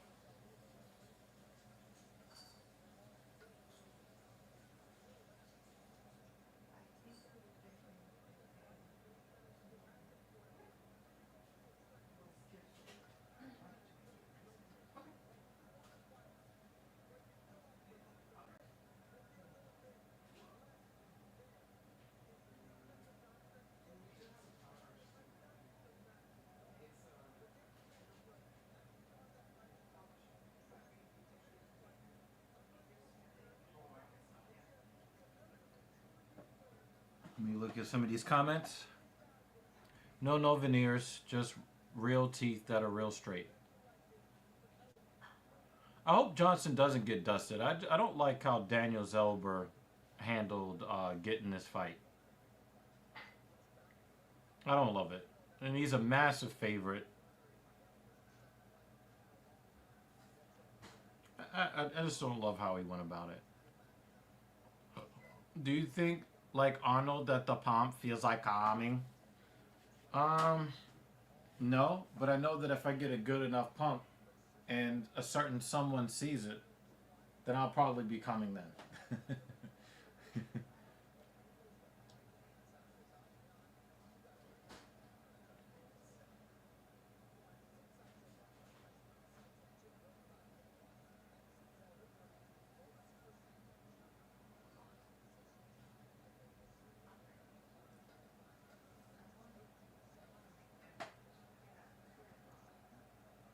My hand was slippery and I tried to bench 2 plates and a 15 on each side and it almost came down. I was nervous to bench without a...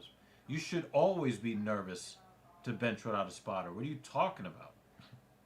You should never bench without a spotter. Ever. Because of this. Even if you don't tear your bicep, the bar can still land in your throat and take you out. And it doesn't take a lot of weight to do that. Where did Jay go? Darn. Come on, Jay. Let's make smart decisions, man. Oh yeah, I just finished Invisalign. So now I'm up to the tray that to keep them straight. So I still have another few months to wear them. Definitely I could leave them off longer and longer, which is nice. I just don't want the bottom teeth to shift back. It costs too much for me to fuck up my teeth again.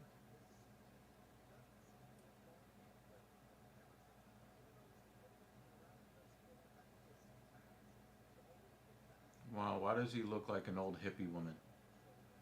Oh, because of the braids? Actually, he looks like, He gives head. Like he's part of the Red Hot Chili Peppers. That's a real feminine hairstyle he's rocking. The powerlifting arch is not cheating. I don't know who told you that, but it's not cheating. If your powerlifting arch pulls your hips off the bench, that's cheating.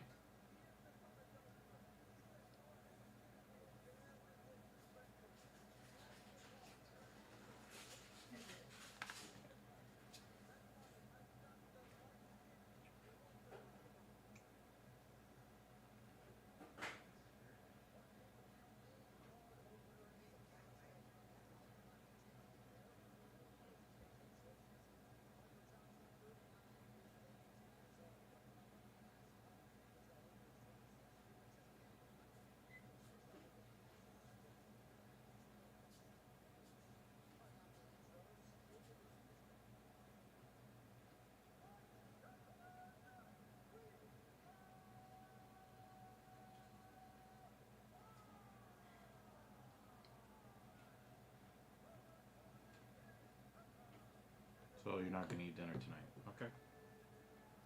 I ate dinner already. I just had it early. Oh, well, I need to eat dinner.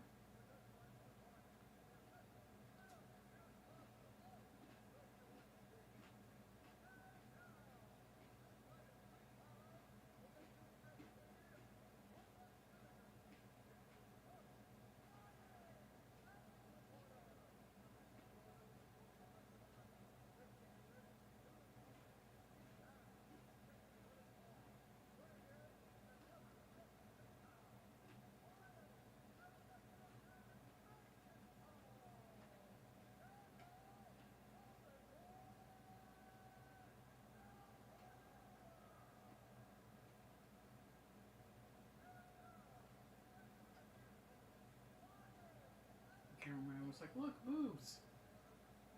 Today's. I guess Zellhuber, he was a 5-1 favorite. Now it's 7-1. And Johnson moved to a 5-1 underdog. So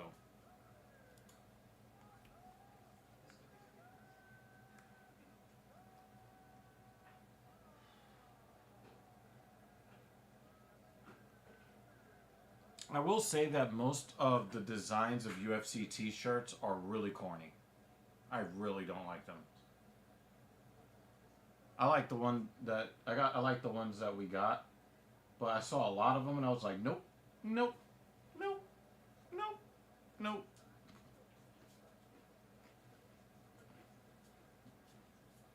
Wow, they don't even look like they are in the same weight class.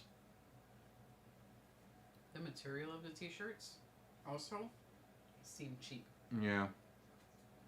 Michael Johnson looks like he is 1 or 2 divisions smaller than Zellhuber.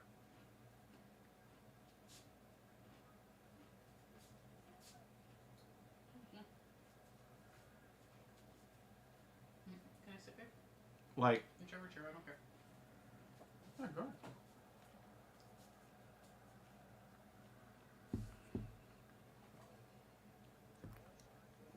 What the fuck was that? Oh, part of his shorts. Oh. Yeah, he put his foot in his shorts. Wow, that's really great craftsmanship, Venom.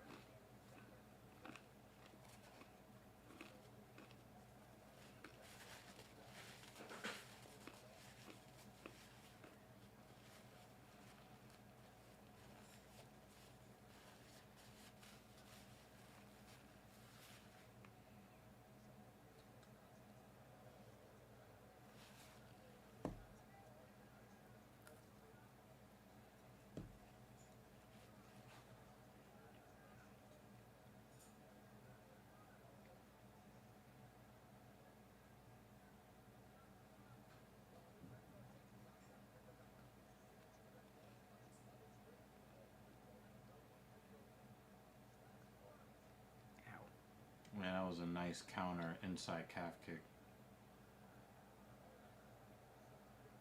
But you already know, like, he could defend a high kick and still get knocked out. Mm-hmm.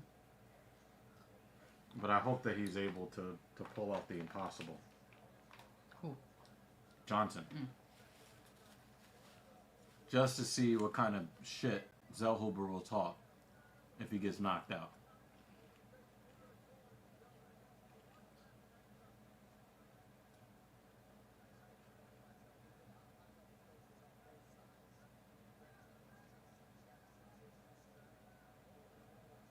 Nice little 1-2. And he's not headhunting either. Zellhuber's high kick is reasonably quick, but he is telegraphing it to some degree because Johnson is blocking every single one of them. He's not surprising Michael Johnson at all.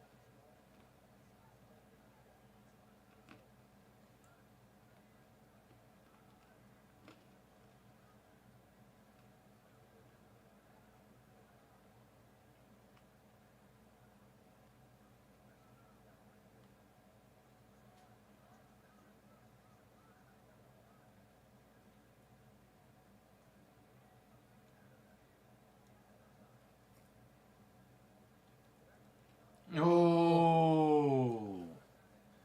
And is Victor Henry in the crowd?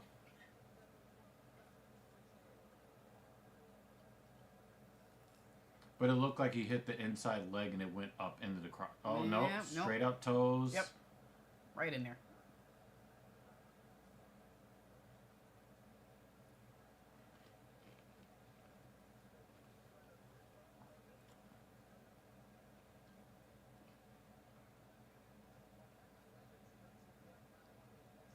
Mike said that's for showing highlights of me getting knocked out on social media.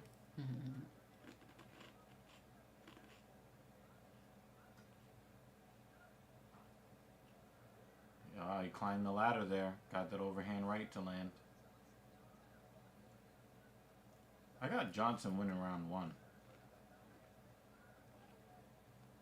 It looks like Zellhuber is looking for that one-hitter quitter.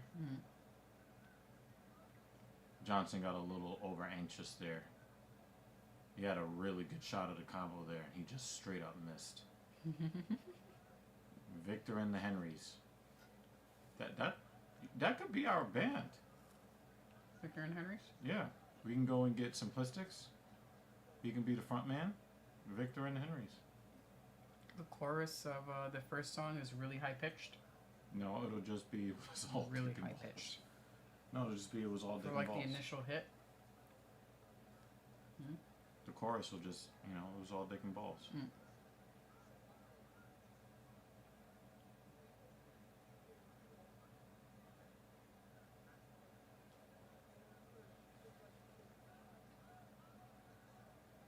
It looks like Zellhuber does not want the knockout. Hey, C-Ken. It doesn't look like Zellhuber wants the knockout unless it's some high, he looks like he's making a business decision in the cage. When he could have probably ended the fight by now. You know what I mean? Like, he's looking for that one-hitter quitter, and he keeps going to that high kick, right?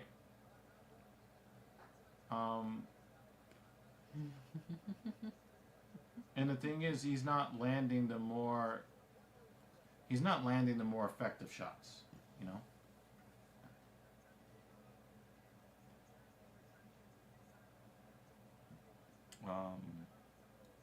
I got Michael Johnson winning round 1. Zellhuber did not put his combinations together.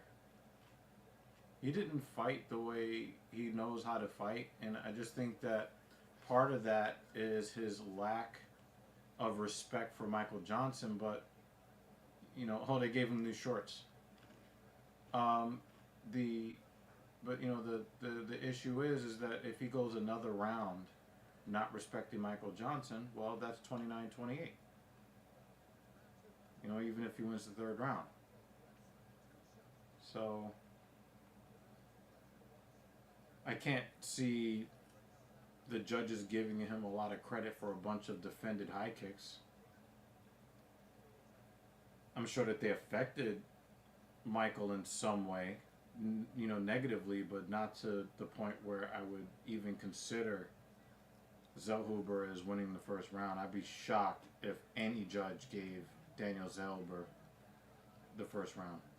He just keeps throwing that same right high kick.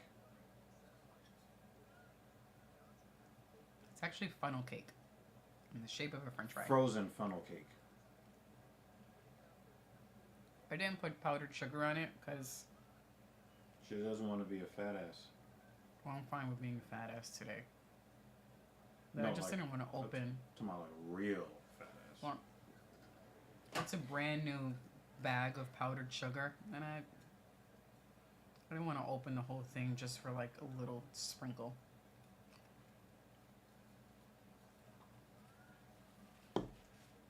So Fried dough is enough for you anyway. yeah, frozen funnel cake, baked in the oven. Michael Johnson's got Yummy. no power in his hands at all. What's your opinion on Can's comment?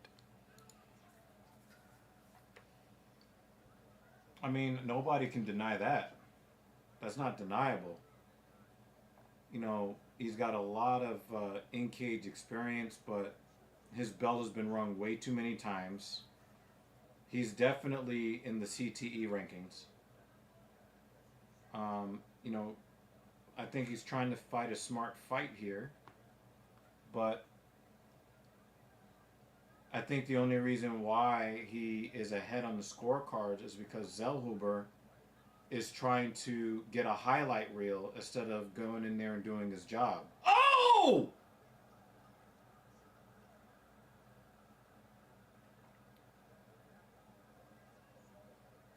Whoa!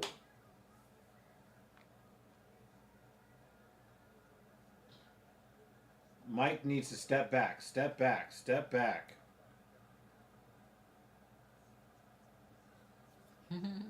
Now I believe. Now I believe Daniel Zellhuber will start doing his job. Forget the highlight reel knockout. Now he's got to do his job. You just got knocked out by Michael Johnson's left hand. I love fair food, but they've gotten so expensive. Yeah, don't even bother going to fairs anymore. Yeah. Like, I love nice greasy fried funnel cake at the fair. But that shit is too much fucking money.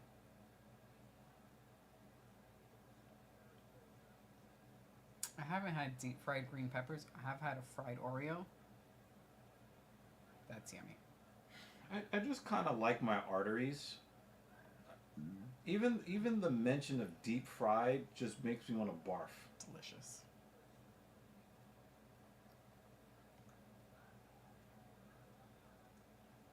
Yeah, he's trying to drop Johnson's guard by going to the body with these kicks, with these high kicks, before he goes back to the head.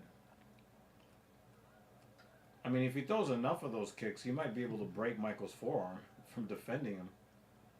I like the original comment, Jake. Deep friend butter. Ugh. Hold on, I want to deep fried butter. I think that I have given you some deep friend butter before, though.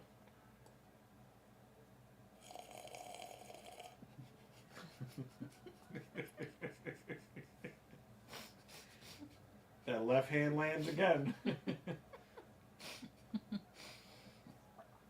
like the only appropriate response. And anyway, maybe I should get some more funnel cake. Those new cookies though, that's just slamming. Yeah, but you like that everything stuff. I like love very that. simple cookies. Chocolate Chocolate chunk. chunk. Chocolate chip, chunky chocolate chips, I will enjoy that shit. and that's good enough for me. I got a tempo run for Monday and deadlift on Monday. Cookies. Oh yeah, because you're finally gonna switch the order, Yes, if you could remember to. if I can remember. And Daniel Zellhuber just lost the second round. Look, he's still. I don't get it. Like, what are you afraid of? He just ate that left hand and went to the fucking ground.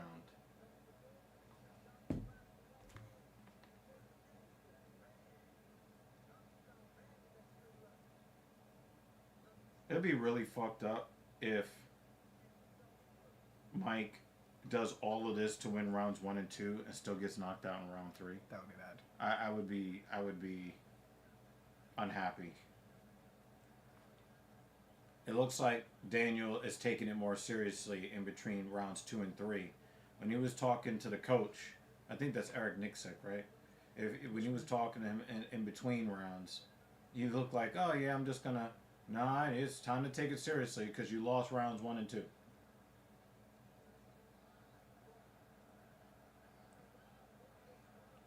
want me to get chocolate chip cookies for tomorrow? I mean, what was the big ones that you just bought were from where? My sister bought Wegmans? that. No. Oh, yeah, the really big ones are some Yeah. Wegmans. Shit.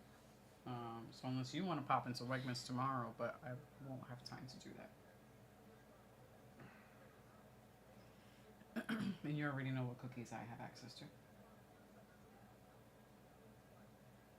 So, I mean, if you just like pop over there, Thing 2 could pop inside and just go grab some cookies. Depends on how badly you want those cookies. And now it's a different show. You just kept talking too, like damn. I just want to see the eyebrow get higher and higher. Zellhuber just landed a nice left hand that I'm not sure he knew was there or was like really trying to land. I think the left hand is there for Zellhuber if he really understands. That left hand is there. And he keeps throwing these one-off kicks that Mike sees from a million miles away.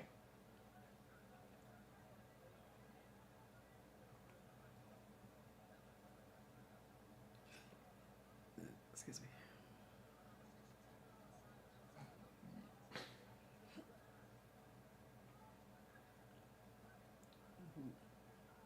So you got smacked in the face with that. The live odds could not be on Zellhuber's side.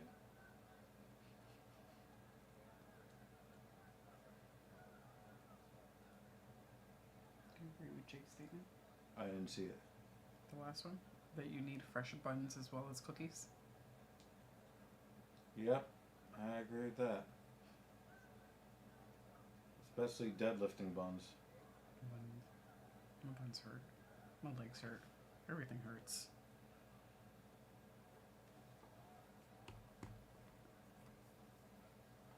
Yeah, I was watching this YouTuber who's like answering frequently asked questions.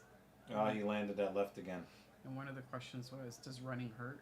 So he was like, here's a chart of all of the possible areas that could hurt. And it was just The whole body. the whole body was colored in. Yep. Here you could see in orange all of the possible areas that could hurt. It looks like Zellhuber went in there with a game plan. The game plan didn't work, so he keeps pressing reset on the game plan.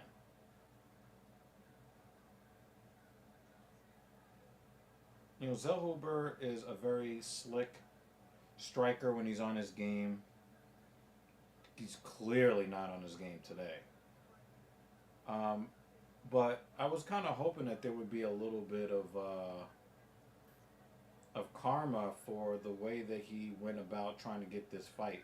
Mm. And it looks like, you know, even if he wins the third round, he's going to lose 29-28 if he doesn't get a finish. Mm. You know, you talked all this and that about all the times he got knocked out, and then, you know. Mm-hmm. Jake says running can hurt, especially shin splints.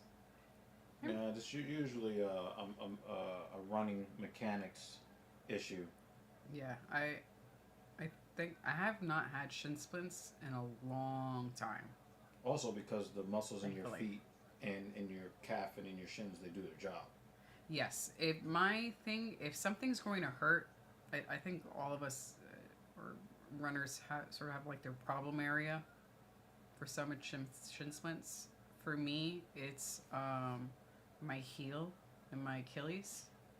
And if I mostly run on flat surfaces, and on the weekend I will run a hilly surface. And if I haven't ran in a little while and I go do that hilly run, if I do too many miles in that hilly run, my heel and my Achilles will begin to bother me.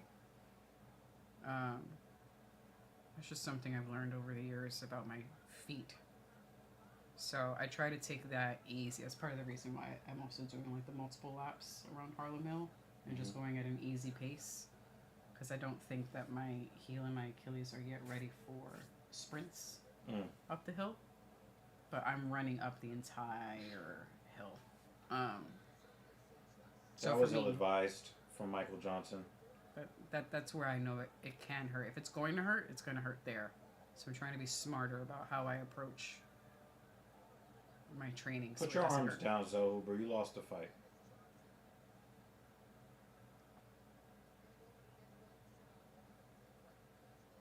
Put your arms down, Zohuber. You lost. Jay says, I had cousins who had full scholarships for cross country, and they timed to their miles, but still had them mid-season. Yeah, no big deal because the trainers understood. They're doing such high mileage and a lot of intense work. Yeah, but their bodies are also not very educated on running mechanics. They just basically say, hey, you want to do cross country? Okay, you're going to go on the cross country team. Let's go run. And then a bunch of them go on group runs for X number of miles, 3, 6, 9, 10 miles at a time. Good practice. And then you see, in high school, they just try to figure out, who's like the best of what's there, and then they get a scholarship. Yeah. And then they don't really learn a whole lot about running mechanics until probably after college, really. If they ever care at all. It's just, who's got to do that? Yeah, like who's got the best stamina, and who doesn't have the debilitating injury that ends their season, and congratulations, you get a scholarship. And if they continue on,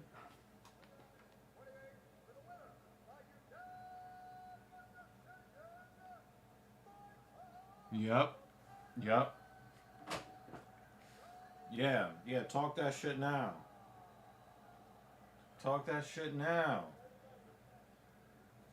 Yeah,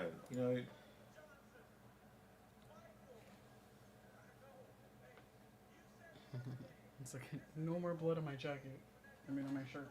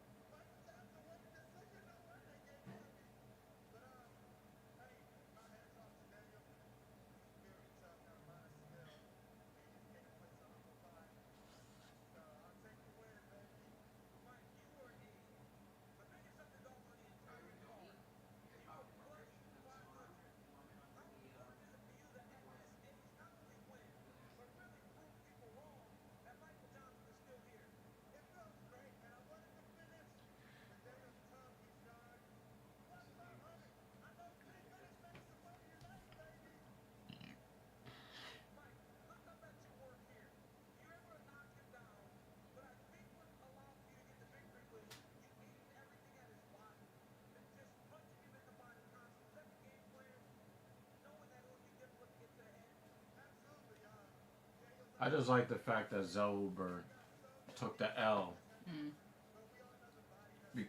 After the disrespectful way he got the fight.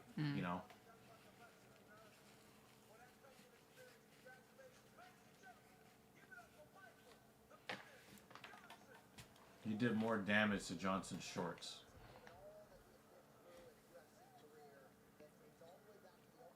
He thought it was going to be easy money. Oh, look at all the times he got knocked out. Oh, I'm just going to go in there.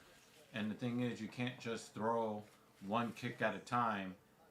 And he's defended the first 75 of them and just going to throw it up there again. Like, you got what you deserved.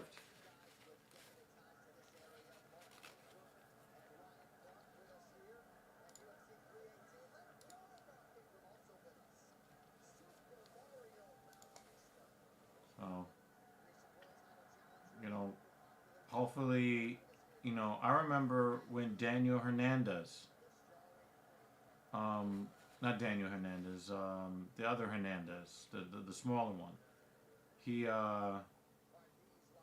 disrespected Cowboy Cerrone and got his ass whooped. He learned a lesson. I think Zellhuber learned that same fucking lesson.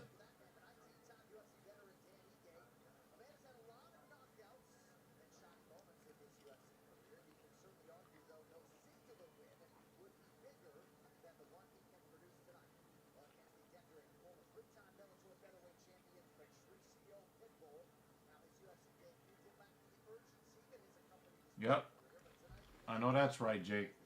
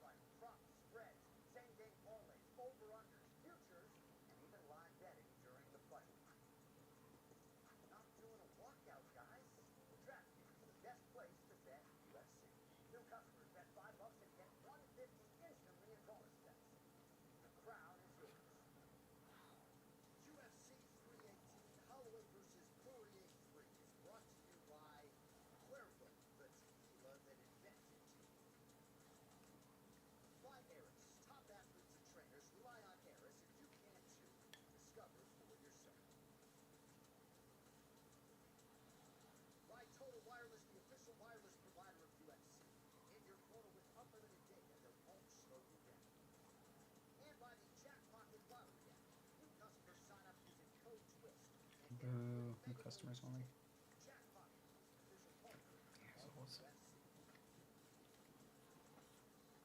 Can you imagine somebody wins the Mega Millions off that? Especially when they've increased the price of the Mega Millions. It's That's like just ridiculous. $5, right? Yeah. Yeah, that jackpot doesn't move the same way that the Powerball does. Powerball has stayed the same. I think that they moved it to $5 to try to get the hype going quicker, to get to a $1 billion jackpots quicker, and it's actually going slower.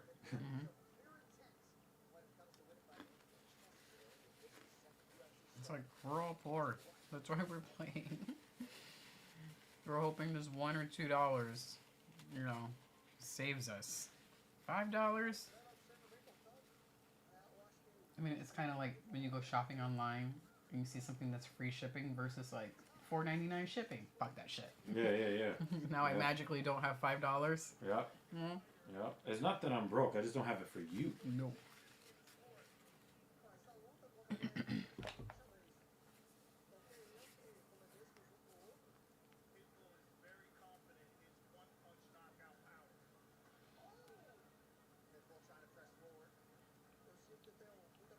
Maybe they just don't like the PDA. Jake goes, it's very weird that it's clear Diego Lopez and Grasso are together, but never publicly sit together. Is Grasso trying to keep her simp army around? Yeah, I think so.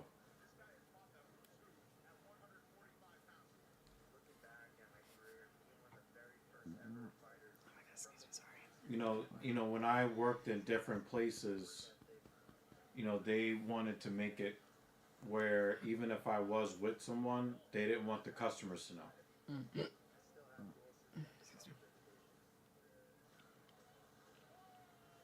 Some people will make a purchase because they think that it might get them a little closer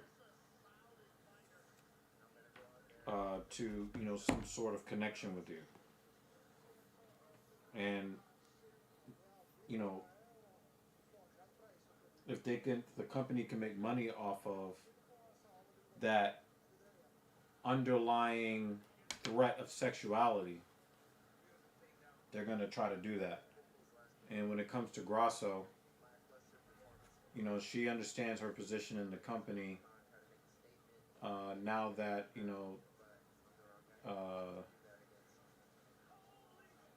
Michelle Waterson and the other chick that can't fight very good, that they got her up out of here. They were there because of their looks for the most part, and she's the next one up. I mean, she's actually got skills, but she's the next one up. I'm pretty sure that she's making a lot of money more off of her appearance than her fight and win bonuses in the cage, even as a former champion. So I think that a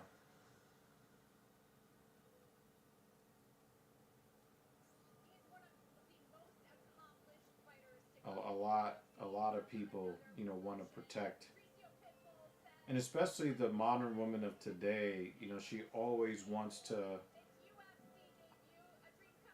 advertise herself as possibly available in case that she could garner the attention of a man who may seem like a better option than the one that she's with. So Diego Lopez is at the top of the sport, but if some rich tech CEO wanted her attention, she wants to at least have that opportunity to field those offers if they should ever come, which it won't. But a lot of young women think that they have a unlimited amount of options, so they always want to try to leave their options open.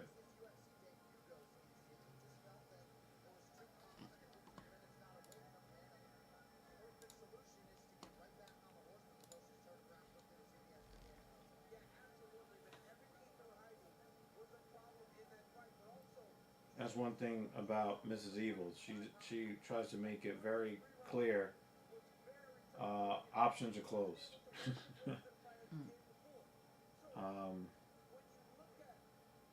She goes out of her way to dissuade undue attention.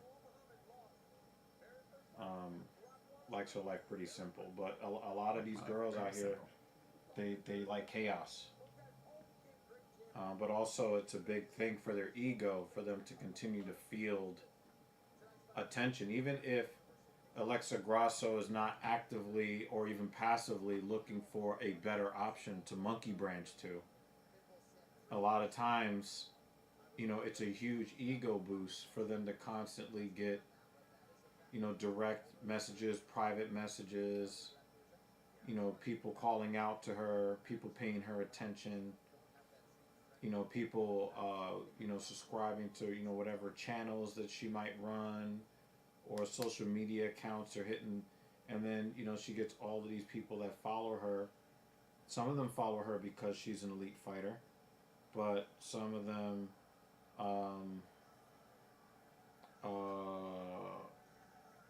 are going to follow. It doesn't matter why, because she's going to get a blue check mark. She's got hundreds of thousands or probably even over 1 million followers, and then she could turn that into brand deals. So there's multiple reasons why an Alexa Grasso would want to, carry on in behind the scenes the way that she wants to carry on, but then, try to still leave, certain types of options open. Jake says, I just recall Lopez super calm until Alexa was mentioned, and then he snapped when she was criticized by Yair. I mean, this is the first time I'm hearing of anything, between Diego and Grasso. But if there's nothing real there, then he's just a simp that's making himself look stupid. You can't always think that somebody's in a relationship because one person jumps up to defend their honor. There are simps out there.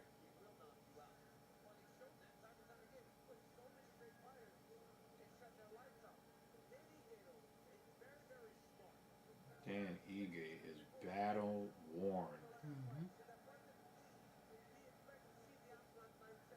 He looked like he just had bruised eyes still healing. That's what he looks like because he's been hit so many times.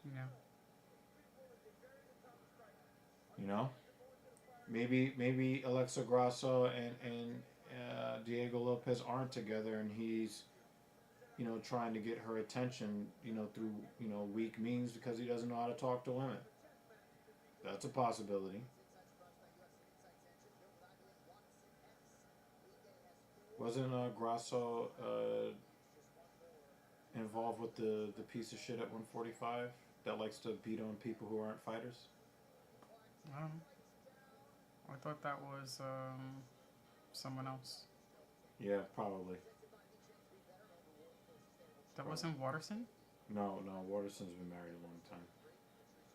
So probably a different Hispanic chick. I think it was someone where when we heard their name we were like, yeah, that makes sense. And I think they broke up recently. Cortez, that's what it is. Yeah, that was Cortez, yeah. But yeah, there's so many different possibilities in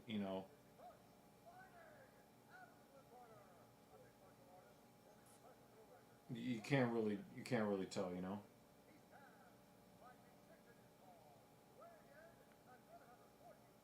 It's really crazy how this guy was once considered to be, from the other side, the best in the world, but then it's like, you come into the UFC, you are a betting underdog because you didn't fight these caliber of fighters. Mm-hmm. Even the fighters that are also Rams outside the top 10 will handle your fucking lunch. Mm-hmm. And you called yourself a champion in Bellator. Especially this guy. This guy would like fucking jump off his couch. Yeah, like, hey, he let's did. Go. I know. He ran down the block and put on fight love gear. him for that. And was like, "Yo, let's get in the cage." Like I said from his last fight, every time he comes out, he has my vote. She looked like her organs are just uncomfortable inside her body. Mm. Like she lives with a corset on or something. She has a waist trainer. Yeah, that's what it looks like. Possible. And it doesn't. An hourglass shape only looks good on naturally hourglass figures, and that's not her. So it just looks like she's been, tortured, and like the Russians tried to get her to talk or something. Doesn't actually look attractive. I'm just gonna charge up this device. Okay.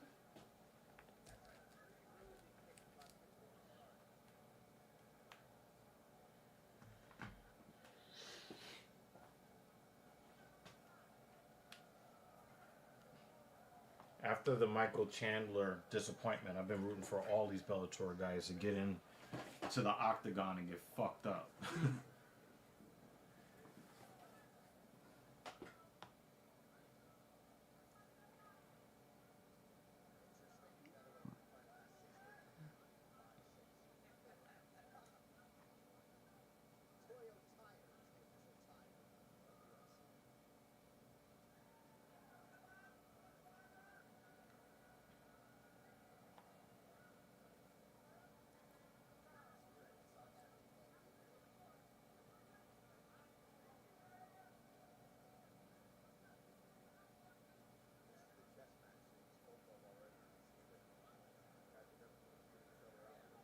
That was a good kick.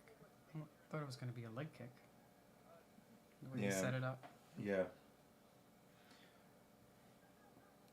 He forced Patricio to exhale after Patricio chased him. He kept backing up, and then when Patricio stopped and tried to reset, that's when he threw the high kick. So these like rear timing aspects are probably things that Ferrer just is not used to seeing. Mm-hmm.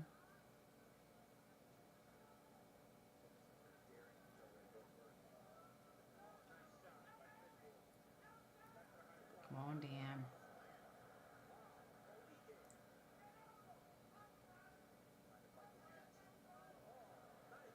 That was a good trip. Yep. Oh, come on, Dan, don't grab the cage.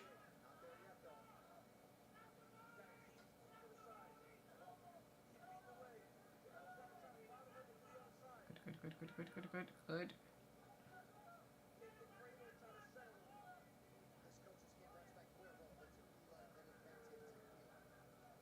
I mean, that was the first definitive anything, so I would probably have to say Patricio's leading here in the first.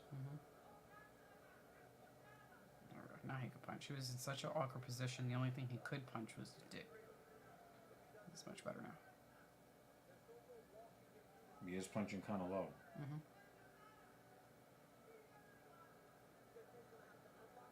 Fans are really quick to boo in Louisiana. I think they've been watching all the fight nights we've been watching.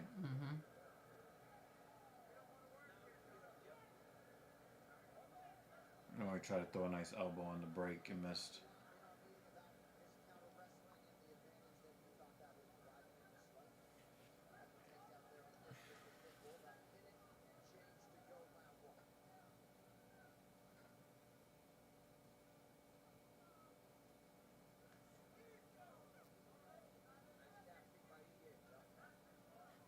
Ige threw the calf kick and guarded at the same time.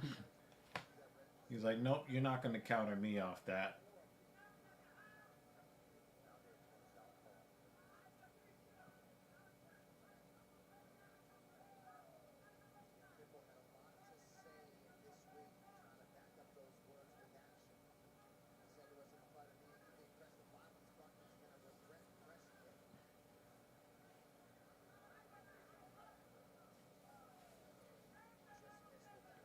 I wonder if it's like something in the pipes, or is it the person upstairs? That buzzing noise?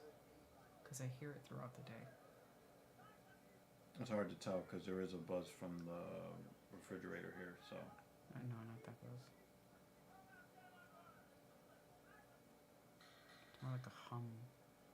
I think it's a single modern woman that don't need no man. No, it's too long and paused. It would just be consistent.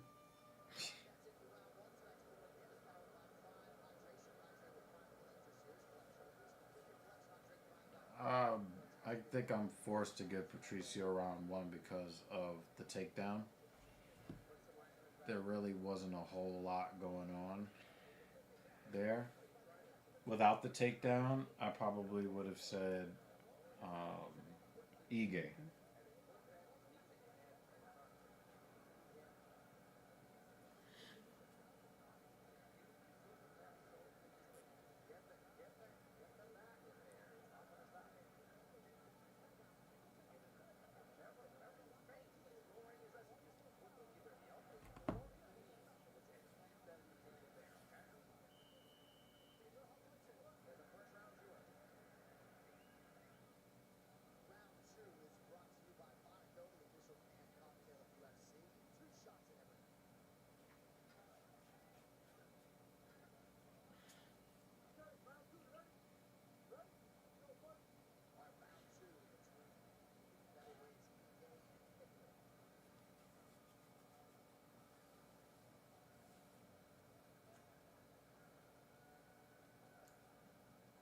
Patricio didn't look particularly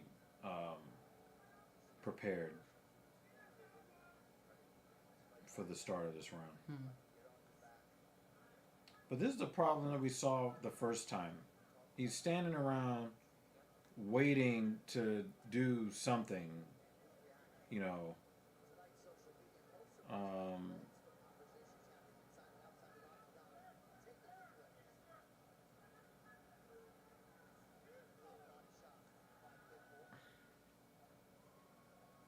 It's just weird. Like, dude, what are you waiting for?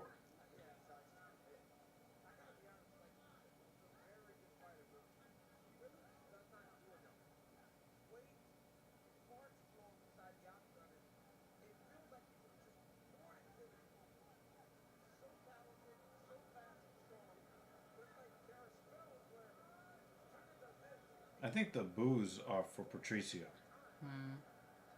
Yeah, because they just cheered.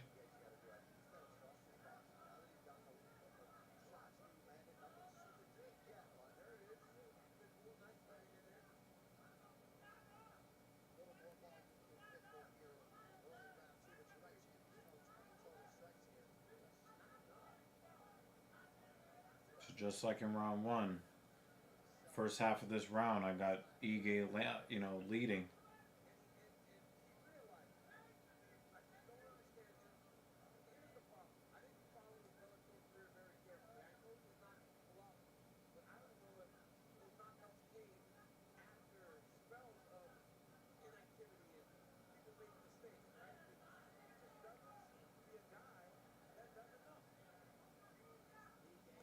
Oh, he was ready.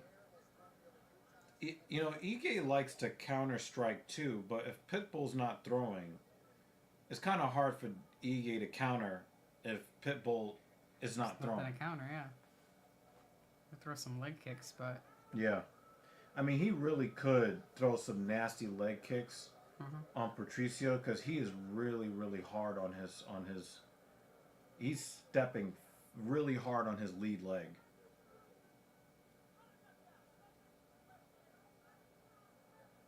Look how heavy he is on that front leg.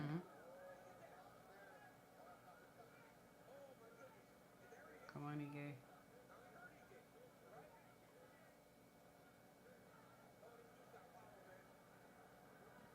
Come on, dude.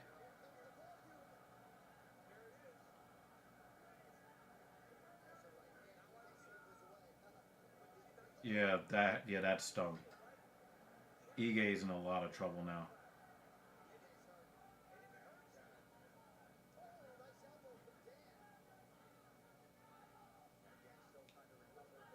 Yeah, Ige got killed by the uppercut. And again, late in the round, Patricio is taking it with, the more effective flurry in the second half of the round.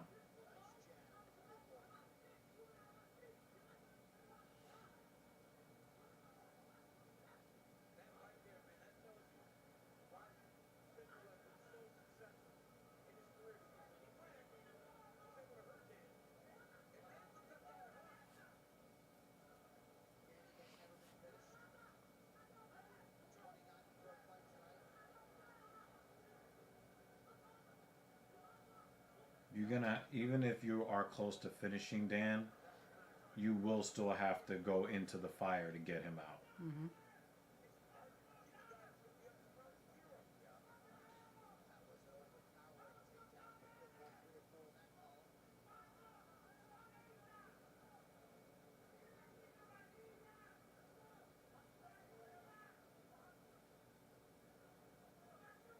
This should at least get Ige to the third round. But he needs a finish now. Yeah. And he's just he's dominating the tempo of the fight for most of the round, and then the last minute and a half or so, he just kind of loses it a little bit, and it's enough because it wasn't enough action in the first half when he was actually leading the action. So it's not enough to just dominate the tempo when the tempo didn't have a lot of action to begin with. You're winning all the little moments, and there's only one big moment in round one, and Patricio gets that one big moment. There's only one big moment in round two. Patricio gets that too. So now you lost the fight.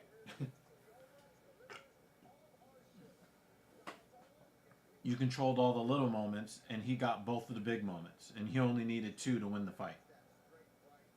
Oh, yeah. He also leaned into that punch. Yeah, and sometimes, it's just bad luck, Yeah.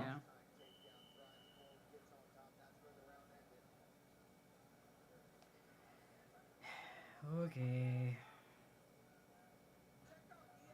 Doesn't look like Ige will be getting 50K. Yeah.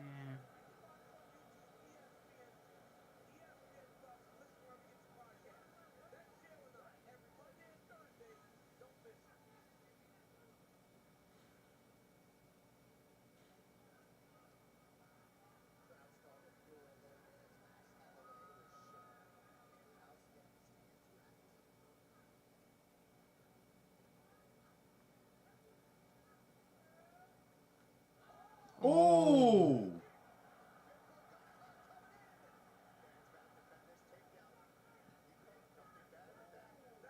Oh. Is he bleeding? Yes, he is. Yep, he's bleeding. Pitbull is bleeding. He is bleeding. It looked like he said, fuck.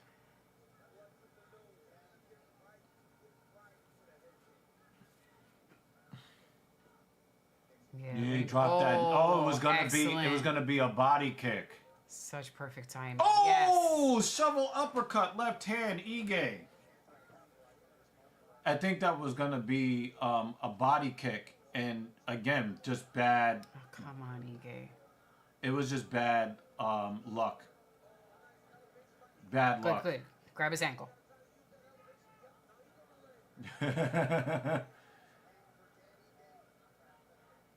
Perhaps Patricio's not as sharp. Yeah, it looks like he's having trouble breathing. Could be the nose. Yeah, he might have a broken Because nose. yeah, I think he took that shin on the nose. Mm-hmm.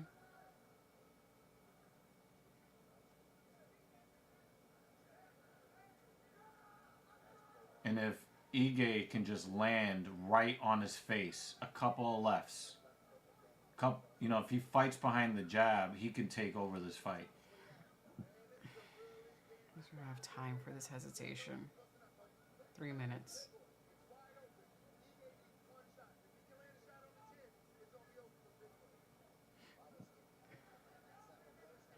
Oh, Now you're gonna let him fucking recover. Why did you throw that kick in? Yep, yeah, his nose is fucked.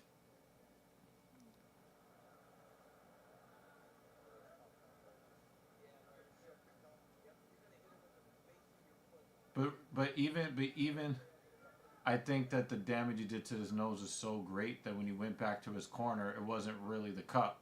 He went back and he was playing with his nose.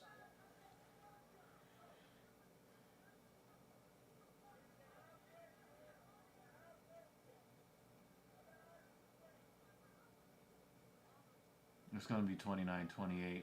Mm-hmm.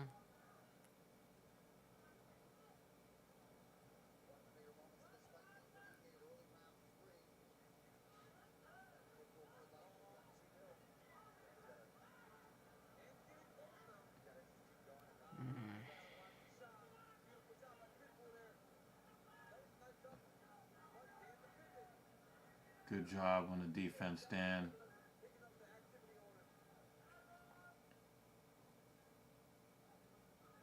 A couple of failed takedowns will leave the rest of this fight standing. And then hopefully Ige can get a knockdown or two. Maybe he gets a couple of knockdowns and gets a 28-28.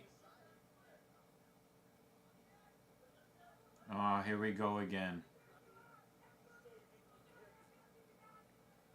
Come on, stuff that, stuff that, stuff that, stuff that, stuff that. Stuff that, Dan.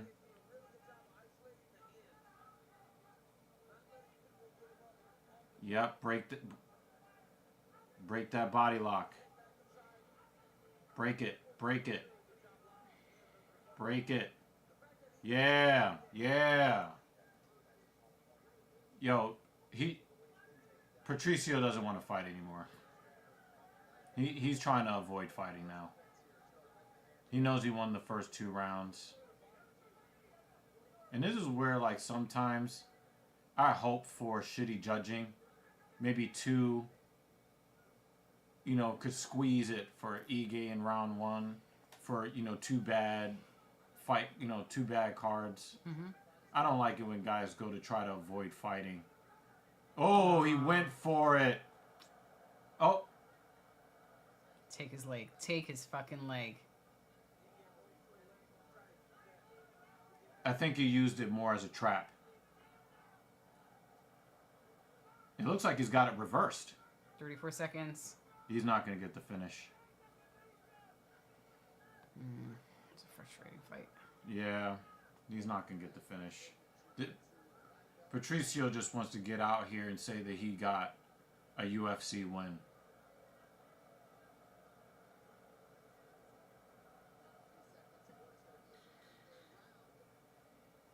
This is anticlimactic.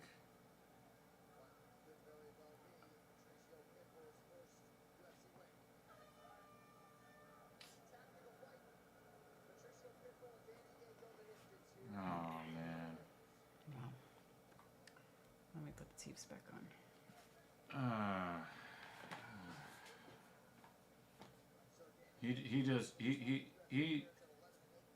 He just wanted to win on points.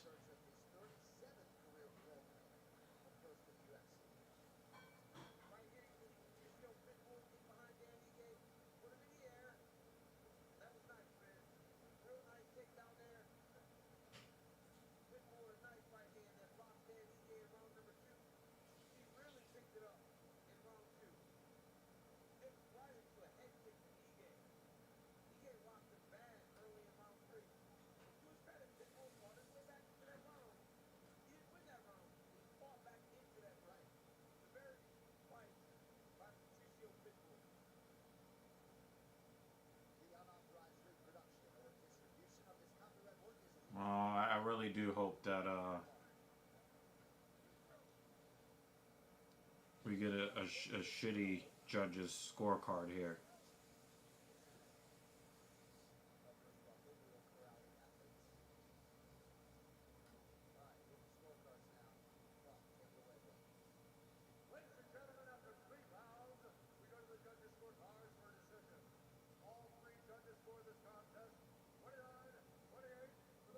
Yeah. Damn it.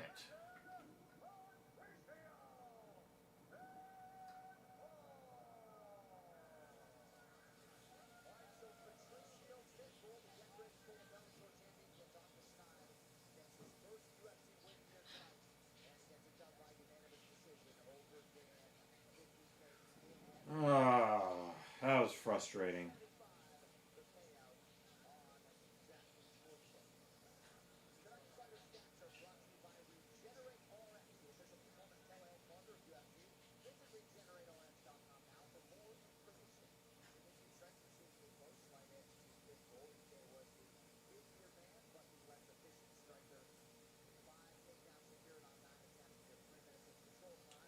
That was frustrating.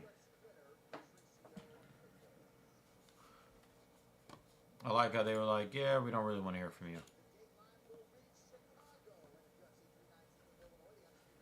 We have a couple of interesting fights. Try to get some dinner. I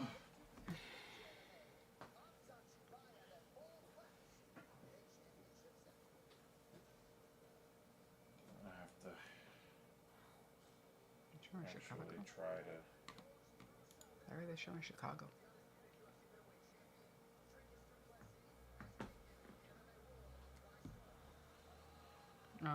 So you ready for dinner? I mean, as ready as I'll ever be. Mm.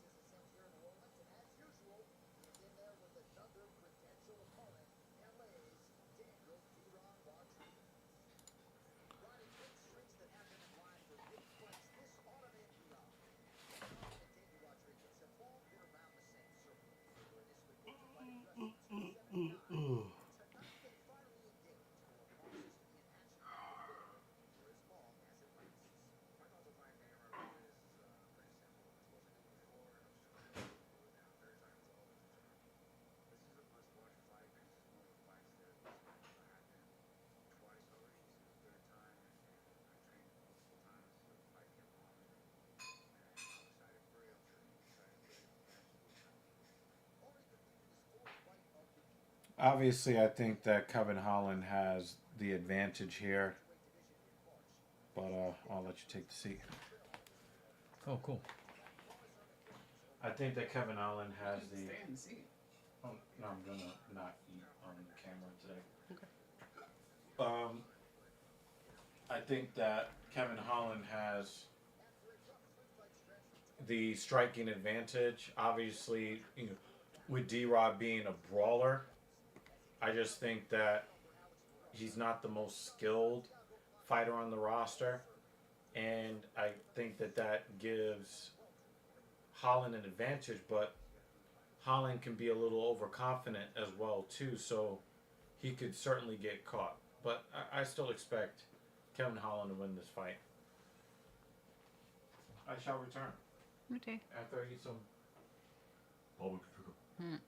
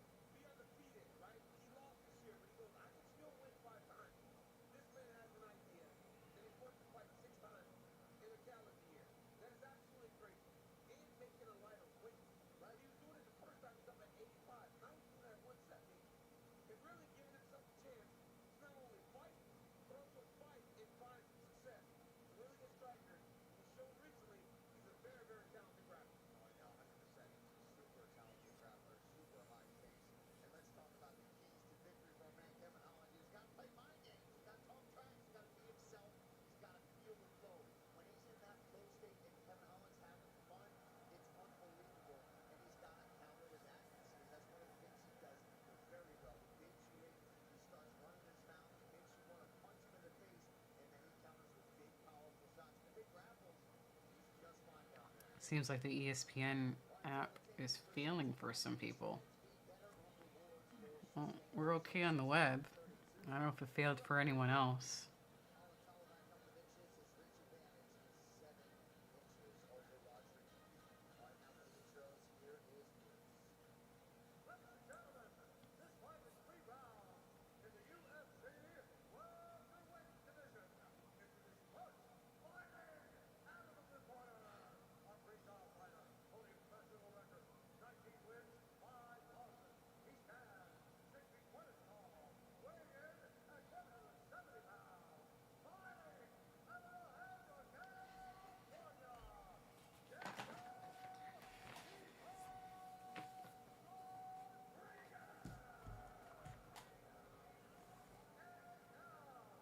Heh, showing boobs again.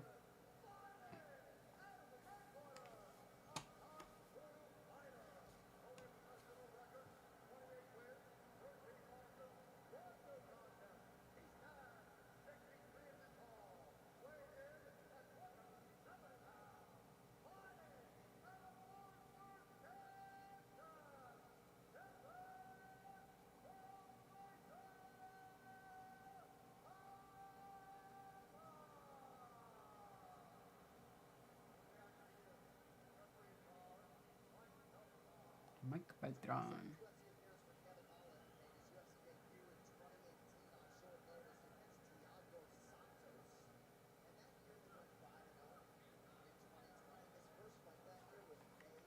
This might be a little too loud.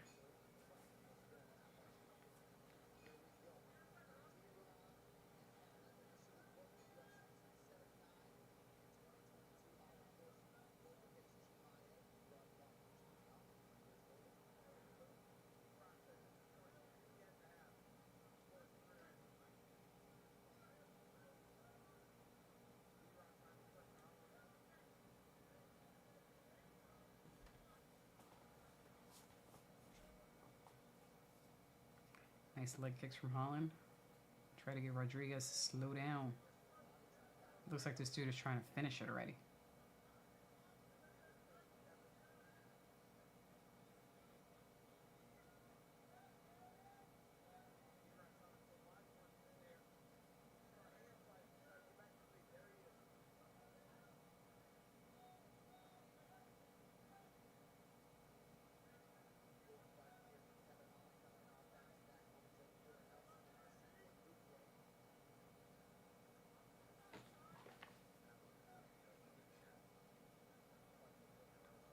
No, no takedown.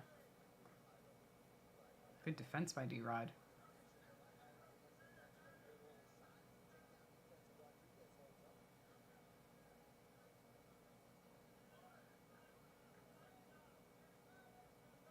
These dudes don't even look like they're in the same weight class. That's wild.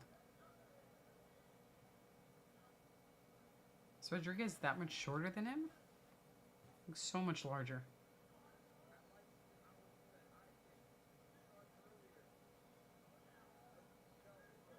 Oh, that looked like it hurt.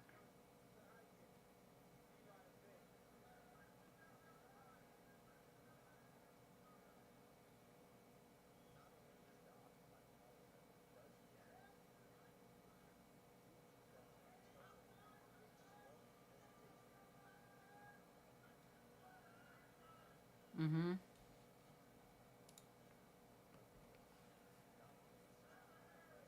Yeah, I'm hoping we get the Holland that's gonna whoop ass tonight. Because you don't know which version of him you're gonna get. I just want to get in between rounds so I could see Daniel Rodriguez's height. Because he looks so much larger.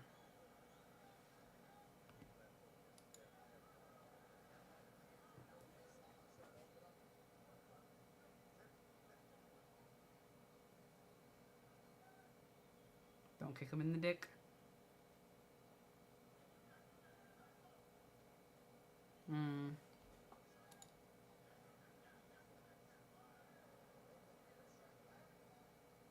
Yeah, he's this tall, skinny dude.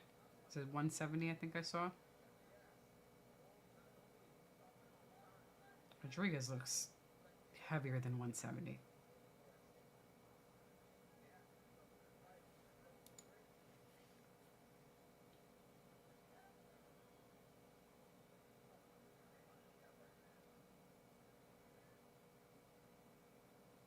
Careful, careful.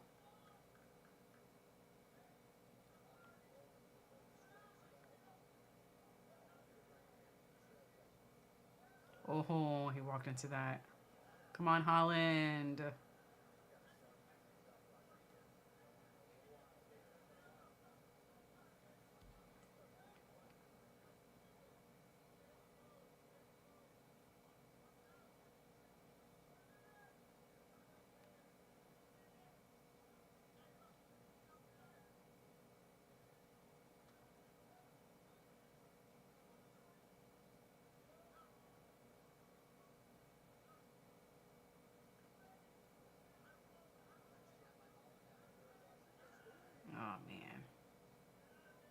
He got caught twice.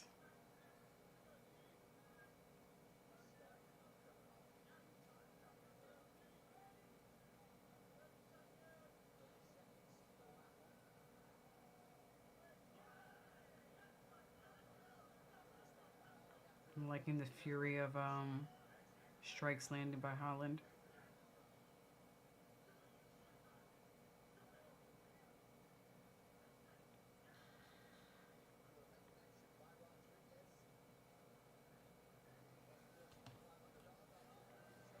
Good head kick.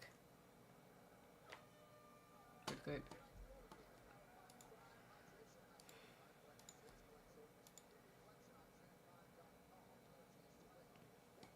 Six foot, 170. Holland is 6'3". Still. Daniel Rodriguez looks heavier than 170. No. That's what it is.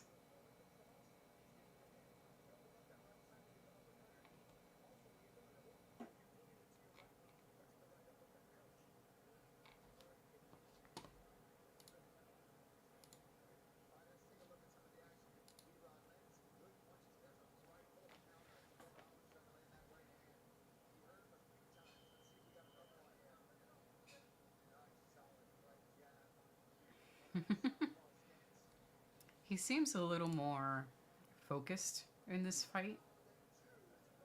Less joking around. He looks serious in this fight.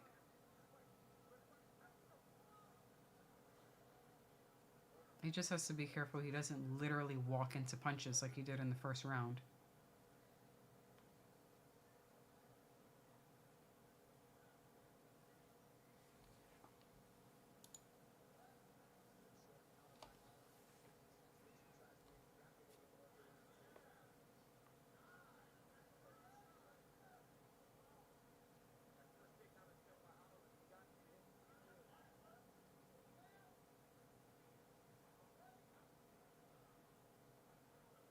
Oh, Holland. Oh, fuck. Fuck. Come on. You're fine. This is fine. You're fine. Oh, man. Grab a limb.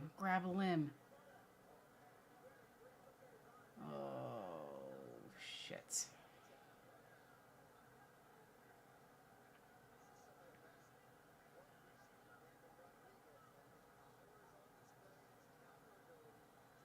Oh, Holland is in trouble. He's still on wobbly legs. Yep, he's definitely in trouble. Sometimes that's all it takes for you to just get caught. I like how he pat himself on his own head. He's like, that's probably like where you got caught. Mm-hmm. Oh, don't. Oh, he's stumbling now. Come on.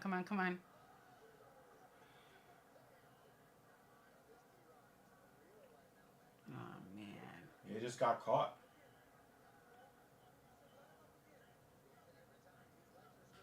I don't know why he hesitated on the 12-6 elbow. Nice advance for D-Rod. I think he has just enough working brain cells right now to Yeah. try to block some shots. Not Or really to think evade about his them. own. Yeah. Yeah. D-Rod definitely trained hard for this fight because he definitely had some nice little tactical timing things going on in round one. Mm-hmm.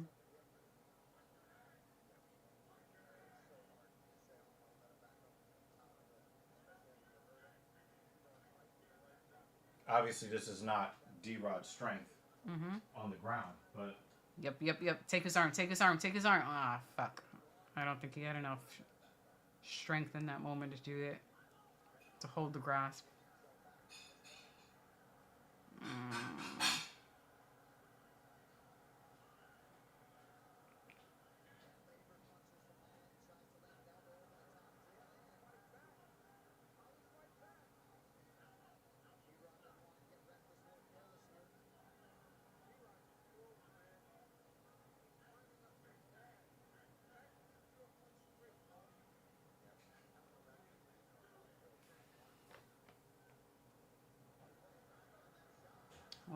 He got a takedown. He got a takedown.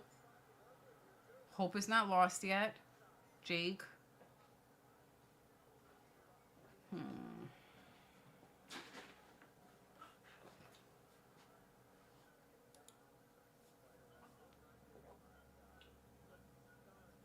He's just doing little pats. Get some points. Get some points. No, he lost the round already, so he just needs to get an opportunity to recover.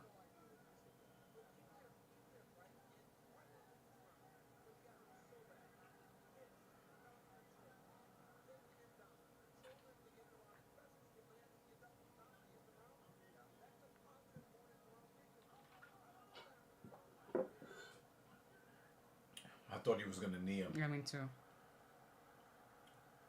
Yeah.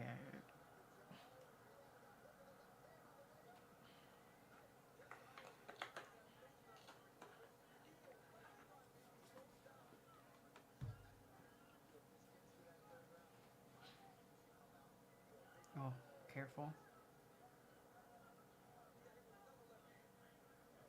They're both working hard. Yeah. I think there was an accidental clash of heads, which Holland, I think, felt more of. Yeah, because he's definitely down, kind of filling that loop again. Yeah, and now he's bleeding from it. On the top. Yeah.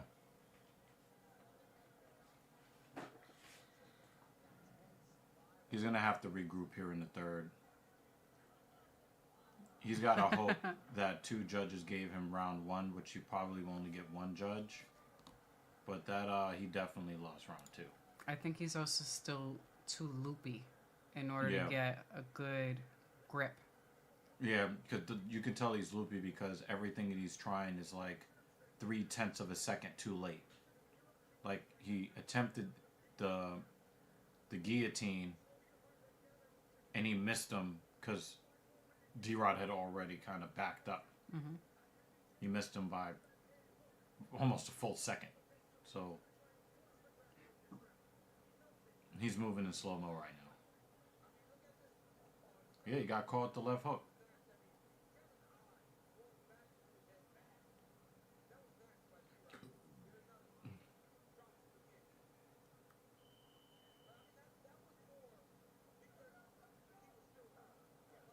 Blast Really double. lucky he didn't end up kneeling into a knee. But D-Rod's not going to throw that because he knows that Holland is not a wrestler. That was a timing, D-Rod was over his center line, so the blast double was just there. Anybody could have gotten it. You could have gotten that takedown.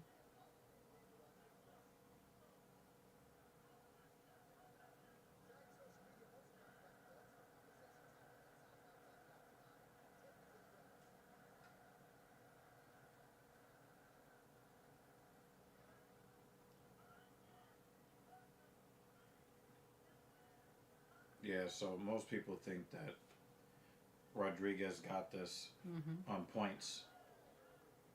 And I just don't think that Holland is sharp enough to get a finish. I could be wrong, but I just don't think that he's sharp enough to get a finish.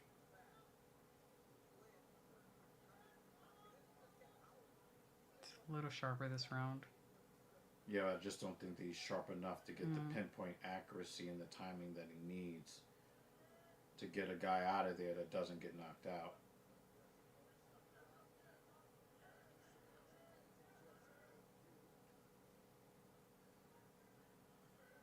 What does Mr. Miller have to say? He says, I made a rule to never pick Holland and finally did after recent wins. Yeah. You don't know which version of him is going to show up. And I do like the version of him we got today. It's just that he got got caught caught. with Yeah. some really good shots. Yep. Oh, come on. Holland. He's throwing them elbows. Holland, finish this shit. Can he get a TKO? Finish it. Did he just slap his belly? Was that an illegal kick? I don't know. I didn't see. No. Separate, punch. Separate, punch. Elbow on the break. Oh, come on. Yes, Oh, yes, left, yes. right. Oh, man. Oh, man. Oh, my God. Oh, my God.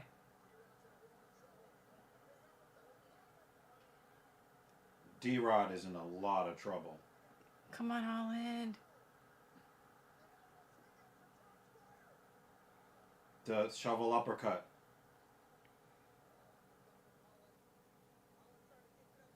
Oh, he's so pooped. DC's like, he's trying to get to that chin. That mouthpiece is not in place. Oh, he's turtling. Come on. Stop. Don't worry about the knee. Stop trying that. No, Stop trying that. No. Stop trying that.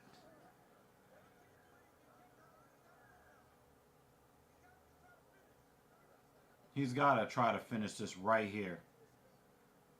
Oh, Yes. No, he doesn't have it. He doesn't have it. Oh, now he might get it. Now it's over. Nope. Oh.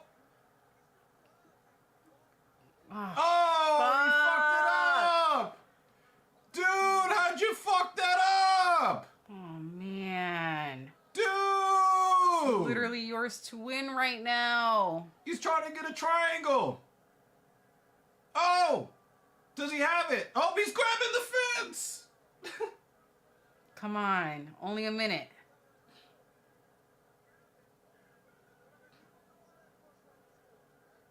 Damn, you fucked it up. You fucked it up, dude. You fucked it up. And now he's in full mount. Dude, you fucked it up. How did you fuck this up?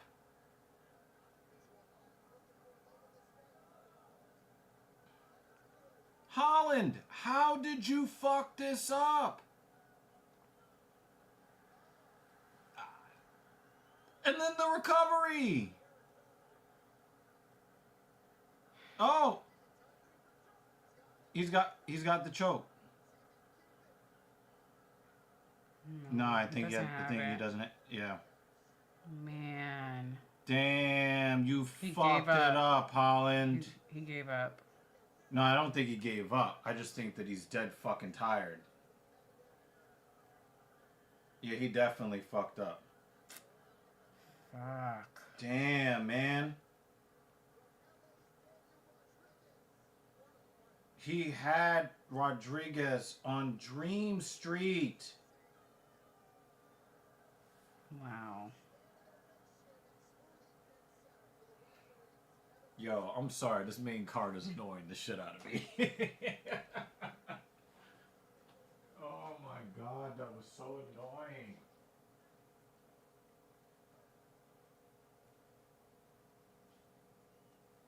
Holland looks annoyed.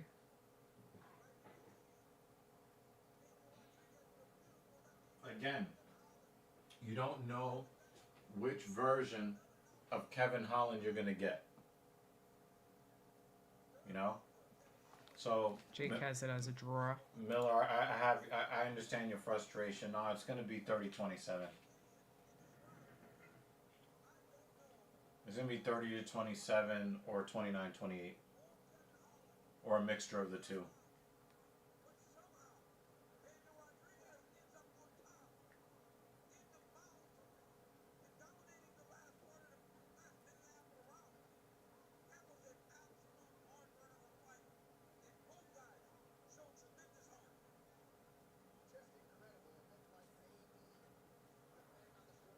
Damn.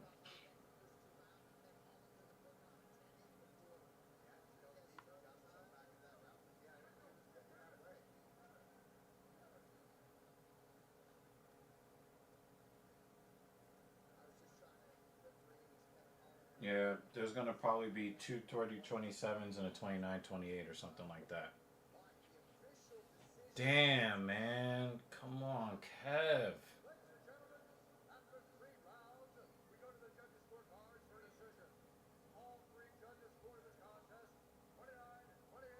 Yep. Here it goes.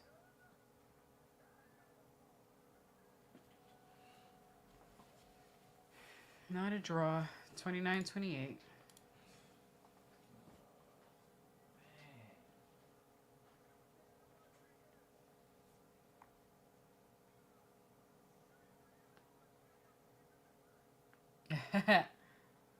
DC gave him the, how sure are you that you won?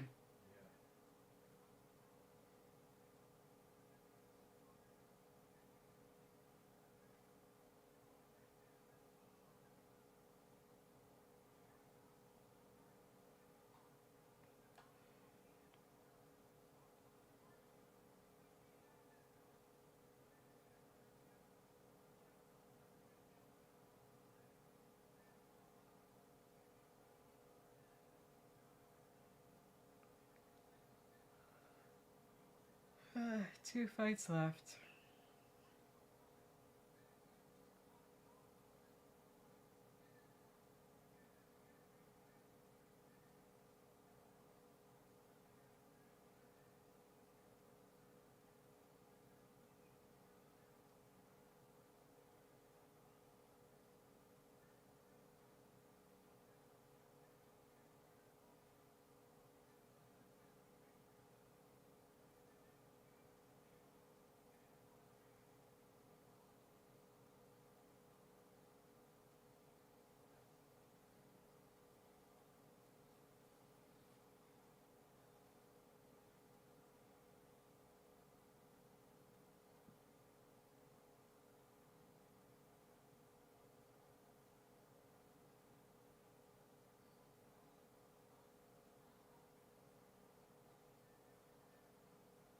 Such BS.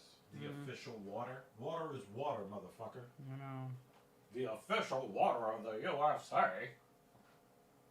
The official water, nigga. It's H2O.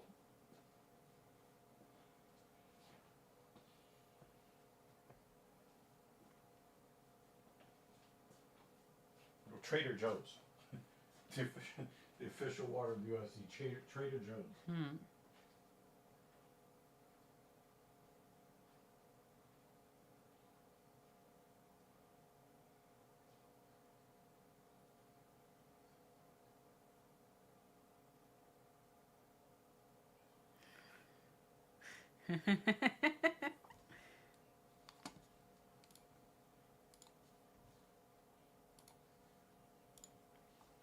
Just do the opposite.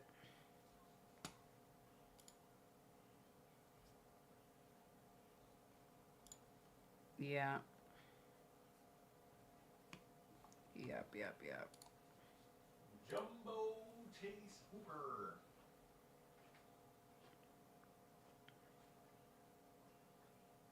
I think mine has been one. No. I got one right, two wrong so far.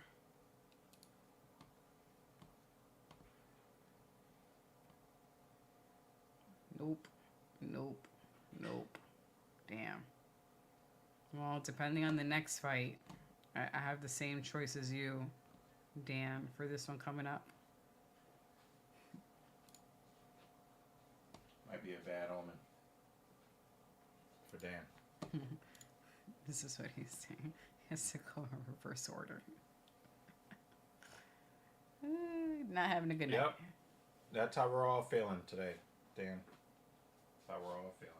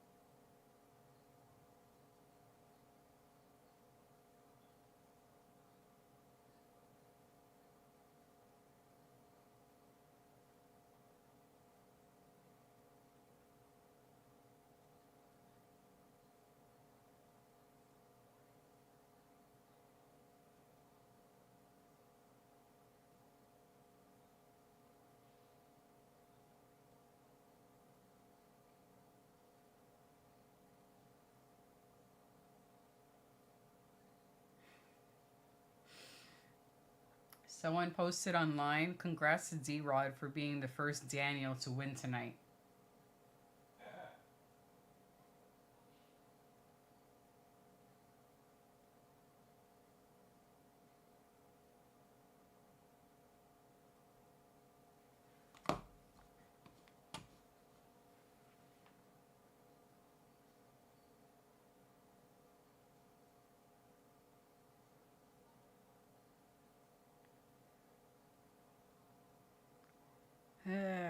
It was so disappointing.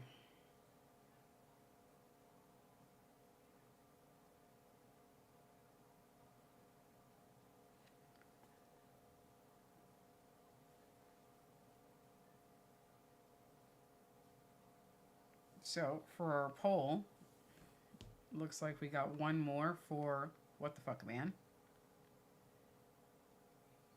If we get one more What the Fuck Man, it might be tied. But we can't have this poll winning with, oops, I didn't mean to click on the button, with yes. Because y'all are weird.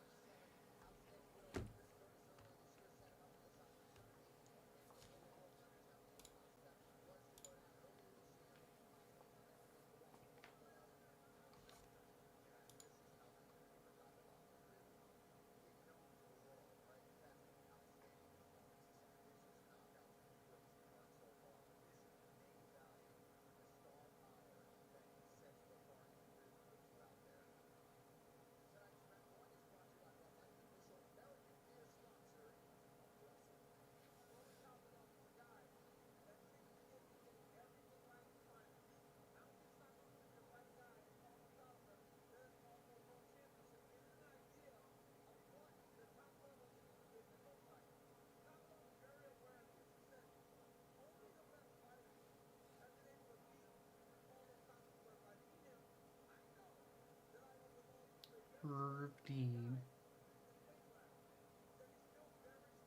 Surprised he's not getting the main event.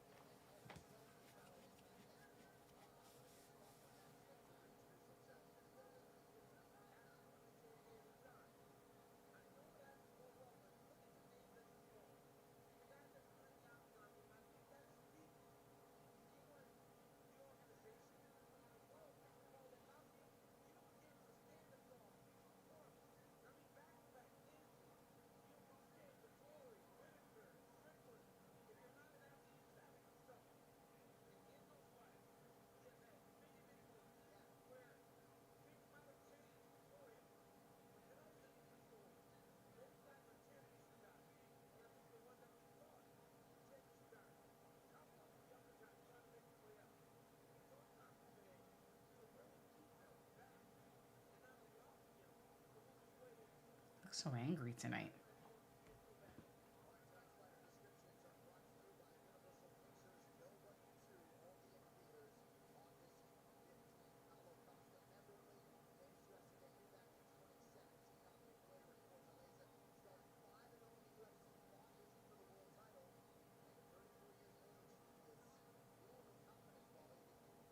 Was there beef between these two guys beforehand? Or he's just really revved up for this fight?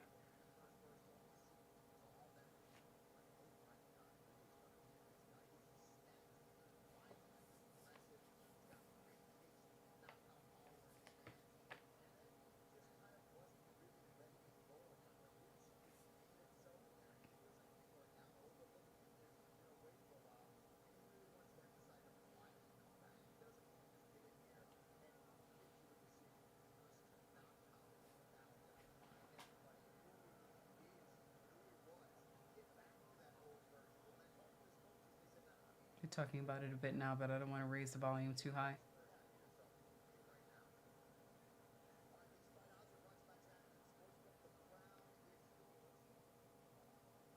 Seems like, I mean, I didn't follow any of the story beforehand, but the way Costa's looking in the octagon, it's like Jumbo Chase Hooper dissed his mama or something. Pretty intense. So angry.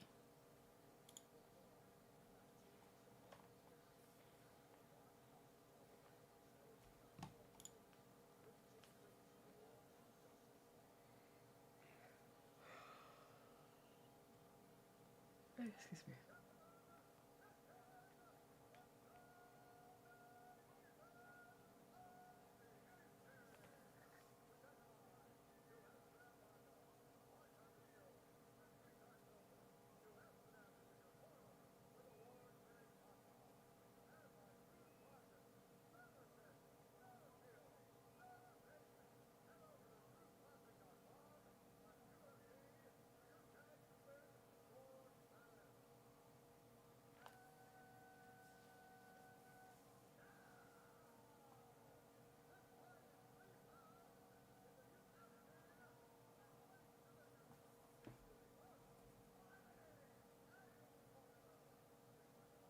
This drone that they have flying around the arena, the video quality is pretty bad.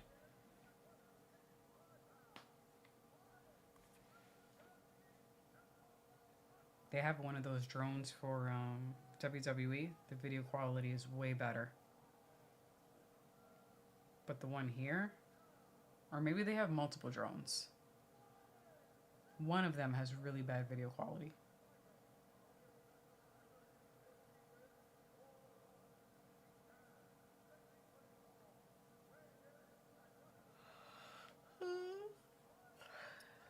Sorry.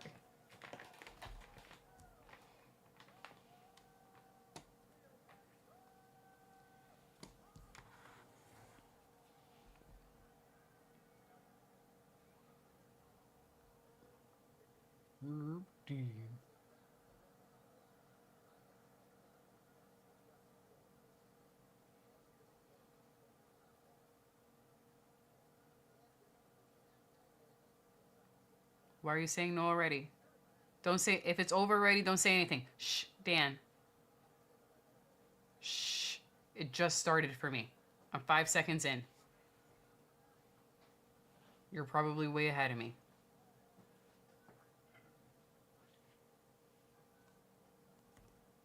Oh, okay. You can't scare me like that. I thought it was over already. And I can't help myself. I know the sun is rising where you are. He's in the future. But you are in the future.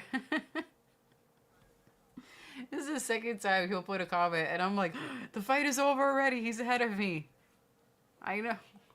As I say, you're in the future. The sun is up. I'm trying not to. I could feel the yawn forming as we're talking about it. Just seeing the word yawn makes me want to yawn. We're almost there, Dan. But I really want to yawn now. I'm sorry.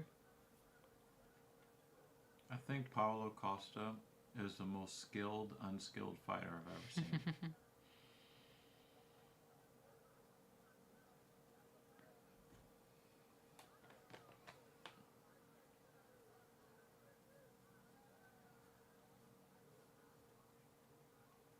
Oof, that was good.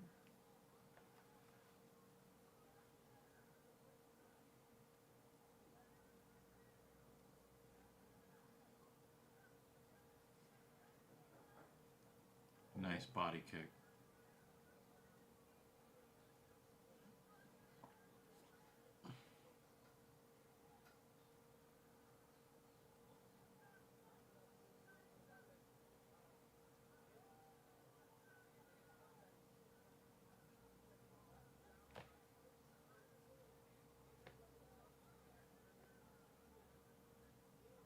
He seems like he has.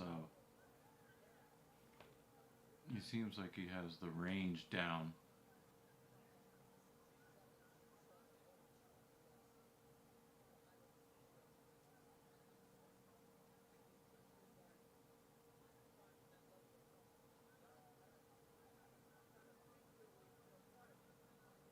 I think another thing that hurts Paulo Costa, his arms are not terribly long for the division. So even though he's got size, you know, he has to make use of his kicks a little bit more, even with guys his own height.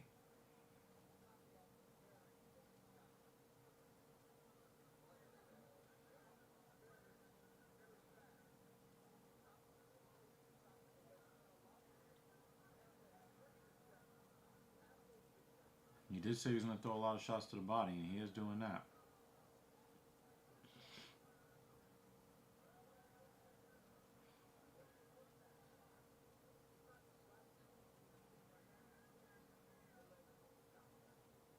Yeah, he's got a long torso and short arms.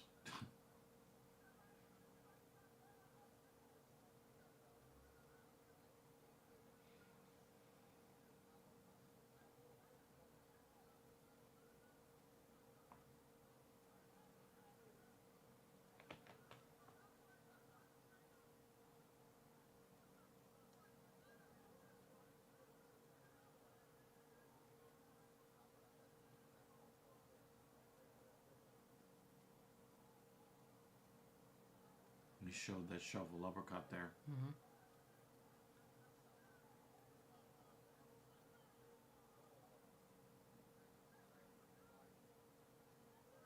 Oh. He lost his mouthpiece.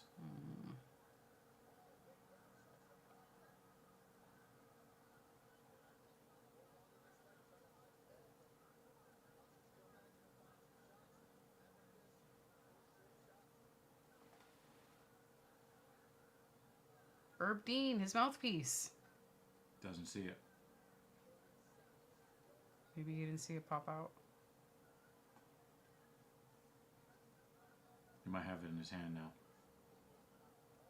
I didn't see it on the ground anymore. Yeah, he's waiting for a good time to stop it.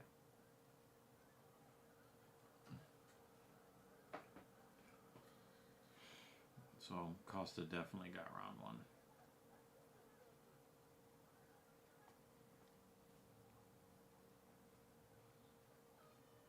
Kopylov definitely gave up a lot of body shots.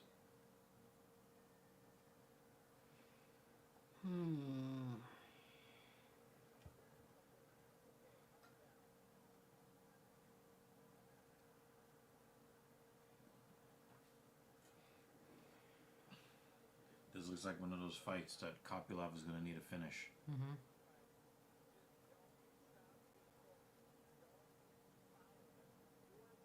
Yeah, that body shot really is working.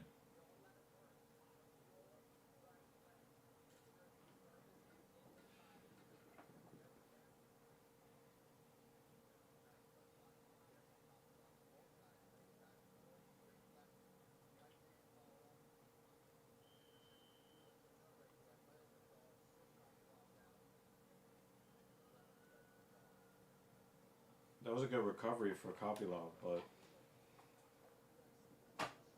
there was any chance of him winning the round, it was gone after that knockdown. Mm-hmm.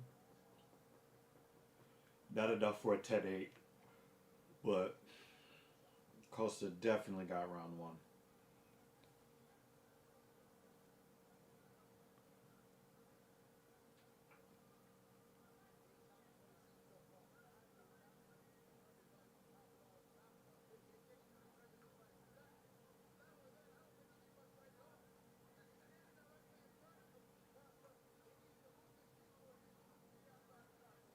Now he's trying to trade body shots.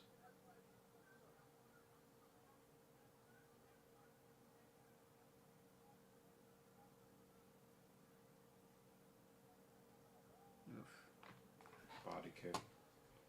Another body kick.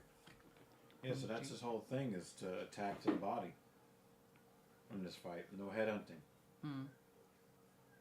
Jake thinks He might still get a knockout with a headshot, but he's really focusing on the body. And I think that, you know, Costa will probably get the knockout going to the head, because Kopylov is now, you can see that he's trying to guard the body now more. Mm-hmm. Costa's got good timing right now. And he's feeling himself.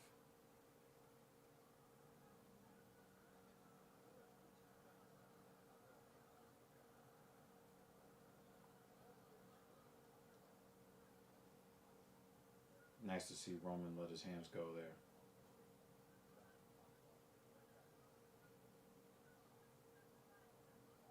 Another dig to the body for Costa.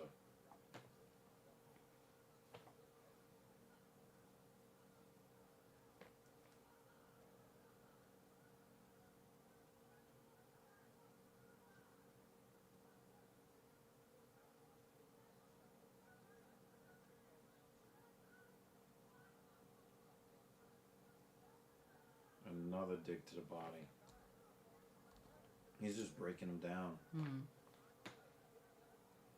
Jake says Costa's timing the jab when Kopylov tries to step in. Yep. He just keeps resetting them, especially with those body shots. He just resets them.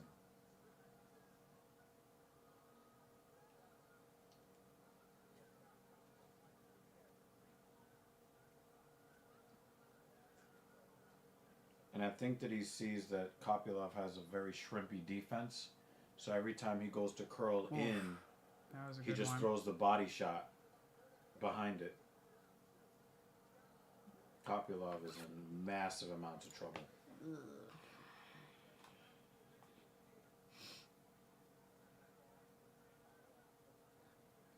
Yeah, he is killing him to the body.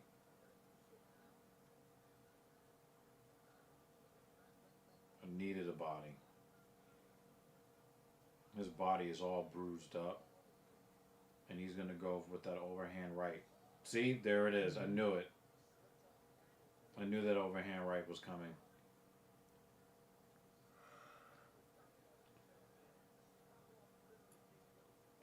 Kopylov is probably not going to survive round two. And it'll be back to the drawing board for him. Because...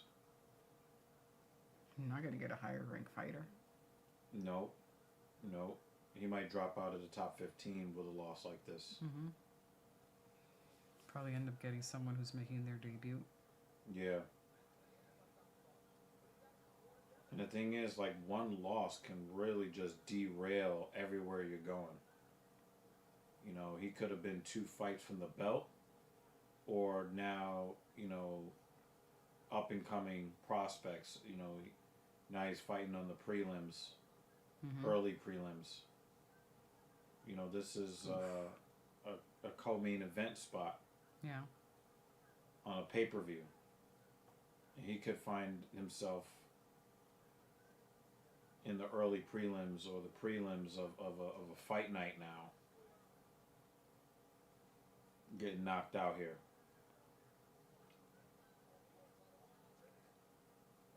Wow. Costa was trying to take his life with that left hand.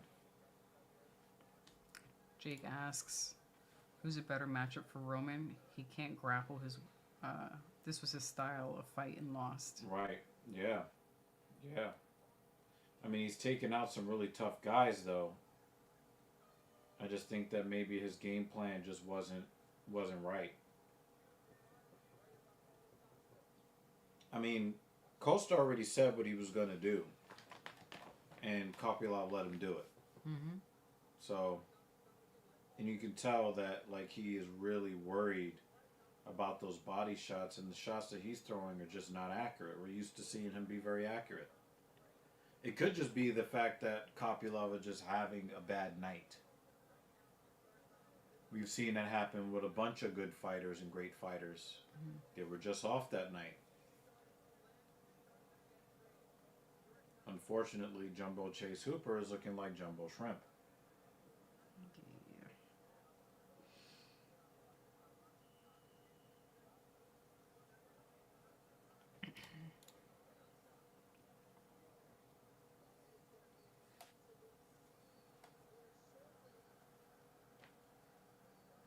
He still has his jeans on.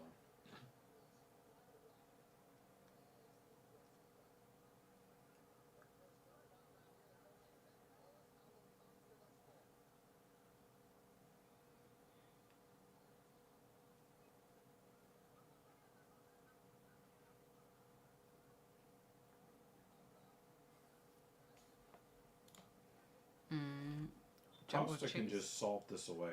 Yeah. Jumbo Chase is also hurting the body. Work throws anyone off from committing. Yeah, but it's not really working in this one.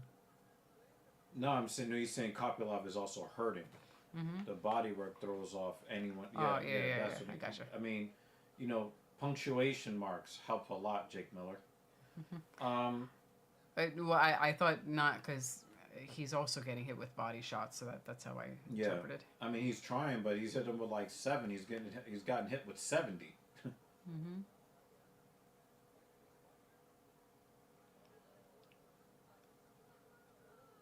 I'm sorry, dude.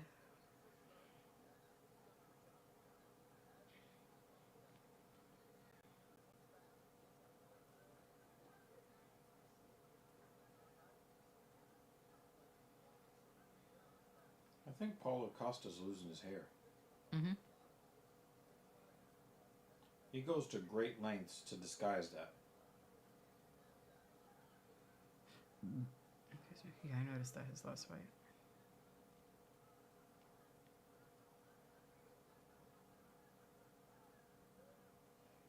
Kopylov is like whole fucking tenths of a second late with his striking decisions.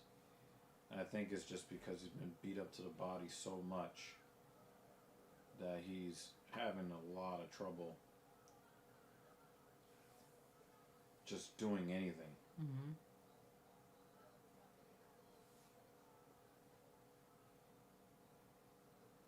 His defense is trash in this fight too. But he's trying to hang in there. He's trying to hang in there.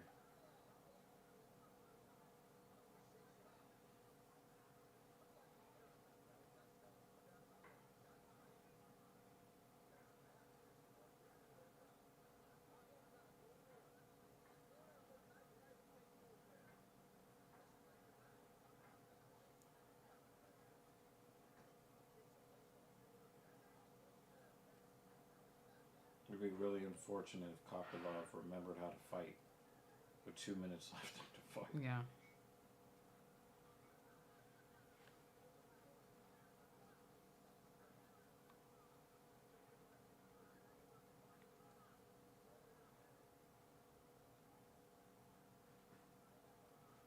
It looks like Costa is starting to wear a little bit of the fatigue a little bit. Mm-hmm.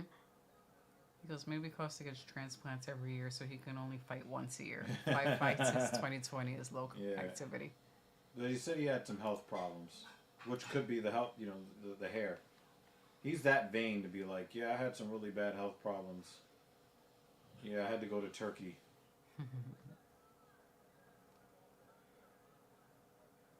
He's doing the Yoel Romero. Stick out your tongue every time you get hit. Yeah, he definitely remembered how to fight now when he doesn't have enough time. Mm-hmm. And Costa's doing just enough to not get finished, you know. He's still, digging, decent shots to the body. What was that level change for?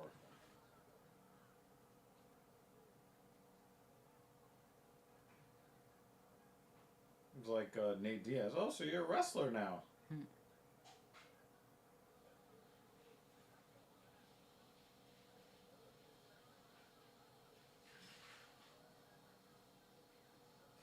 Jake says Rafael Nadal owned the balding look. Yeah. Yep.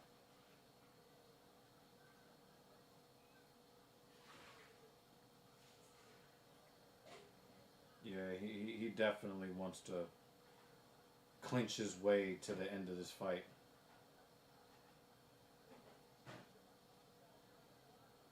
Kopylov could take a lot of damage. Mm-hmm. I thought he was definitely going to get knocked out in round 2. Or a TKO by liver shot. No, I thought that the shot to the jaw was going to be the beginning of the end there. That's a 30-27. I don't think there's a 29-28 in there or 28-29. It's not looking too good for us, Dan. Nope.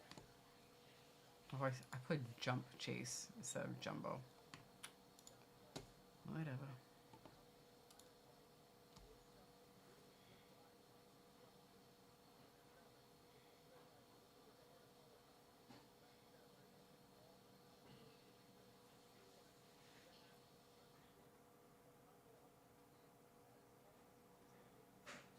And Kopylov did not continue on. He just threw that one shot that stunned and then just let it Left reset. alone, yeah. So he was done. He was already done.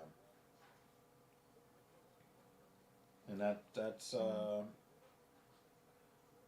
disappointing. It's a nice early one next weekend.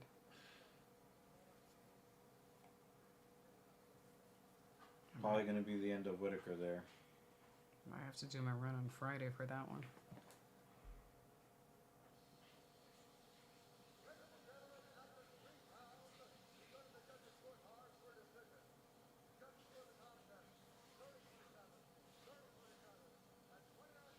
Hey, you got a round.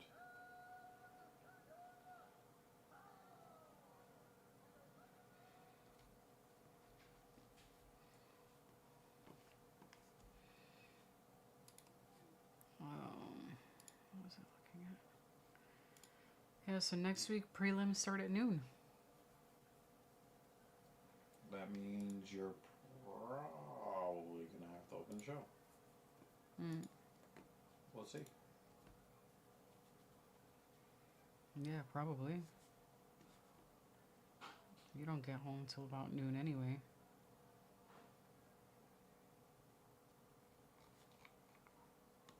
Doesn't look like a bad card. Mm-mm.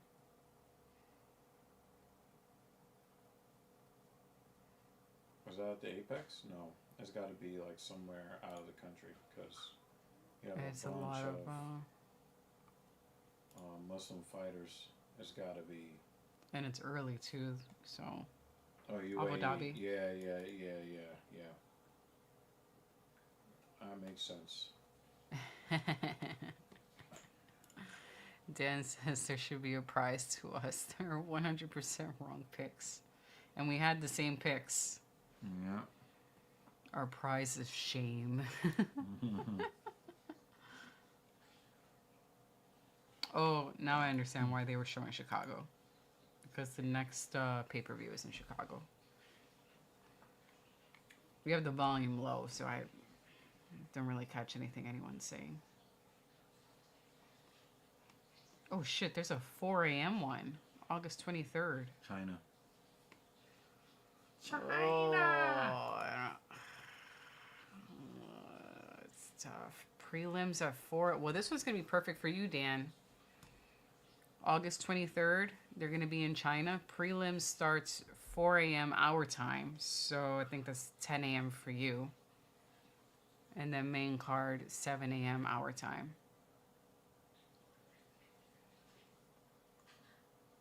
We really have to discuss that one because you got work in the morning.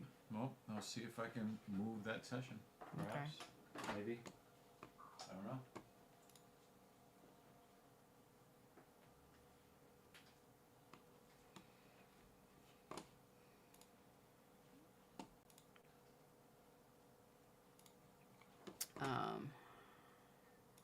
I'll share what I do a share screen so you guys can see what I'm looking at.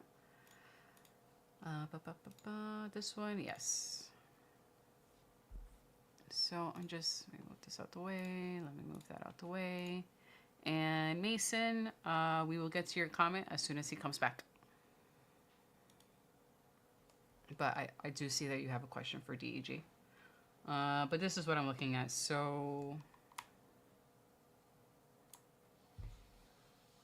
yeah.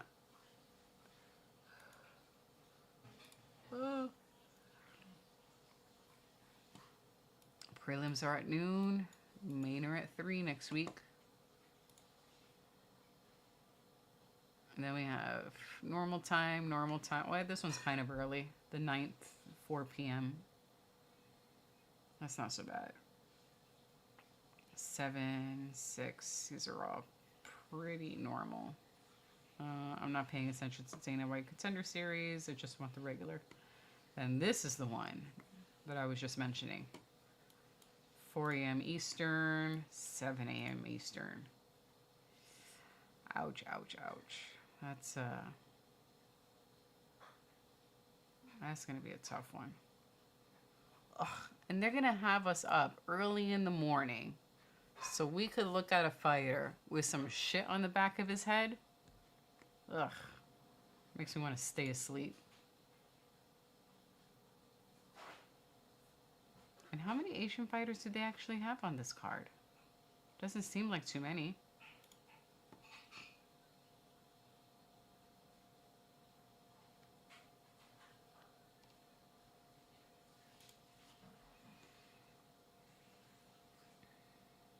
And then the rest. Here goes Fight Night France. This is a nice time, noon. September. Noches at 3. Australia. At least this one's going to be normal time. 3:20 at 6. Oh, another Abu Dhabi one in October. That one's 10 a.m. Well, that was pretty far ahead, but all right. We've got some early cards coming up. This one's going to be tough, though. Shit, 4 a.m. I apologize in advance. I'm definitely going to be yawning straight through that one.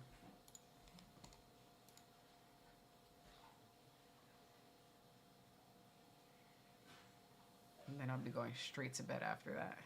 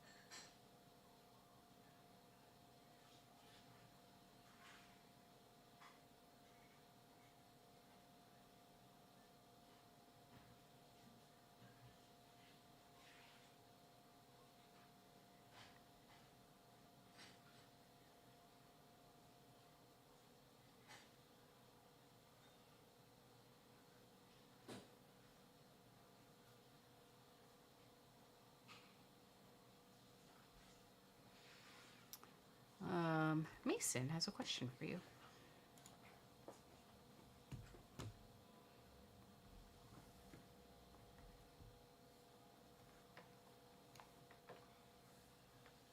Okay. So I guess we'll start with the black pill.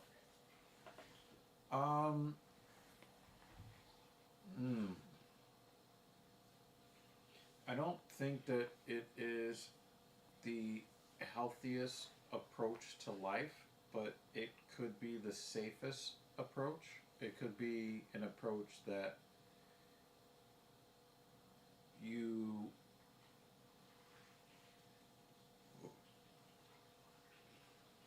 know, some guys, I think they feel like that is the guaranteed way to preserve their dignity and self-respect and self-esteem. So when he's talking about black pill, Mm-hmm.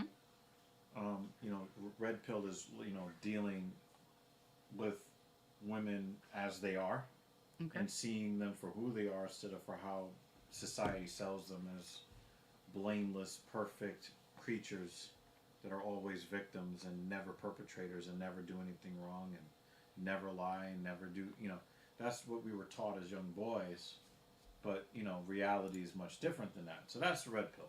Mm-hmm. Black pill guys, they believe that not dealing with women on any level for any reason is the way to go. Okay. And obviously that's just not psychologically healthy. Mm-hmm. But, you know, it lowers the chances of you dealing with, you know, a false accusation. Mm-hmm. It lowers the chances that you're going to blow up somebody's ego at the expense of your self-respect. Mm-hmm. But that's all about the absence of negative outcomes. There is no positive outcome there. So I would say that it's not a great way to go about life permanently.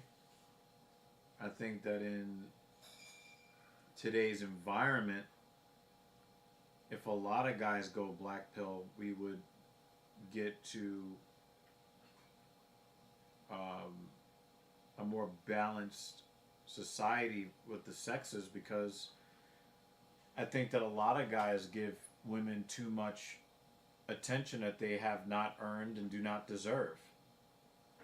And, you know, you get so many women that will disrespect men because they think that they're always just going to have all of the leverage and they could just do whatever they want because they have an infinite amount of options. And I think that a lot of guys have pulled back and have just stopped dealing with a lot of the women today, and some of the women are starting to rethink their place in society. But we still have a lot of guys that are out there that are willing to cheapen themselves to build up the ego of a woman to no benefit to themselves. So I think temporarily going black, if you are making yourself a better person, if you are being a net positive to people in your community, because you can go black pill right now, but remember that you have all the time in the world as a young man to attract the type of woman that you want later on. You don't need to attract the best woman today. You know, a lot of young women need to attract the best man today. They just don't know it. But you have time as a man to go black pill today and red pill tomorrow. And then, you know, if you find a woman who actually loves and respects you, you can go fully blue pill and be, you know, go off and be happy and have a family. But I think that, you know, a lot of guys need to focus on enriching their own lives in all possible ways. You know, mentally, physically, spiritually, financially. Enrich your own life You know, if you meet a woman that's good with a coffee date, go on the coffee date. If she's not good with that, leave her alone. It's that simple. Like if she's not, you know, and you'll hear other guys say this, but I can tell you with certainty, you can deal with women, but only the women that are like legitimately into you. That whole chasing woman thing is no good for your soul. You know, only deal with women who are really legitimately interested in you. And the women that are legitimately interested in you will not have you trying to spend $500 on a lobster and steak dinner. Or buying, you know, $10,000 bags. They'll never ask you for that. The women that truly are into you, some of them will pay for things for you.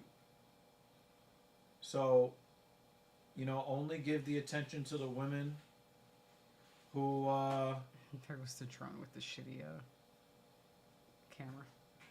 yeah, like, you know, you only give the attention to the women that are worth giving the attention to. And if you're not absolutely sure, absolutely leave her alone. You know, when you're in the gym, don't be giving people compliments. When you're in the store, keep walking. If somebody's carrying a bunch of heavy groceries, keep walking. If somebody's in trouble, call the police on their behalf and keep walking. But, you know, your presence on this earth, Mason, is valuable and not to be given for free to anybody. Nobody's entitled to your affection. Nobody's entitled to your attention. Nobody's entitled to your resources. Just like you're not entitled to a woman's attention or sexual access. You're not entitled to her. She's not entitled to you. Live that way.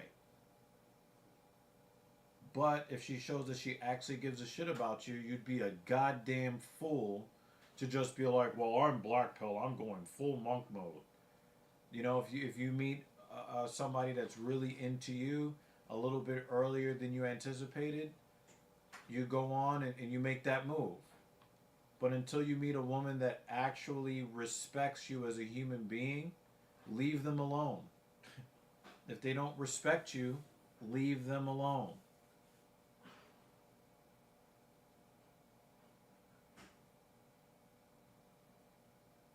And that's the red pill of life. It's not just about dealing with women. Don't deal with people who don't respect you. Don't work at establishments where you're constantly being disrespected. You know, what I'm saying is not radical. It is not some newfangled, you know.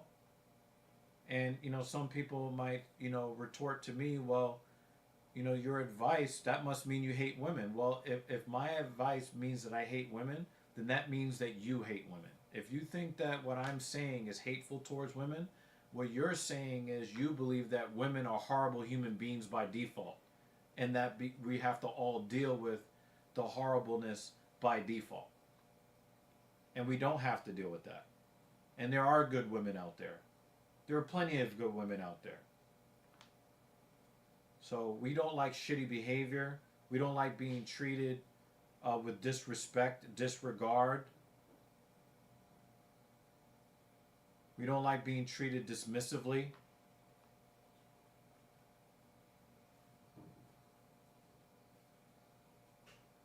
And that's not how all women are. Deal with the women who respect you. Completely ignore all the ones that don't, including the ones that are begging for help. Oh my God, I need your help. Please help me. No. You're a strong, independent woman that don't need no man. Go handle your own fucking problems. Go protect yourself. But for the women that do respect you, you give of yourself to those women. So no, I'm not the greatest proponent of a black pill ideology. I understand why some guys do it. And as long as you're not out there harming anybody, it's all good. If you leave entitled, angry, hateful, misandrous women, if you leave them out there to sink or swim for themselves, More power to you. Fuck them. They said they didn't need you anyway. Let them suffer. As far as losing face fat, one of the things that I've noticed is that when people eat at a caloric deficit, it seems to me the first place they lose the fat is in their face, before the belly. That is a trend that I've noticed. So, do with that information what you will. I would not worry about losing face fat. I would worry about trying to get in the best shape of your life, both in terms of strength, hypertrophy, and cardiovascular training. And I think that if you do those things, the side effect is you might get a little bit slimmer in the face.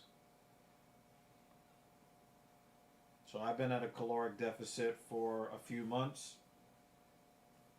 My face is starting to look a little drawn in than it was in the wintertime. So that's just how that works.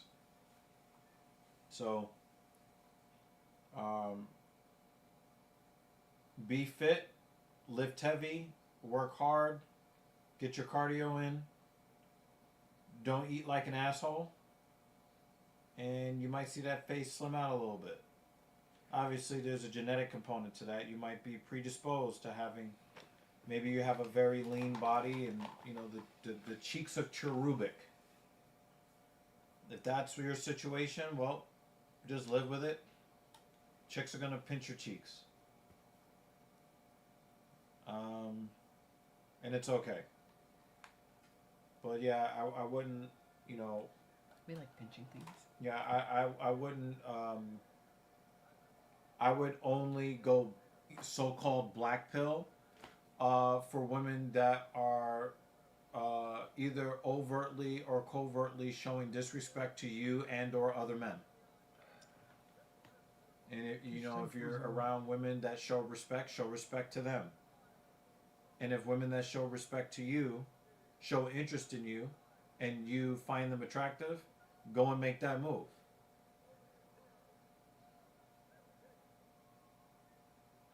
A lot of good women are getting a bad rap because of the angry misandrists that are squawking really loud on social media. Don't miss out on an opportunity to have a fun young adult life because of the loud minority who are trying to make you feel bad because you exist as a male. There are plenty of good women out there. Find one you're attracted to. Deal with her.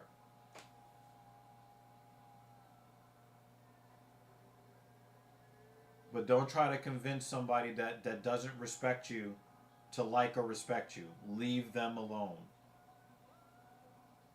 And when I say leave them alone, I also mean leave them alone when they change their tune when it benefits them. If they were ever a strong, independent woman, always leave them to being strong, independent women. They get in their 50s and 60s and they need you to help carry groceries. Remind them of all that shit they talked on the internet for 30 years. And then let them go and sink and swim. But for the women that respect the men, don't punish them for the misandrists. Dan chimes in. When you train, use the largest muscles in your body. That will make you lose weight fastest. I mean, in a roundabout way, it's not really that direct. You will increase your basal metabolic rate when you work the largest muscles in your body. You also will influence your body to produce a little bit more testosterone and a little bit more growth hormone. And all of those things that can help with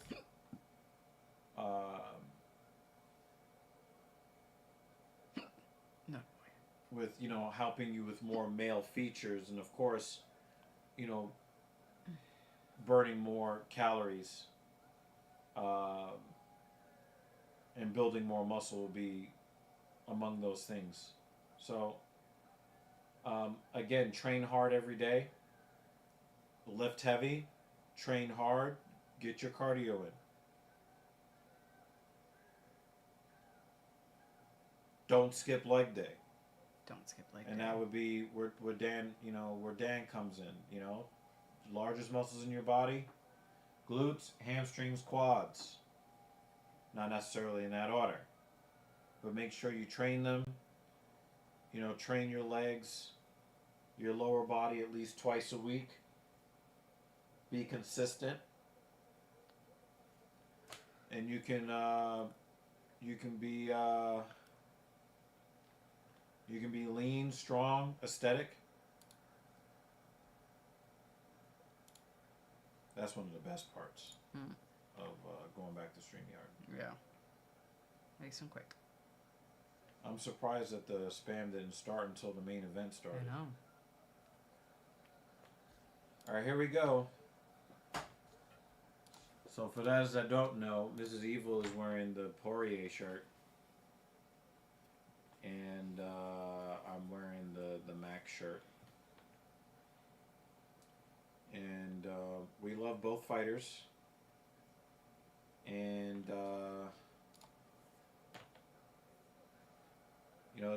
it's the end of an era. Poirier does look like he's carved out of granite. Mm-hmm. Dude came in with an 8-pack. I wouldn't be surprised if he already started on his steroid cycle and just said, "Fuck it, they can suspend me. I'm out already." Yeah.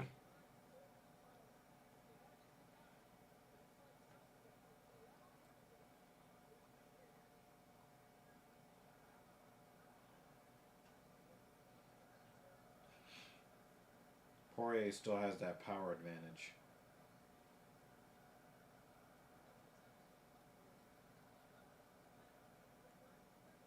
I don't think that Holloway has that secret sauce that he pulled on Justin Gaethje with those side kicks and those knees. I think that Dustin is going to see that coming a mile away. He's not going to be able to catch him the way he caught Gaethje.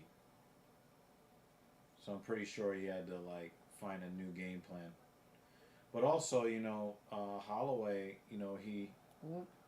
No, that's not... No. There's no way he knocked... He really did it. That was a real knockdown. It was. Right on the button. They might give him credit for 2 knockdowns there. I think that was just a perfectly placed shot. Yeah. He didn't have this kind of effect on Poirier the first time they fought.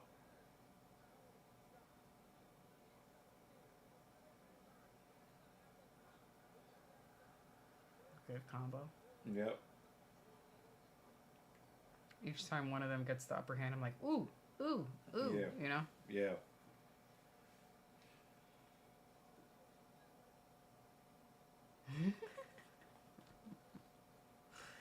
I like this chain of comments. Shit. Oh. Oh, you tried it. Don't kick him in the dick by accident.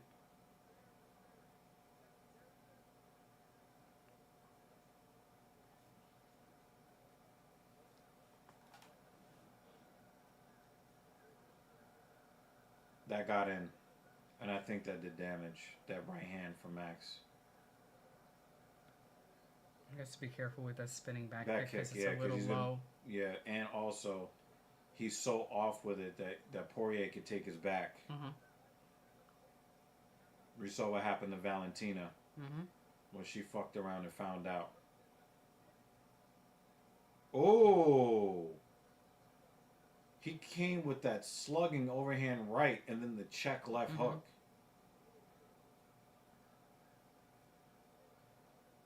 I can't believe Poirier sat down on that first. What was that, a left hand? They'll replay it. If we make it to round 2, they'll replay it. It's just... I can't believe he sat down to that.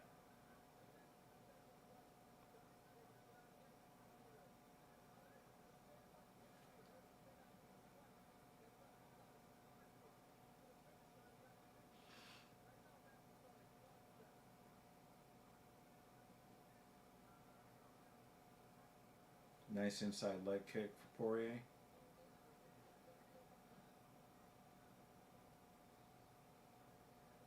Nice combo. Max won this round. Mm-hmm. The question is, will they give him credit for 2 knockdowns? Because I don't think by the action it's a 10-8 round, but 2 knockdowns in a round, judges could see fit.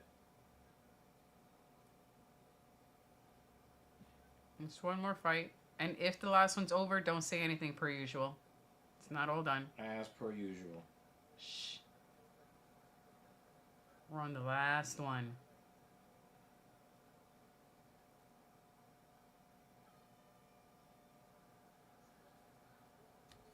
Yep. Not all done. Not all done. And if you're ahead, don't wreck it for us. But how are you? And welcome. Good evening, good morning. I think he's just trying to be an asshole. Mm-hmm.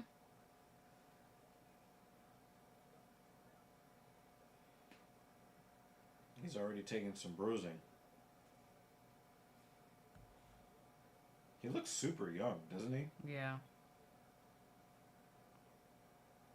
There's a series of photos that shows him throughout the years, and it's like young, little older, still looks young. Yeah. Just with facial hair. Dunk. Then the right hand came. Yeah.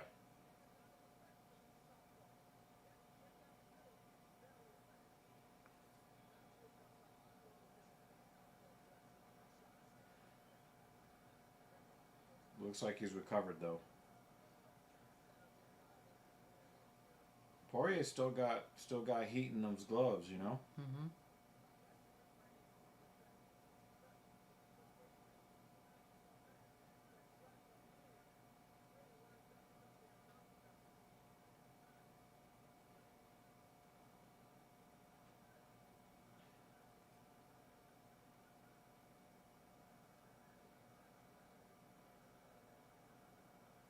That was a strong.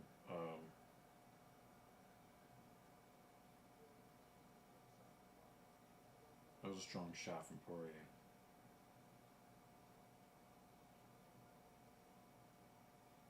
Poirier is not laying it on him like he did that first go around for the interim belt.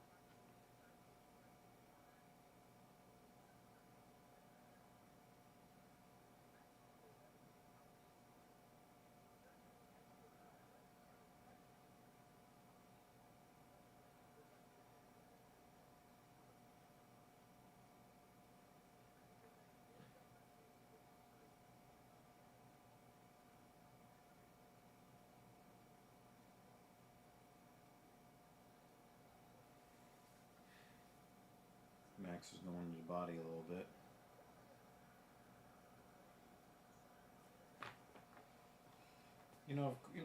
I won't be massively upset if Poirier ends up, getting a W on his way out. That's a nice way to go out. Mm-hmm. But man, that would fuck up Max's trajectory as far as whether he could ever be a title contender at lightweight. And that's the way I keep thinking about it. Left side of Dustin's ribs are red, and there's like a little swelling, little spot. It's also be because he's so fucking lean. But it does look like Max is going to the body a lot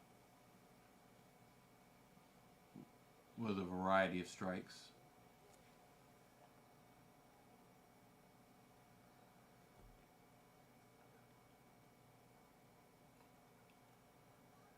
Oh, nice. Chicken Wobbly. dancing. Yeah, he's chicken dancing. Oh no. And there's the yeah, he's in a lot of trouble. Yeah, this might be the end. Yep. This is the end. This is the end. Position over submission. Position over submission.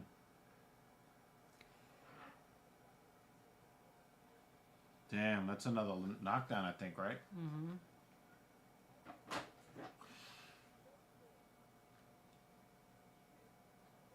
And you know, like, for Max's soul, he wanted to get that back because he really got beat up the first time they fought. The second time they fought. Mm. Like, he really got beat up.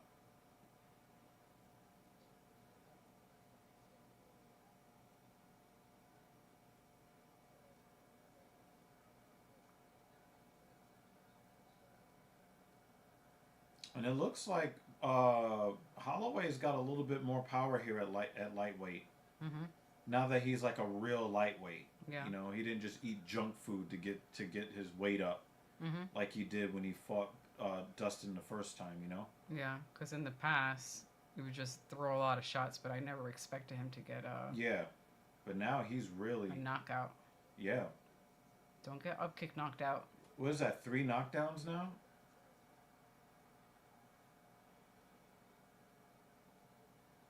Well, maybe not 3 knockdowns, but, you know, there was... he hit him with the chicken dance. So it wasn't a knockdown, but that was a major moment there. Mm-hmm. And you know Dustin wants that back. And I think that can leave him open defensively.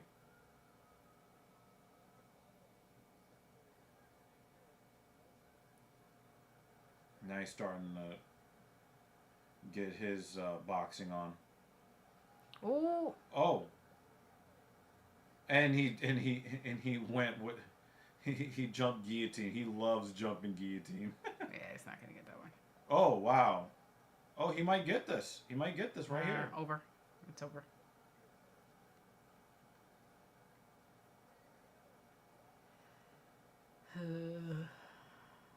Oh, the round was over. Yeah. You said it's over. It's No, over. yeah, Like, wait, because they both hesitated. They were so in the moment, and they both hesitated. Like, is it done? Should I keep hitting?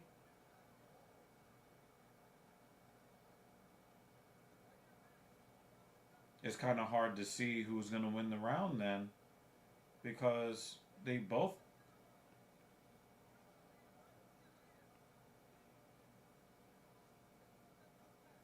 Oh, it kind of hit him in the back of the head. Yep. He's like, I want a guillotine finish. Please, I want one.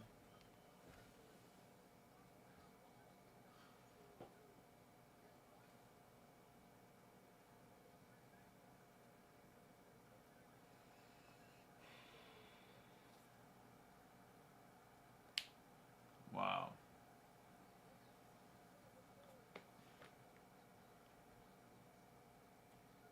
That makes it a little difficult to figure out round 2.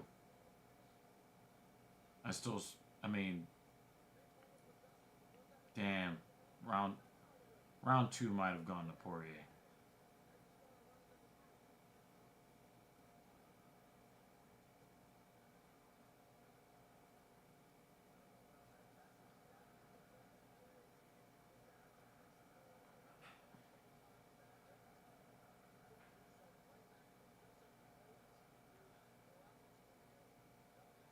I think it's already fight of the night. Mm-hmm. Mm-hmm. No matter how it ends now, it's fight of the night.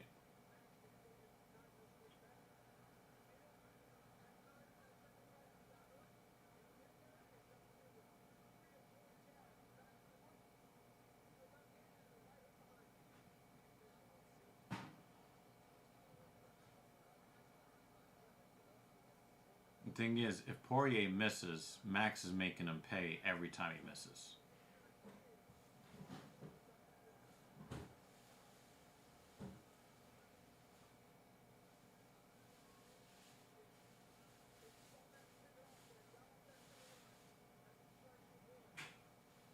See, here's the thing about Max Holloway that I think that he needs to kind of honor. His power is up at lightweight, but his susceptibility to get knocked out is also up at lightweight. So he might have a better opportunity to get knockouts but the probability of him being knocked out is also going up as well. Especially since he took, I mean, he didn't go out cold against, Topuria, but, you know, he you know, It's a possibility here. it's a bigger possibility since he took that loss than it was before. And he's already kind of high up there on the CTE rankings anyway.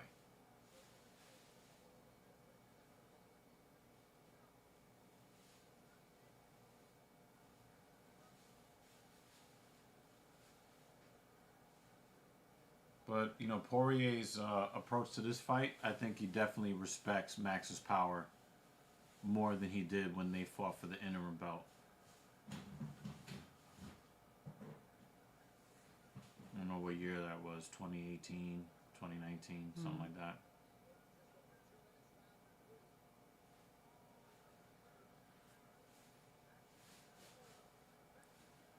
I still think that Poirier has the power advantage against Max, though.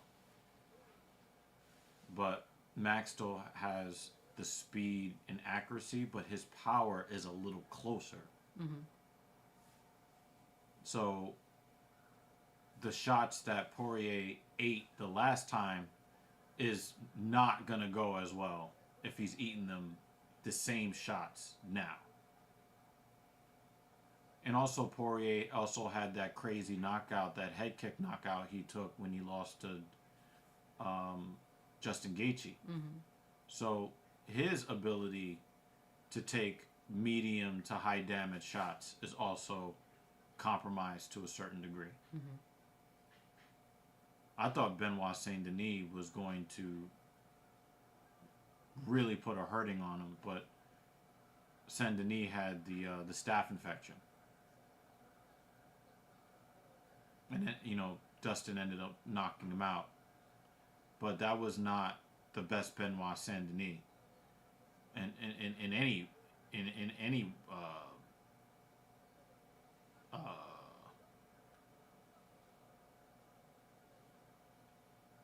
context. I'm trying to figure out what happened there. It looked like an eye poke.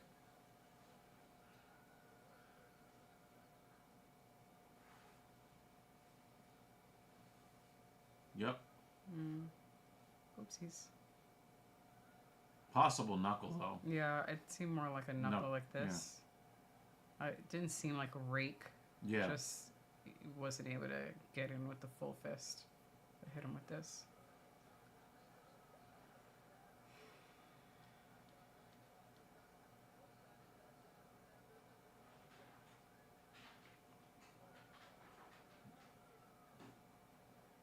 He said, "Come on, big boy." Is that what he said? Yeah. Oh, man. This might be like one of the more valuable $70 spent this year for the UFC. The card has been mostly very good. We didn't It was get a actually lot a good of card. Yeah, we didn't get like a lot of the outcomes that we wanted. But No, it was disappointing outcomes, but I can't say that they were bad fights. yeah. I'm just upset by who won. But Louisiana made it very, very clear. Anytime somebody tried to stall against the fence, the boos came like that. Yeah. Louisiana wasn't playing that. I think Louisiana probably should get a performance of the night, performance of the night bonus, because anytime somebody went to stall against the cage, they were booing heavily and quick and fast. 2 rounds left. Well, we'll see.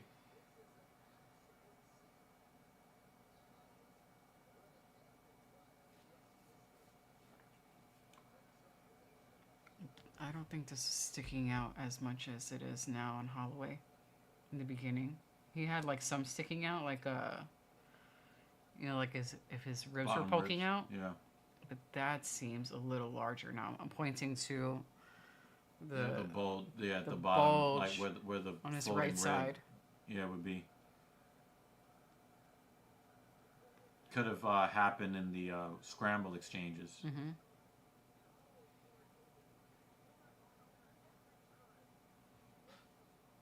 It actually looks like some significant swelling there. Mm-hmm.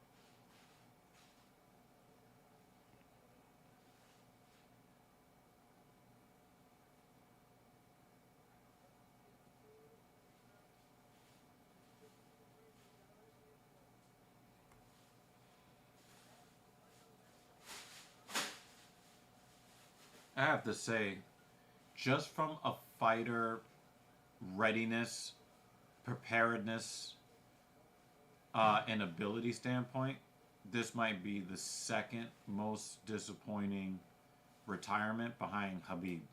Mm-hmm. But I understand why he's doing it at this point. He knows he's never getting another title shot, Mm-hmm. and it doesn't make sense to keep getting your brains beaten when you've already made a bunch of money. Mm-hmm. And like you said, he wants to be there for his kids, and I totally respect it. But just from a fighting perspective, Mm-hmm.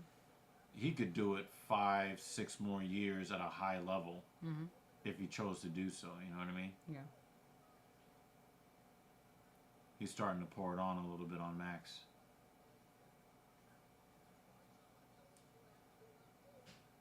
He was starting to win on the timing. Max is starting to open up just a little bit.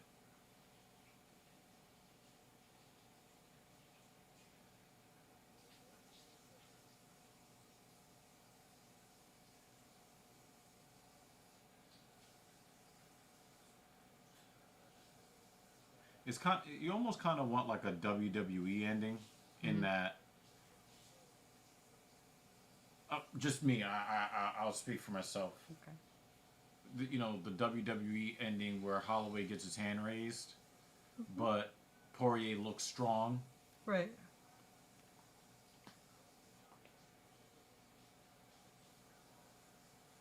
Nice uppercut. Whoa, that right hand, piston like. Oh, left hand, Holloway. Poirier might be punch drunk though, because that didn't do shit. Well, if we make it to round 5, we're getting a getting a phone booth. Yeah. Somebody's pointing down at that Monster Energy.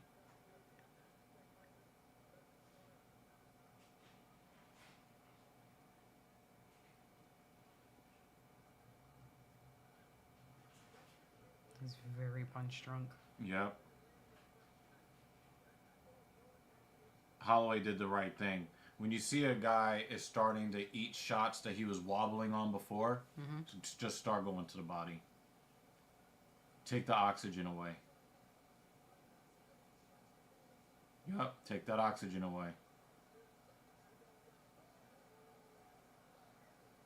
Poirier's still touching him too.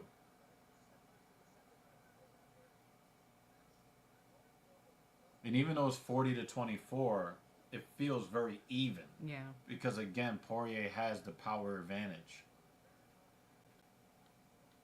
Even, several years later.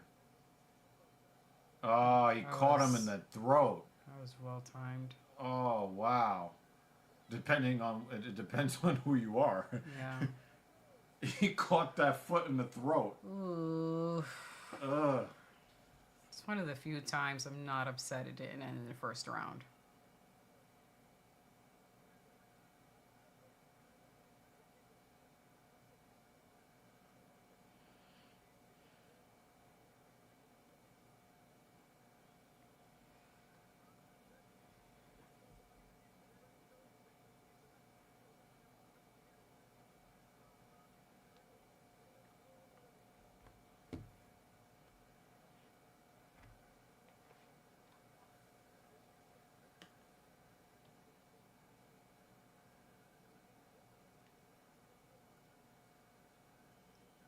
StreamYard is offering 40% off.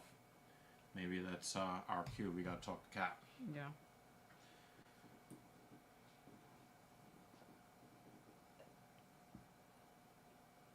Wow.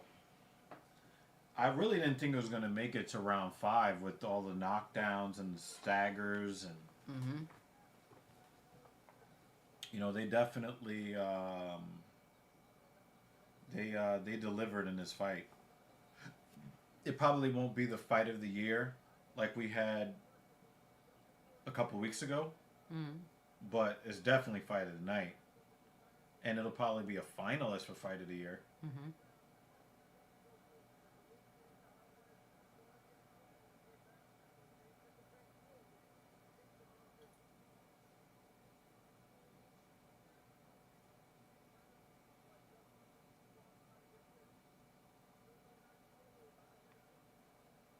Max is moving okay.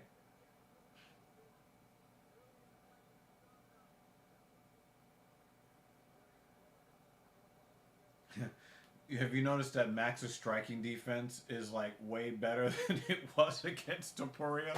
Yeah. Because he was winning the fight against Topuria until he started sagging on the striking defense. Mm-hmm. And you know, the difference between Ilia Topuria and other fighters is that you probably have a handful of times that you can fuck up against most fighters. Mm-hmm. You can fuck up maybe one time Yeah. against Topuria, maybe once in a fight, and you'll be lucky if you survive that one fuck up. Mm-hmm. Max is gonna have to start leaning his head in Yeah. He because just got a back fist to the Yeah. face.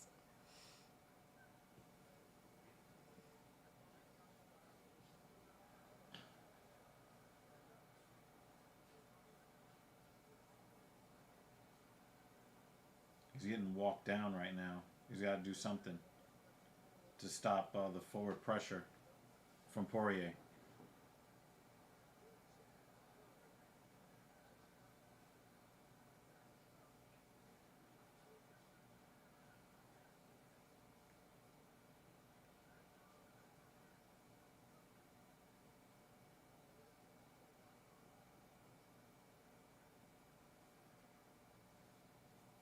That was telegraphed high kick from Max.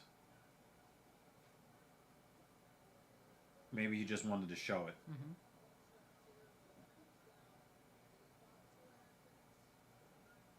That straight right is killing Max.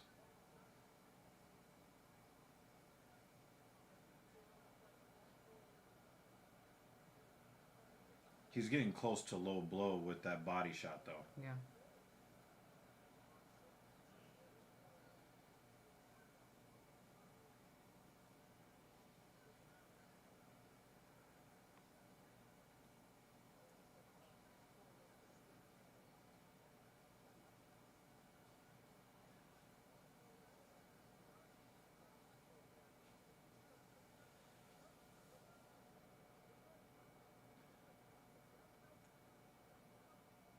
He knows it's not intentional, so he...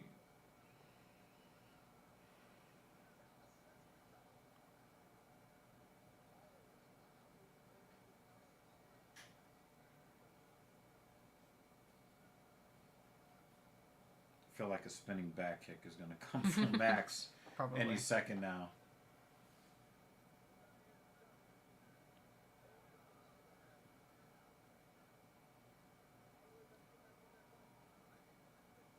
Oh, nice. That right hand from Max. He landed it twice in a row. And then he lands the left.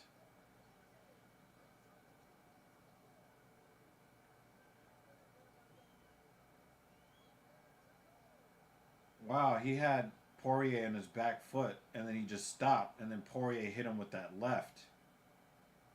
50 seconds remaining. Oh, another combo from Max.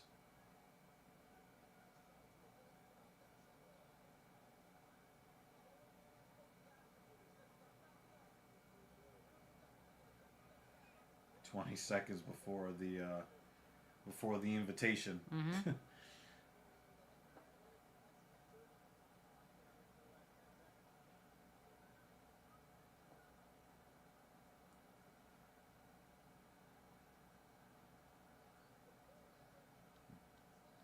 Here we go.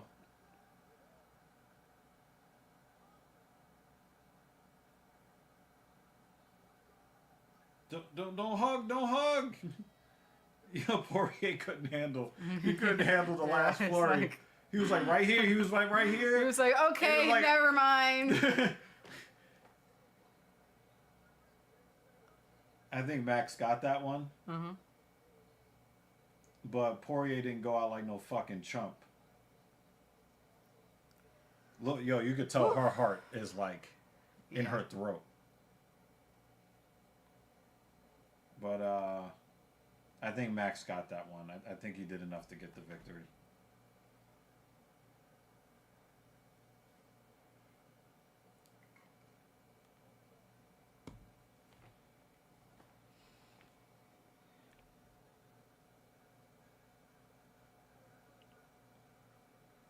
He took a few of those body shots in the phone booth. He was like, you know what? Never mind. I really don't think I want to do this. He's like, I am not going to end up like Gaethje. Never mind. Face planting in front of my mom. It's like, Nope. You know what? You'll forgive me. I'm just going to not do this. He's like, I took several of them. I'm good on that. Mm-hmm. It was a great fight.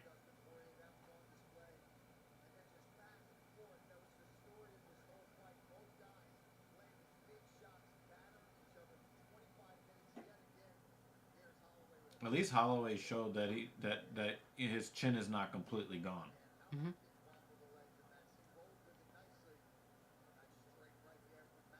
Yeah. You see?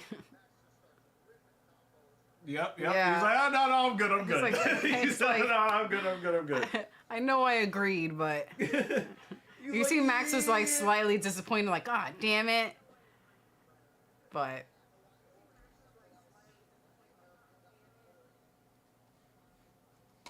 Yeah, it seems like there's audio somewhere. it could be your phone, or there's a tab here too. Okay, let me close this out. How about now? I think it was that. Wanna look at the end of the poll?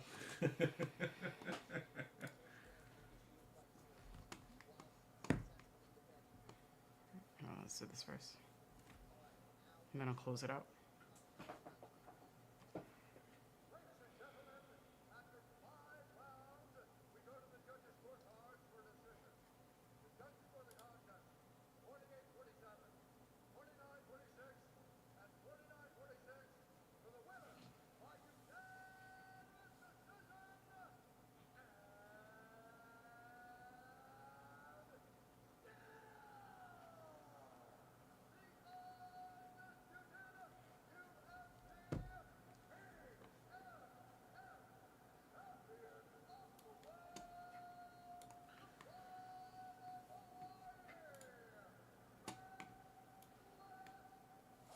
I think it was this at the audio. There we go. Yeah. So end the poll. End the poll.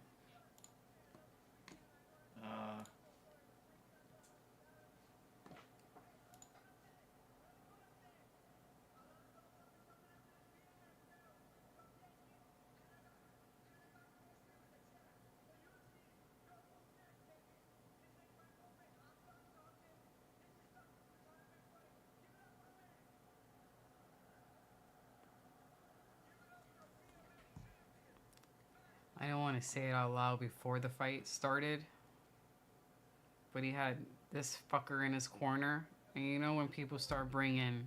No, it was already announced that he was going to put the belt on whoever won. Yeah. Well, he came out with Dustin. No, but like whoever, I think it's like a Louisiana thing. I don't know. No. Anyway, so... Well, let's hear.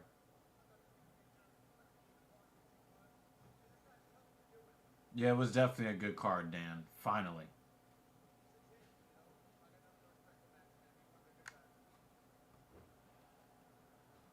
You can mute the mic so we can hear.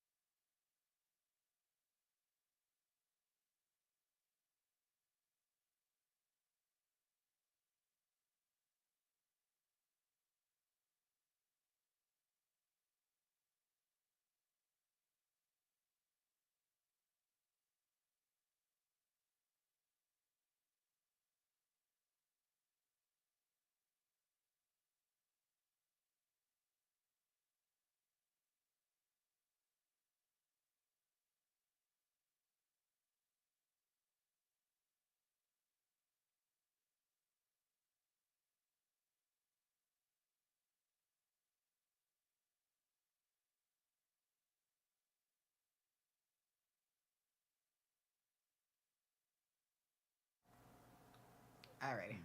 Just So- wanted to listen to that. Yeah, that was quite powerful, and it is good. I mean, again, he looks strong in defeat. Mm-hmm. Obviously, we didn't want to see Max, be demoted, because that would be the complete end Costa Rica. of his. That would have been the complete end of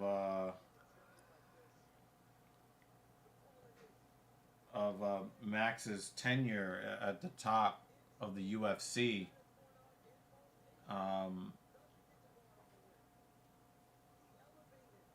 Poirier did not need to go out on a win, but he went out as a winner. There's not necessarily the whether you get your hand raised or not, but what kind of path you took in life and as a fighter. So again, he won tonight, just not on the judges' scorecards, and that's okay. Mm-hmm. And he fought. The way that he fought, a lot of these guys that call themselves the best, they need to look to him for some inspiration. You never see him stalling. You'll never see him try to avoid fighting or to get away from fighting. He stands there. He takes the lumps when he's getting beat. He doesn't put his nose in another man's crotch when things aren't going his way. Mm-hmm. Right? So, there's a lot that these so-called elite fighters can learn from Dustin Poirier.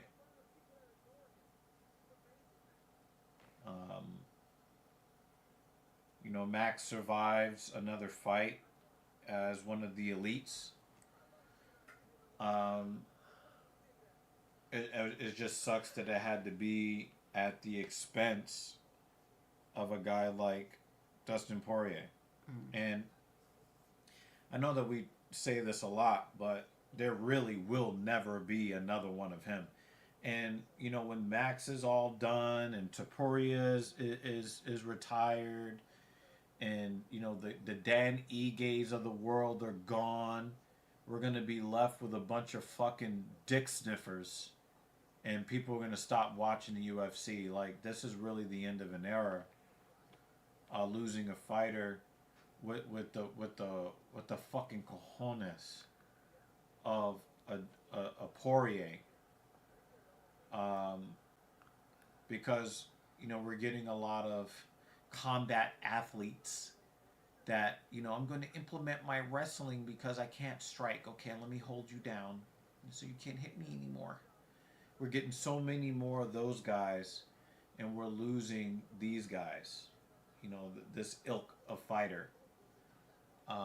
So it's like the conclusion, like the actual real conclusion of the golden era of MMA when Dustin Poirier is gone.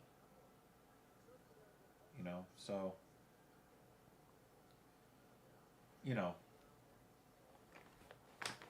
Alright.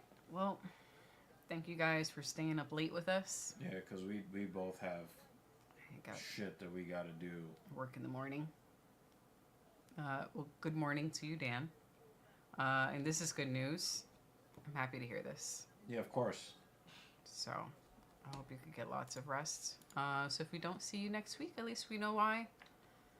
But everyone enjoy your week. And I'm the co-host, Dr. Evil. Mrs. Evil. And in the wise words of Dan Jensen, be safe out there in the real world, wherever you are.